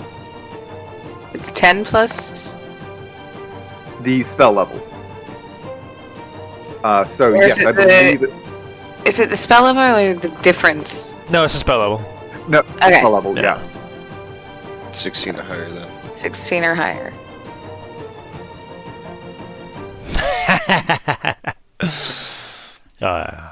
Wall of Ice is a nasty spell too. It is. It's just funny. Even when you destroy it, it's still funny. Nice. Nice. But with a word of power. A little bitch from the corner. The word dissipates the ice that was forming, and that is its go. Quicker. Sorry, Dad. I'm sorry. Uther's going to, well... Alright, let's do this real quick. As he's gonna run this way. Hey, Wander. And then he's going to turn towards the devil. Field goal. And go for a kick. Let's see if I can get him. Go for a kick. He's Lee Sin. I'm going crazy. We're going 2nd level, boys. Oh my Here god. we go. Whew. Hey. Okay, so let me see if it rolls this properly. No, it did. Sorry, it did not roll properly. Yeah, I've been seeing a lot of ones. What the fuck did it roll? Because it had. So I'm going to have to manually roll this. Was that 20 damage? Okay, let me re-add that back on for now as I re-roll. It's a wisdom saving throw? Yes. Okay. Let's deal with the ones. I know, right? Because, unfortunately, its demonic nature, It's its advantage. powerful demonic nature, gives it advantage on saving throws versus magic. And so it will still take, however, the 10 damage. But you feel your words sliding off the strange and alien structures that form its mind. And unfortunately, it stands firm. Anything else you want to do on your turn? I'll just turn. And I'll go. You've got this, darling. The idiot thinks he can run. As I'm going to give her. It's like, we've got the demon. Go kill the guy that thought he could get away. It's gonna look so bad on us when you burst out of the tavern, chase that guy down, and murder him. Which door like did a rabid dog. I'm in a weird place. Which way did he go? This way. Through this door? You saw Lorium Yeah. walk over, look out that door, and he's like, "Fucker ran." Okay. So, yeah. Just sort of demurely scooting out of the. After killing the guy. It's like flicking bits of skin and stuff like that off her claws. Ew.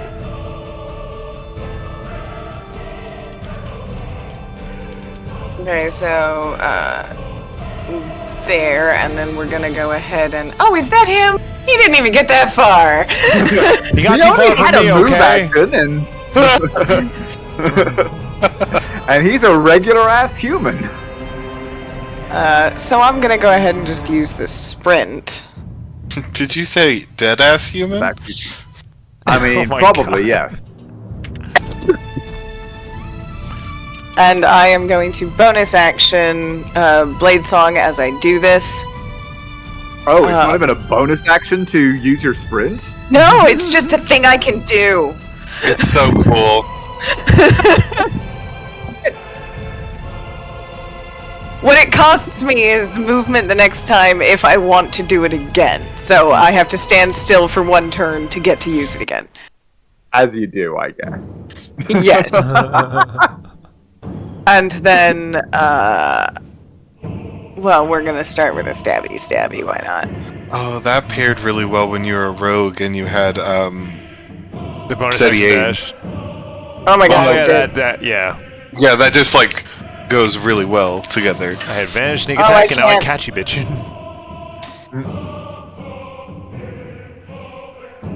We gotta put drag and drop back on here.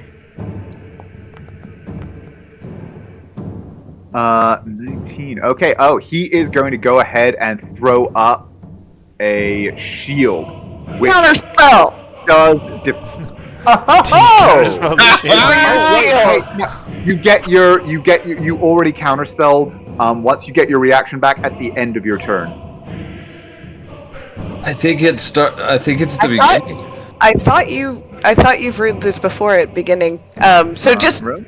yeah, if we could double check that. Let me quick. When do you get?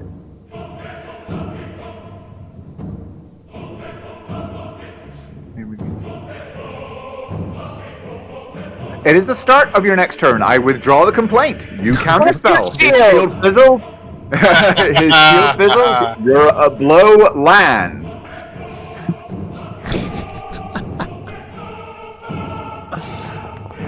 Do make sure to go ahead and expend the I have that. counterspell. Cool.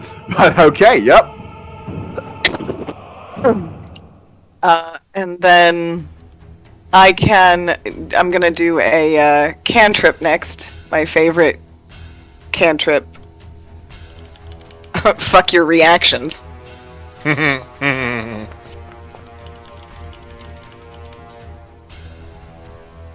That's a hit. He's already used his reaction. Nothing he can do there. Okay.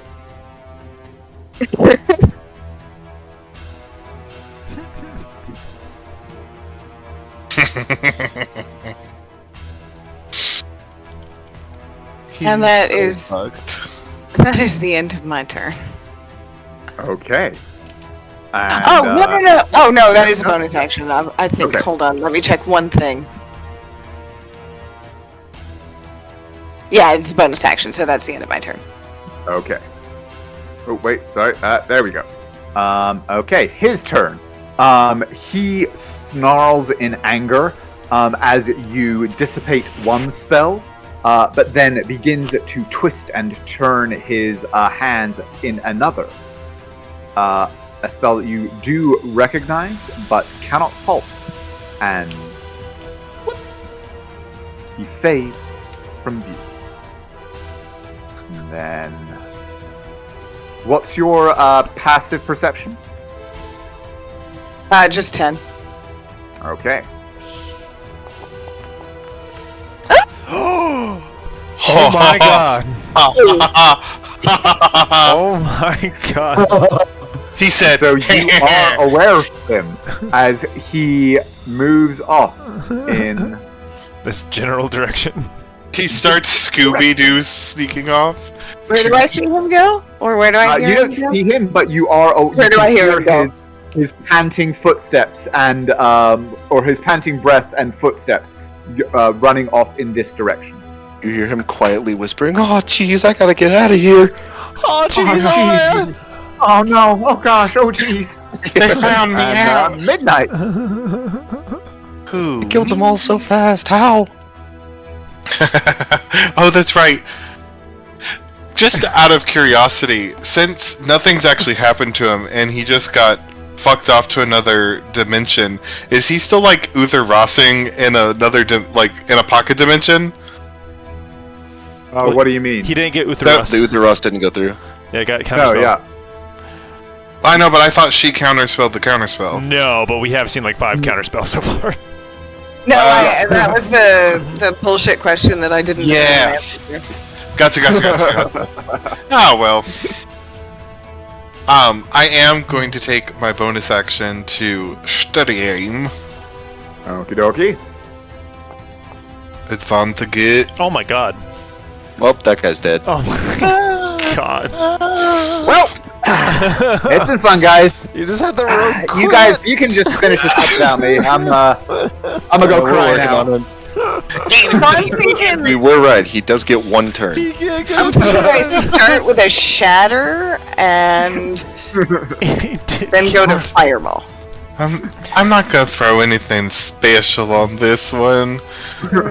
I'm just gonna do my regular old and hopefully Casual it 50. By the way, does. going forward, you will need to declare, regardless of anything, you will need to declare sharpshooter before you roll. Yeah, I didn't so it apply wouldn't it. apply. Yeah, I know. I Yeah. just wanted to say for future. So But, okay, it would've been cool. 60. Oh my god. He would have killed it if he said 10. Look at those Hold on. He rolls. is still alive. Wait. He's because- rerolling one of the D6s. Well, I can, but also because of Piercer, I Oh, get an yeah. extra D8. Oh my so god. first that goes. So it's Oh my god, another 8. What's he at? so that's Guess how many hit 61. points he had left? Let's Eight. go. How much? 8? Yeah! Midnight just You're- breathes and the arrow just like shoots straight You through just his poke mouth out, and up yeah. inside. Yeah. Midnight just like jumps up, lets it loose, and yeah, it is kind of seems to be trying to resummon its power up, but the arrow just, with a sound like a hammer hitting glass, there is this, as the arrow passes through, whizzes over your head, Uther, and lands juddering in the wall over here, as, with a faint twinkle of hoarfrost, the Ice Devil returns from whence it came. Damn. And then Midnight just stays there. And that's all I can do. Look to the I left. didn't even and have see to And, action twig surge. Larium, you're up. Well, That felt really good. I'm glad. There's nothing else he can do. He just looks at Wander. He says, "You hold him for a sec." Yes. All right. That's 30. Action dash. You see him? As he's running up. She is pointing in this direction. I'll run in that direction. And turn. What's your passive perception? 11. 11. Okay. Yeah. You also actually, as you run out and as she points in that direction, you can kind of see a disturbance in the grass and like a tree branch being pushed aside. You reckon he's he's in this general vicinity. Can I see him through the window? The way she's pointing looks rather AoE, so I guess I'll stay out of it. Do we get to know the square? With that roll, yeah, probably yes. He is in this square. Okay. Midnight, no, because you would not be able to hear him through the wall. So yeah, you wouldn't really be able to perceive him. Okay. But Wander. Hello. I'll start making preparations for them when they come back. It's terrifying. I'm gonna go over here. Suppose I'm gonna use an action to dash to get like over here. Because one guy was like on the bench and the other guy One was guy up was by the- here, one guy was here. Yep. And that's what I got. Okay. Utah.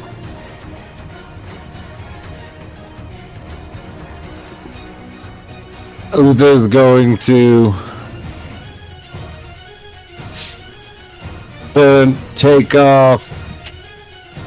Yeah, there's no way. The first things first. Nice kill, man. You can keep doing that over and over, I'm sure, right? As he's going to... Yeah. Nice. Yeah, I can keep doing this all night. Knocks an arrow. It cracks and falls.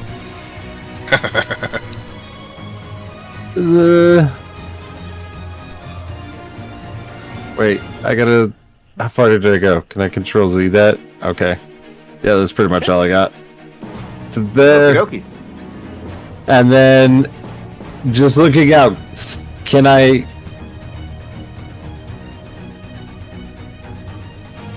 No way. No, yeah, from there you wouldn't be able to properly perceive him, given that he's invisible. Even with the abysmal stealth roll that he made. Then just hold action to Eldritch Blast in case one of the... Some bad guy shows up for some reason. You will Eldritch Blast anybody that looks ugly. Got it. Yes. Naira, you're up. You do believe that you know the precise square that he is in, yes. He is still invisible, but like you can hear him just kind of, oh fuck, oh fuck, oh fuck, oh fuck. Now remember, this is a very small place. Please don't lightning We've bolt. killed half the population. Please don't lightning bolt. I am curious about the template on this. I'm not actually casting it. Okay. Ooh. Ooh. Can I do that without lighting anything on permanent fire? Anything important, like these trees would catch it, but like they're not immediately next to anything particularly flammable apart from themselves. So I'm not going to believe cause that there is more- a minimal chance. Yeah, there is a minimal chance of you burning the whole town down. Minimal. I don't even want to burn these woods You're down, saying to be there's a perfectly chance. honest. They had their chance. First the guard, now this tavern. Okay, well, give me a dex save. Okay. Sir will go ahead and bam and bam. That's a cool Bam. template. Womp. Womp. And you just hear a... Question. Is he on fire? Can we see him now?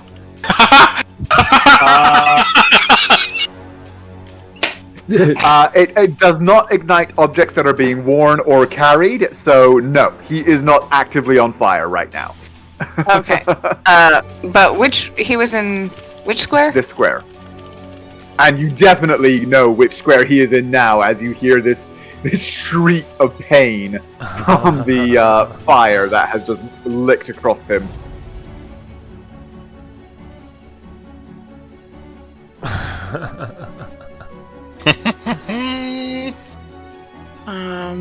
Is there anything else I can do?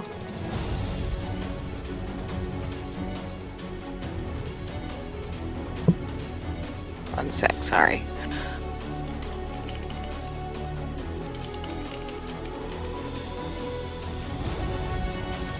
Nope. Okie dokie.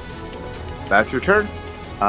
We come to the man himself, who is going to try his stealth again.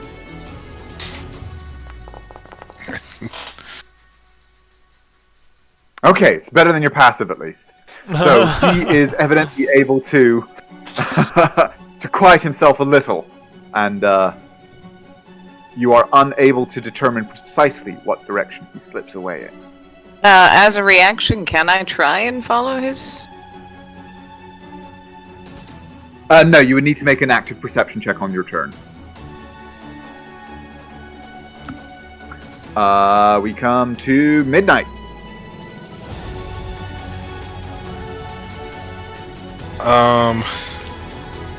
So, Wander, are you doing it now, or like, are we gonna wait for them to get back?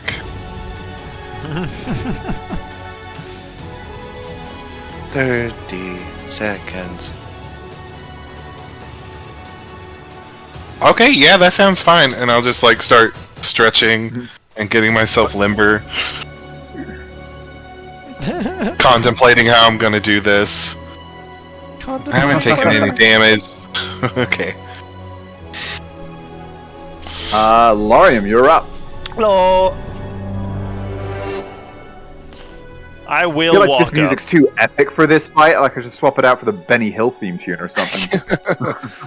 I will walk up towards the burning and say, I didn't hear him pass by me, and I will do an active Okay, go ahead and roll. perception check, because it's funny, He is right here.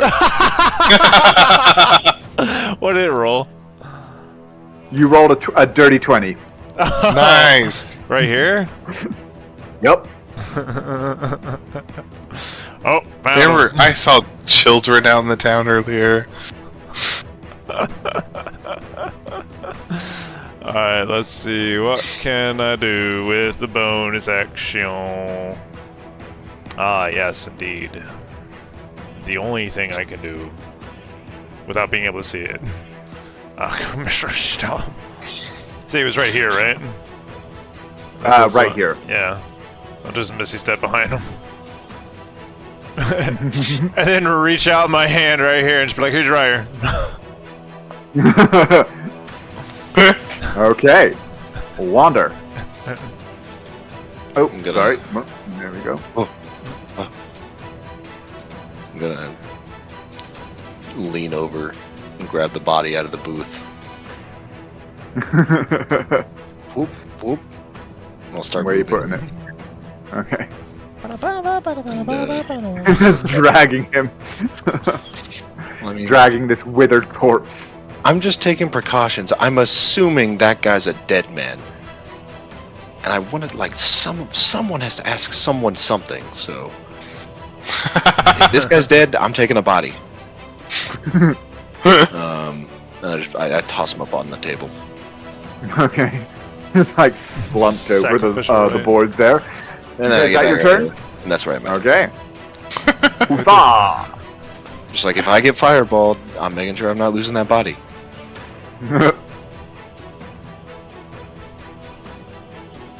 As I see all those the chasing shenanigans going on, I'm gonna run over there and go, where is he? I'll spew at him. I don't know if you can see Lorium. I don't know if this You is would like- be aware that like their attention was in kind of this direction. Can I just spray and pray? You don't currently have. I mean, ping the square you are shooting at.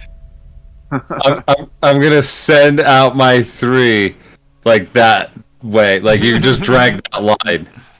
Okay. All 3 smash out the window and sear off and collide with walls on the far off beyond the edge of the battle map.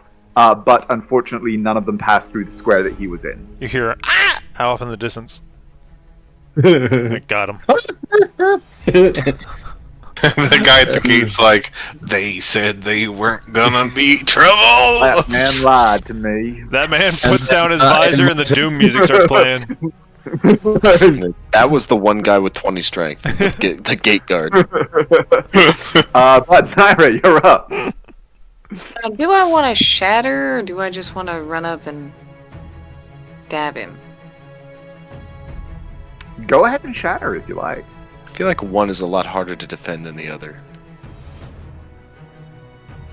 Oh wait, he rolled a concentration check, right? It's greater. He hasn't taken any damage. Oh, wait, no shit, he did. Oh yeah. No, he did. Yeah, from the burning hands. So actually, it's just funny. Yeah. Come on, Dorlan. He's got this. Don't He's let me got down, this. dude. He's got this. He's got this. No. He's so got this. He does got this. I'm sorry. I'm sorry. I bring Would it up when Uther I have do been it. able to see him? I bring it up when I do it. Dorlan. I'm sorry. Sorry. No, Uther still would not have had line of sight to him from where he was. Still would have disengaged and ran away. He absolutely still would have disengaged and ran away. He's so scared now. He would have, yes, scared. but... Yeah. Lorian wasn't around to hit him. Beautiful. God damn it, Dorlan. This is what I try to make it fair. I called out when I'm like, wait, I fucked up. He is gonna try. He is gonna use another shield. Are you gonna use another counter spell? No. Okay, so the first one unfortunately is a miss then. But she's so petty. How you doing on spell slots anyway? You used a lot of dispels. That's why I didn't want to do any more. No. I'm doing okay, but not great. Is that another 18? That is actually another miss. Unfortunately, then. Yep.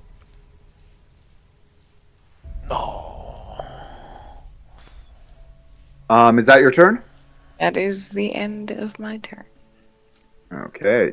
Dornlin then. Yep. Pray. He's gonna go one more time. Oh my god. Do it. But Oh, I'm gonna counterspell that bitch. Okay, roll it because it's a 4th level. I'm Unless you actually wanna doing it at counterspell 4th level, so Then never mind. I was about to say she probably doesn't have 3rd level anymore, man. I have one more, but I'm holding on to it. Oh my god. He's just gonna try and run. You both get opportunity attacks. Okay. You first. he could be a trailblazer. He could start begging and see if it works, and if it does, we can positively reinforce it. Positively reinforce it. In fact, he could only get to there, even if he doesn't get bonked by Lorium. Oh, we'll see. Here it comes. Here comes the crit. Here comes the crit. No. Naira gets advantage when he leaves her range. That's a hit. He doesn't have his shield anymore. Oh wait, no, he would actually still have his shield. Yeah. Um. Well, no, because it would Oh, no, technically no. be Yeah, the It end. would go stop at- on his turn, yeah. Yeah. Yeah, at the start of his turn. So no, that is a hit. Holy shit. Okay.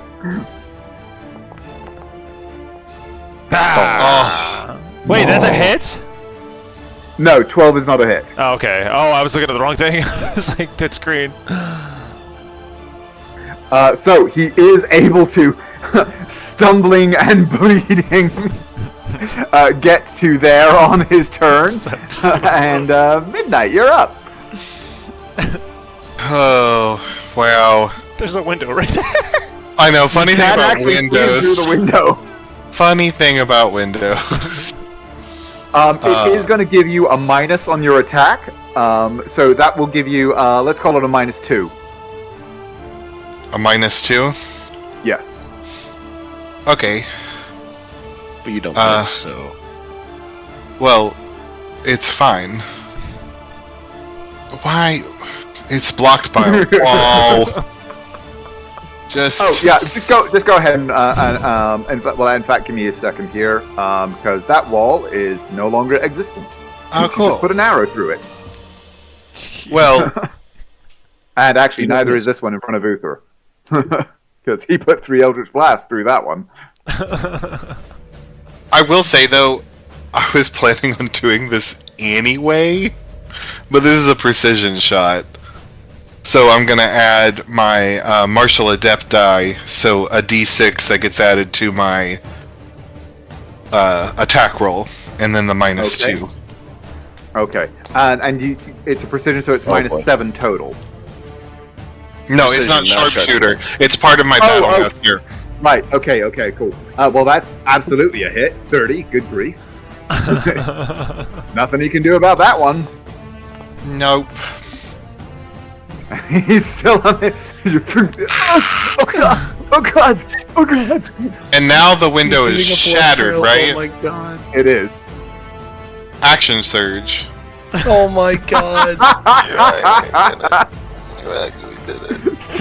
That's another hit. Oh my god! You actually just action surge the man. No. I do not feel like a good guy right now. Yeah, he's just running by the window. He's going. It straightens up just in time, and down he goes. Poisonous motherfucker. That's funny. Oh no. On deck. I feel like there's so- a certain point when we become so awesome, like we have to let go of the small things, like being poisoned. Wander. It is currently round 5. You banish them on round 1, therefore you have 30 seconds until your spell will end of its own accord. So you guys can basically position yourselves. You have 5 rounds to do whatever you like. And then Wander, you can choose to end it, or it can end of its own accord. So please position yourselves and cast any spells, drink any potions, etc. I'm gonna cast Ascending to the dude who was sitting in the booth. Hey man. There's 5% chance it. There's a 5% chance it doesn't reach him, so I'll go ahead and roll it. I thought it was 50-50. No, it's here. I'll put the spell in chat. You're good? No, I believe you. You're far more. Yeah. There's a 5% chance. It's- Okay, yeah, go ahead and roll a cool high or low. No. Well, actually, yeah, that's Oh. okay. Nice. I'll send Ascending to him that says, basically just, are you going to resist? Everyone else is dead.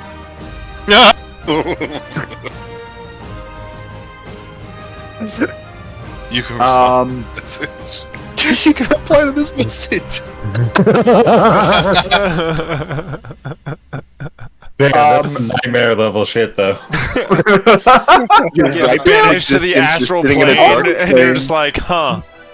Are you gonna what resist? happens Everyone else now? is dead. Oh shit! And he knows it's from me.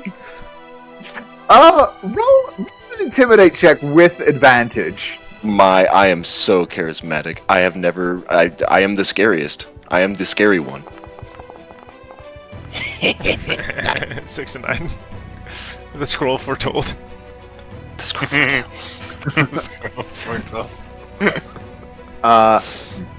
The only thing you're getting from me is my blade. Give it to him. I'm gonna take this body. I'm gonna put it inside. Bring it inside. I'm gonna go ahead and just drag it in. Yeah. call this out so that Throw it on it's the out table. there. No, I'll throw it on the table. Yeah. I'm gonna when he's ready to bring them back, I'm going to bonus action steady aim, and then I am gonna make it a sharpshooter shot. Okay, on which one?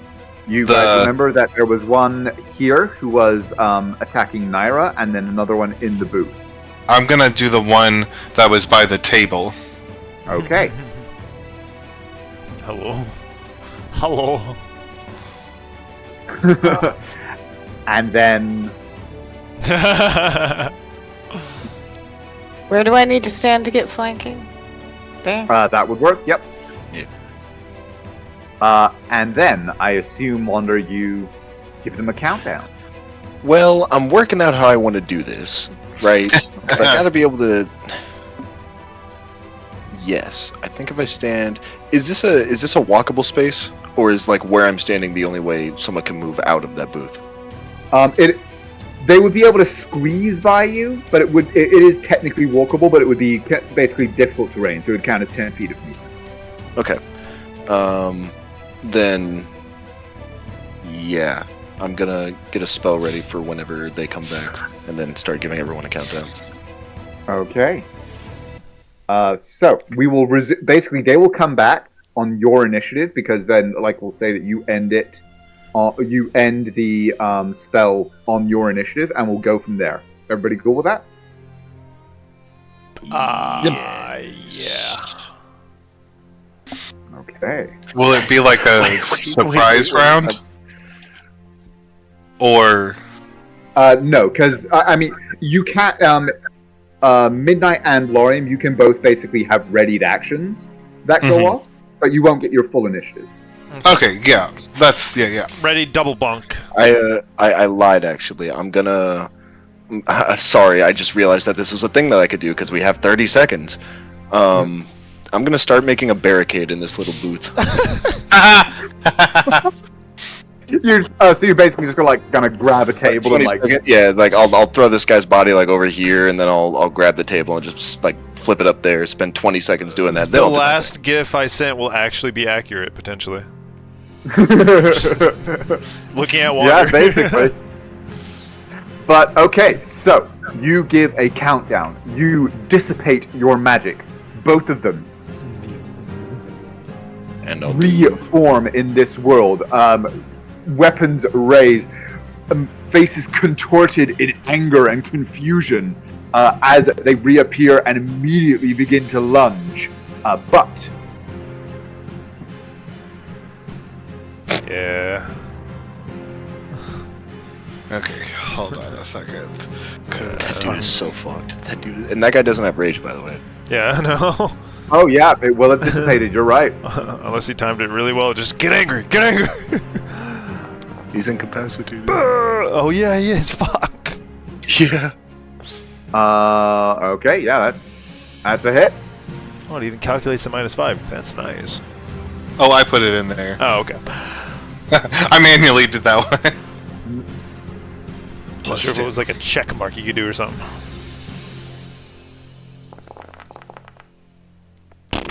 You know what? I'm gonna re-roll one of those ones. Only 36. Because why wouldn't you? Woo! Holy shit! Nice. So, yeah. 40. Right? Yeah. Yeah. No. 41. Yep, 41. 41. Yep. Have fun, Lorium. Okay. He is going to go ahead and parry that. So please go ahead and roll it again. Parried, my boy. I've been prodded. Oh. You truly have been parried. I'm You are not the going to parry you, casual. Yeah. Ah! F in chat, boys. He parried the wrong blow. I even called Right? it. I even called it. What the fuck? Fuck. First. I There's don't two, think I'm even then gonna third, fourth. Yeah. There's this guy. Yeah, but I technically did ready my action for this guy in particular. Oh, you're going to get your full initiative because you can. Parry this, casual. Holy Oh. fuck! He didn't parry it. Can't confirm.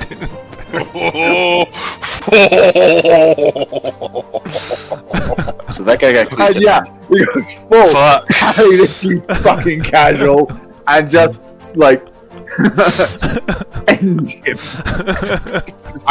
I like to think in my head This man's watching it. Lorium's swing went first, and he parried it, and then my arrow hit, and he and that's when Lorium got the crit. Block this, you bitch! He got mad at it. He got actually mad at it. And yeah, your glaive bursts with purple fire.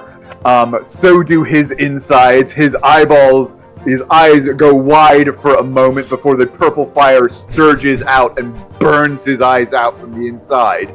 And the husk that was a fearsome combatant falls at your feet. Oh, could I really just watching the bodies across the floor? And Wander. I mean, I'm not even gonna hit him after seeing that. I'm just gonna be like, still fighting? Just place a hand on his Go ahead chest and and give me say an it. insight check.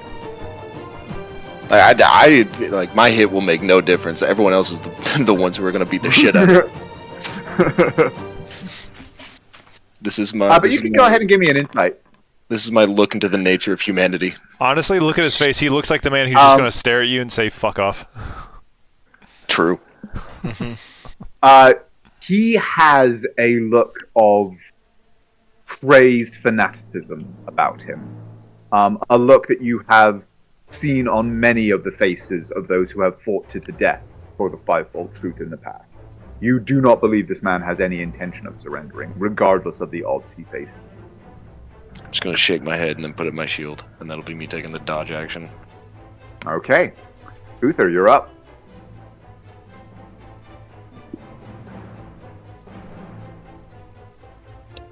Mick? He'll just turn. Nope. Yeah, he's within range of this. He should be. Barely. Why not? I don't think he's escaping. I'm gonna hex him.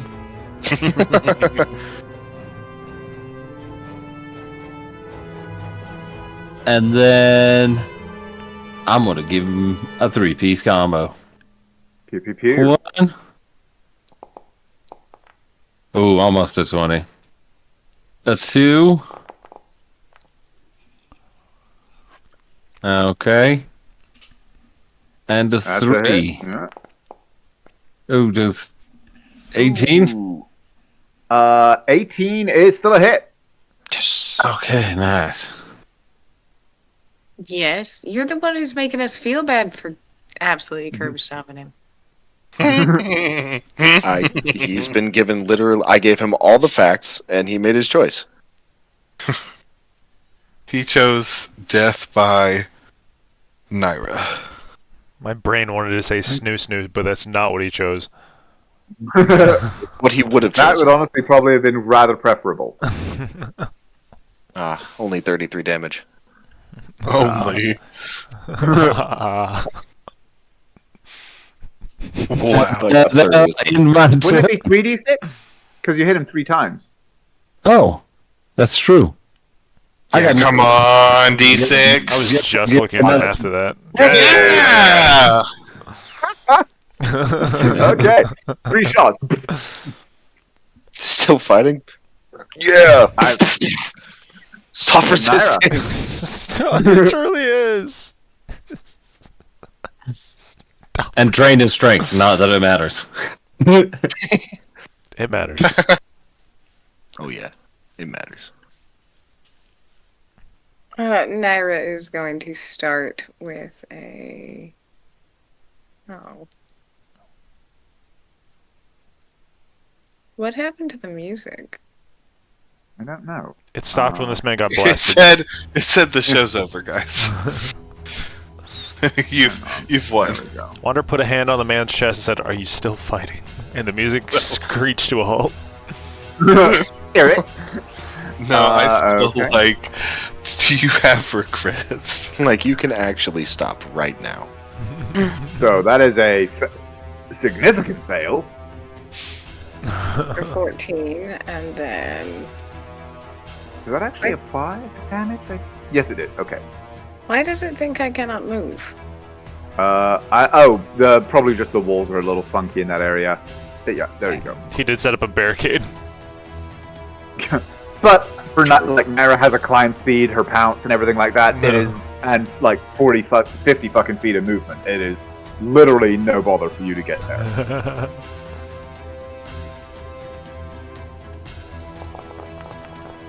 Oh, so close. But So close to it. I thought it was gonna roll over onto it. I did too. okay, he's still just on his feet. He gets his turn. Let's go.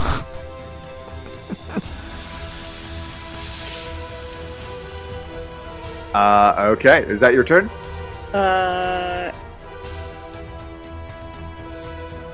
Can I? I'm gonna bonus action try and shove him out of the booth.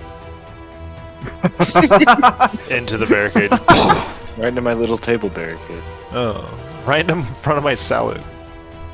Right in front of my salad. Okay, what I'm going to do is I'm going to give him advantage on his saving throw.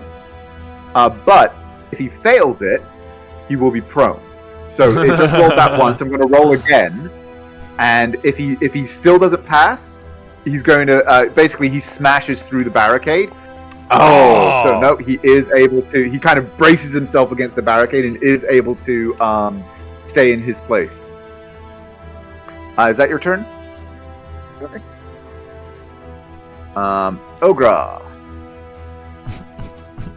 He is going to bonus action disengage.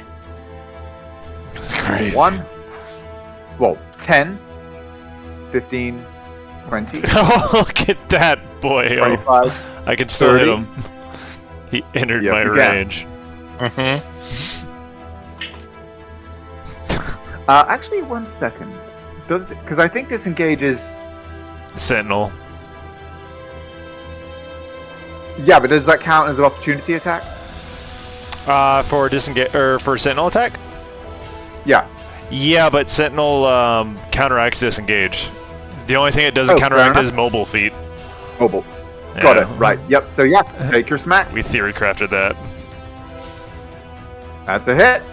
Oh boy. Bye-bye. He tried. He tried to run. Stop resisting. Stop resisting.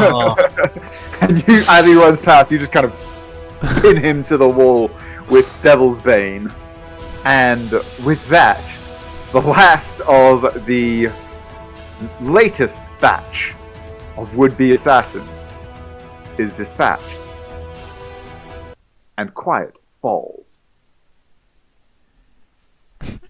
God. As soon as the body hits the floor, Midnight's just gonna run up to this window and look out and see if, like, there's any people coming towards the longhouse. Actually, from what you can see, the town seems almost entirely deserted. I think I hate that more.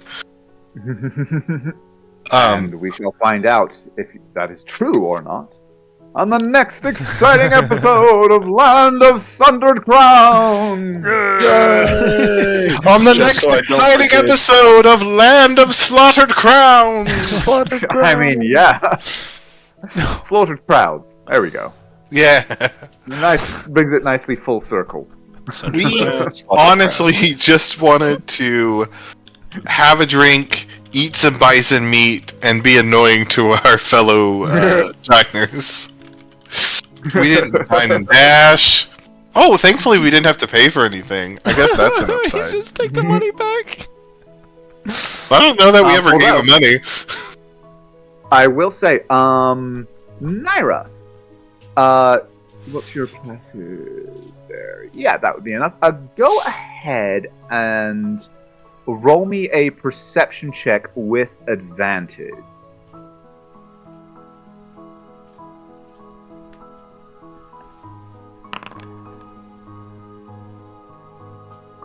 Okay. The appearance of the Ice Devil scattered this furniture, including the tablecloth that was laid on the table that you were eating at. Oh, that's why it had a tablecloth. You, as the only one among the group who is proficient with Arcana, notice that the underside of the tablecloth, strangely, is the side that was apparently patterned.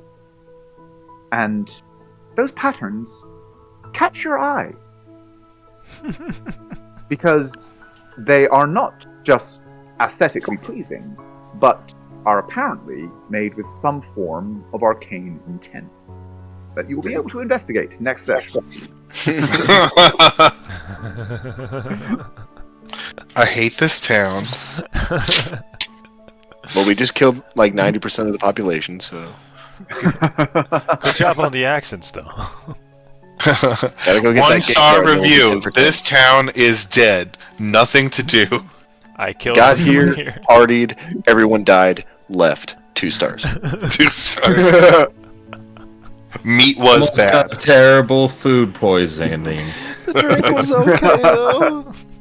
Not sure if the alcohol or the meat poisoned me. Don't care. I cannot believe you all got over 20 on that. It was a DC 18. I felt Oh sure my I was God. going to get it. Was it going to be a At sleep? least a couple of you. Was it going to be No, a sleep as- or like an exhausted or? You'll never slow? know. Oh yeah, you're right. I'm gonna tell you Damn right it. now, that inspiration that you gave us like literally 2 minutes before, because my first roll was a 4. Yep. What would have happened? Like, Nope. what would have been our We'll never know. I'll disability? never tell. Well, fine. We'll find out. We'll make our own poison. It was What? a long goodbye. He's got that water right there. Go ahead, drink it. Stand Yeah, away go from ahead. it. I mean, yeah, you could. Like, there's still plenty of meat and stuff scattered around. You can get. You know Go what? for it, We go can and start drink eating. it, Bring that if ring you're over really here. that curious. Bring that ring over here. We can bring one of them back and see what it does. Yeah, he just waits there. He's like, Here, have a drink. He's just like take a Waterboard. funnel down and click. Chug, All chug, right, now chug, let's wait and chug. watch. if you live through this, you get to live. If you live through this, we'll make it quick. If you don't, well, you'll already be dead. Wait, he's drowning. Stop, Wander. He can't breathe. Wander. I will say, when the ice devil first came up, because it had those like plates, I thought it was metal, Mm-hmm. and it took Well, me a that's while. awesome immediately. I thought it was like this, like until I realized and like looked I at it. had My the first reaction same was, "Oh exact God, they thought. summoned the seal predator." I was like, no fucking way this man just made a variation of the predator species. Or like the steel predator subspecies. Dear God. Well, because you guys actually know the steel predator isn't actually a construct. It is actually like it's a being Yeah. just from another Mhm. plane. Yeah. So. I know that's because you said summoned, like, because that's what, like, and now a creature summons, and I just saw plates, and it looks kind of silvery, metally, and I was like, oh my Mhm. God, what's happening? We're in a bug's life. But holy shit, you guys are terrifying. You guys are fucking terrifying. It's the banishment, man. It's the way, Yeah. the ability to just say, no, your numbers will not win this fight. It's Yeah. the banishment, and then, The having, multi-levels like, of counterspell. Like, Yeah. Counterspell is so clutch. Having two different Holy people who shit, can the counterspell. amount of trouble. Because that wall of ice, that would have fucking changed the game right there if that had been able to go off. Mm-hmm. So the fact that that got dispelled was, It well, was a funny one. let's say clutch. It was We're a funny one. such a killer Oh, target. and then the dispelling of the. I mean, I think several of y'all Oh. might have saved, but the dispelling of the hypnotic pattern. Uh-huh. Oh, yeah. Oh, Because that would have gotten everybody.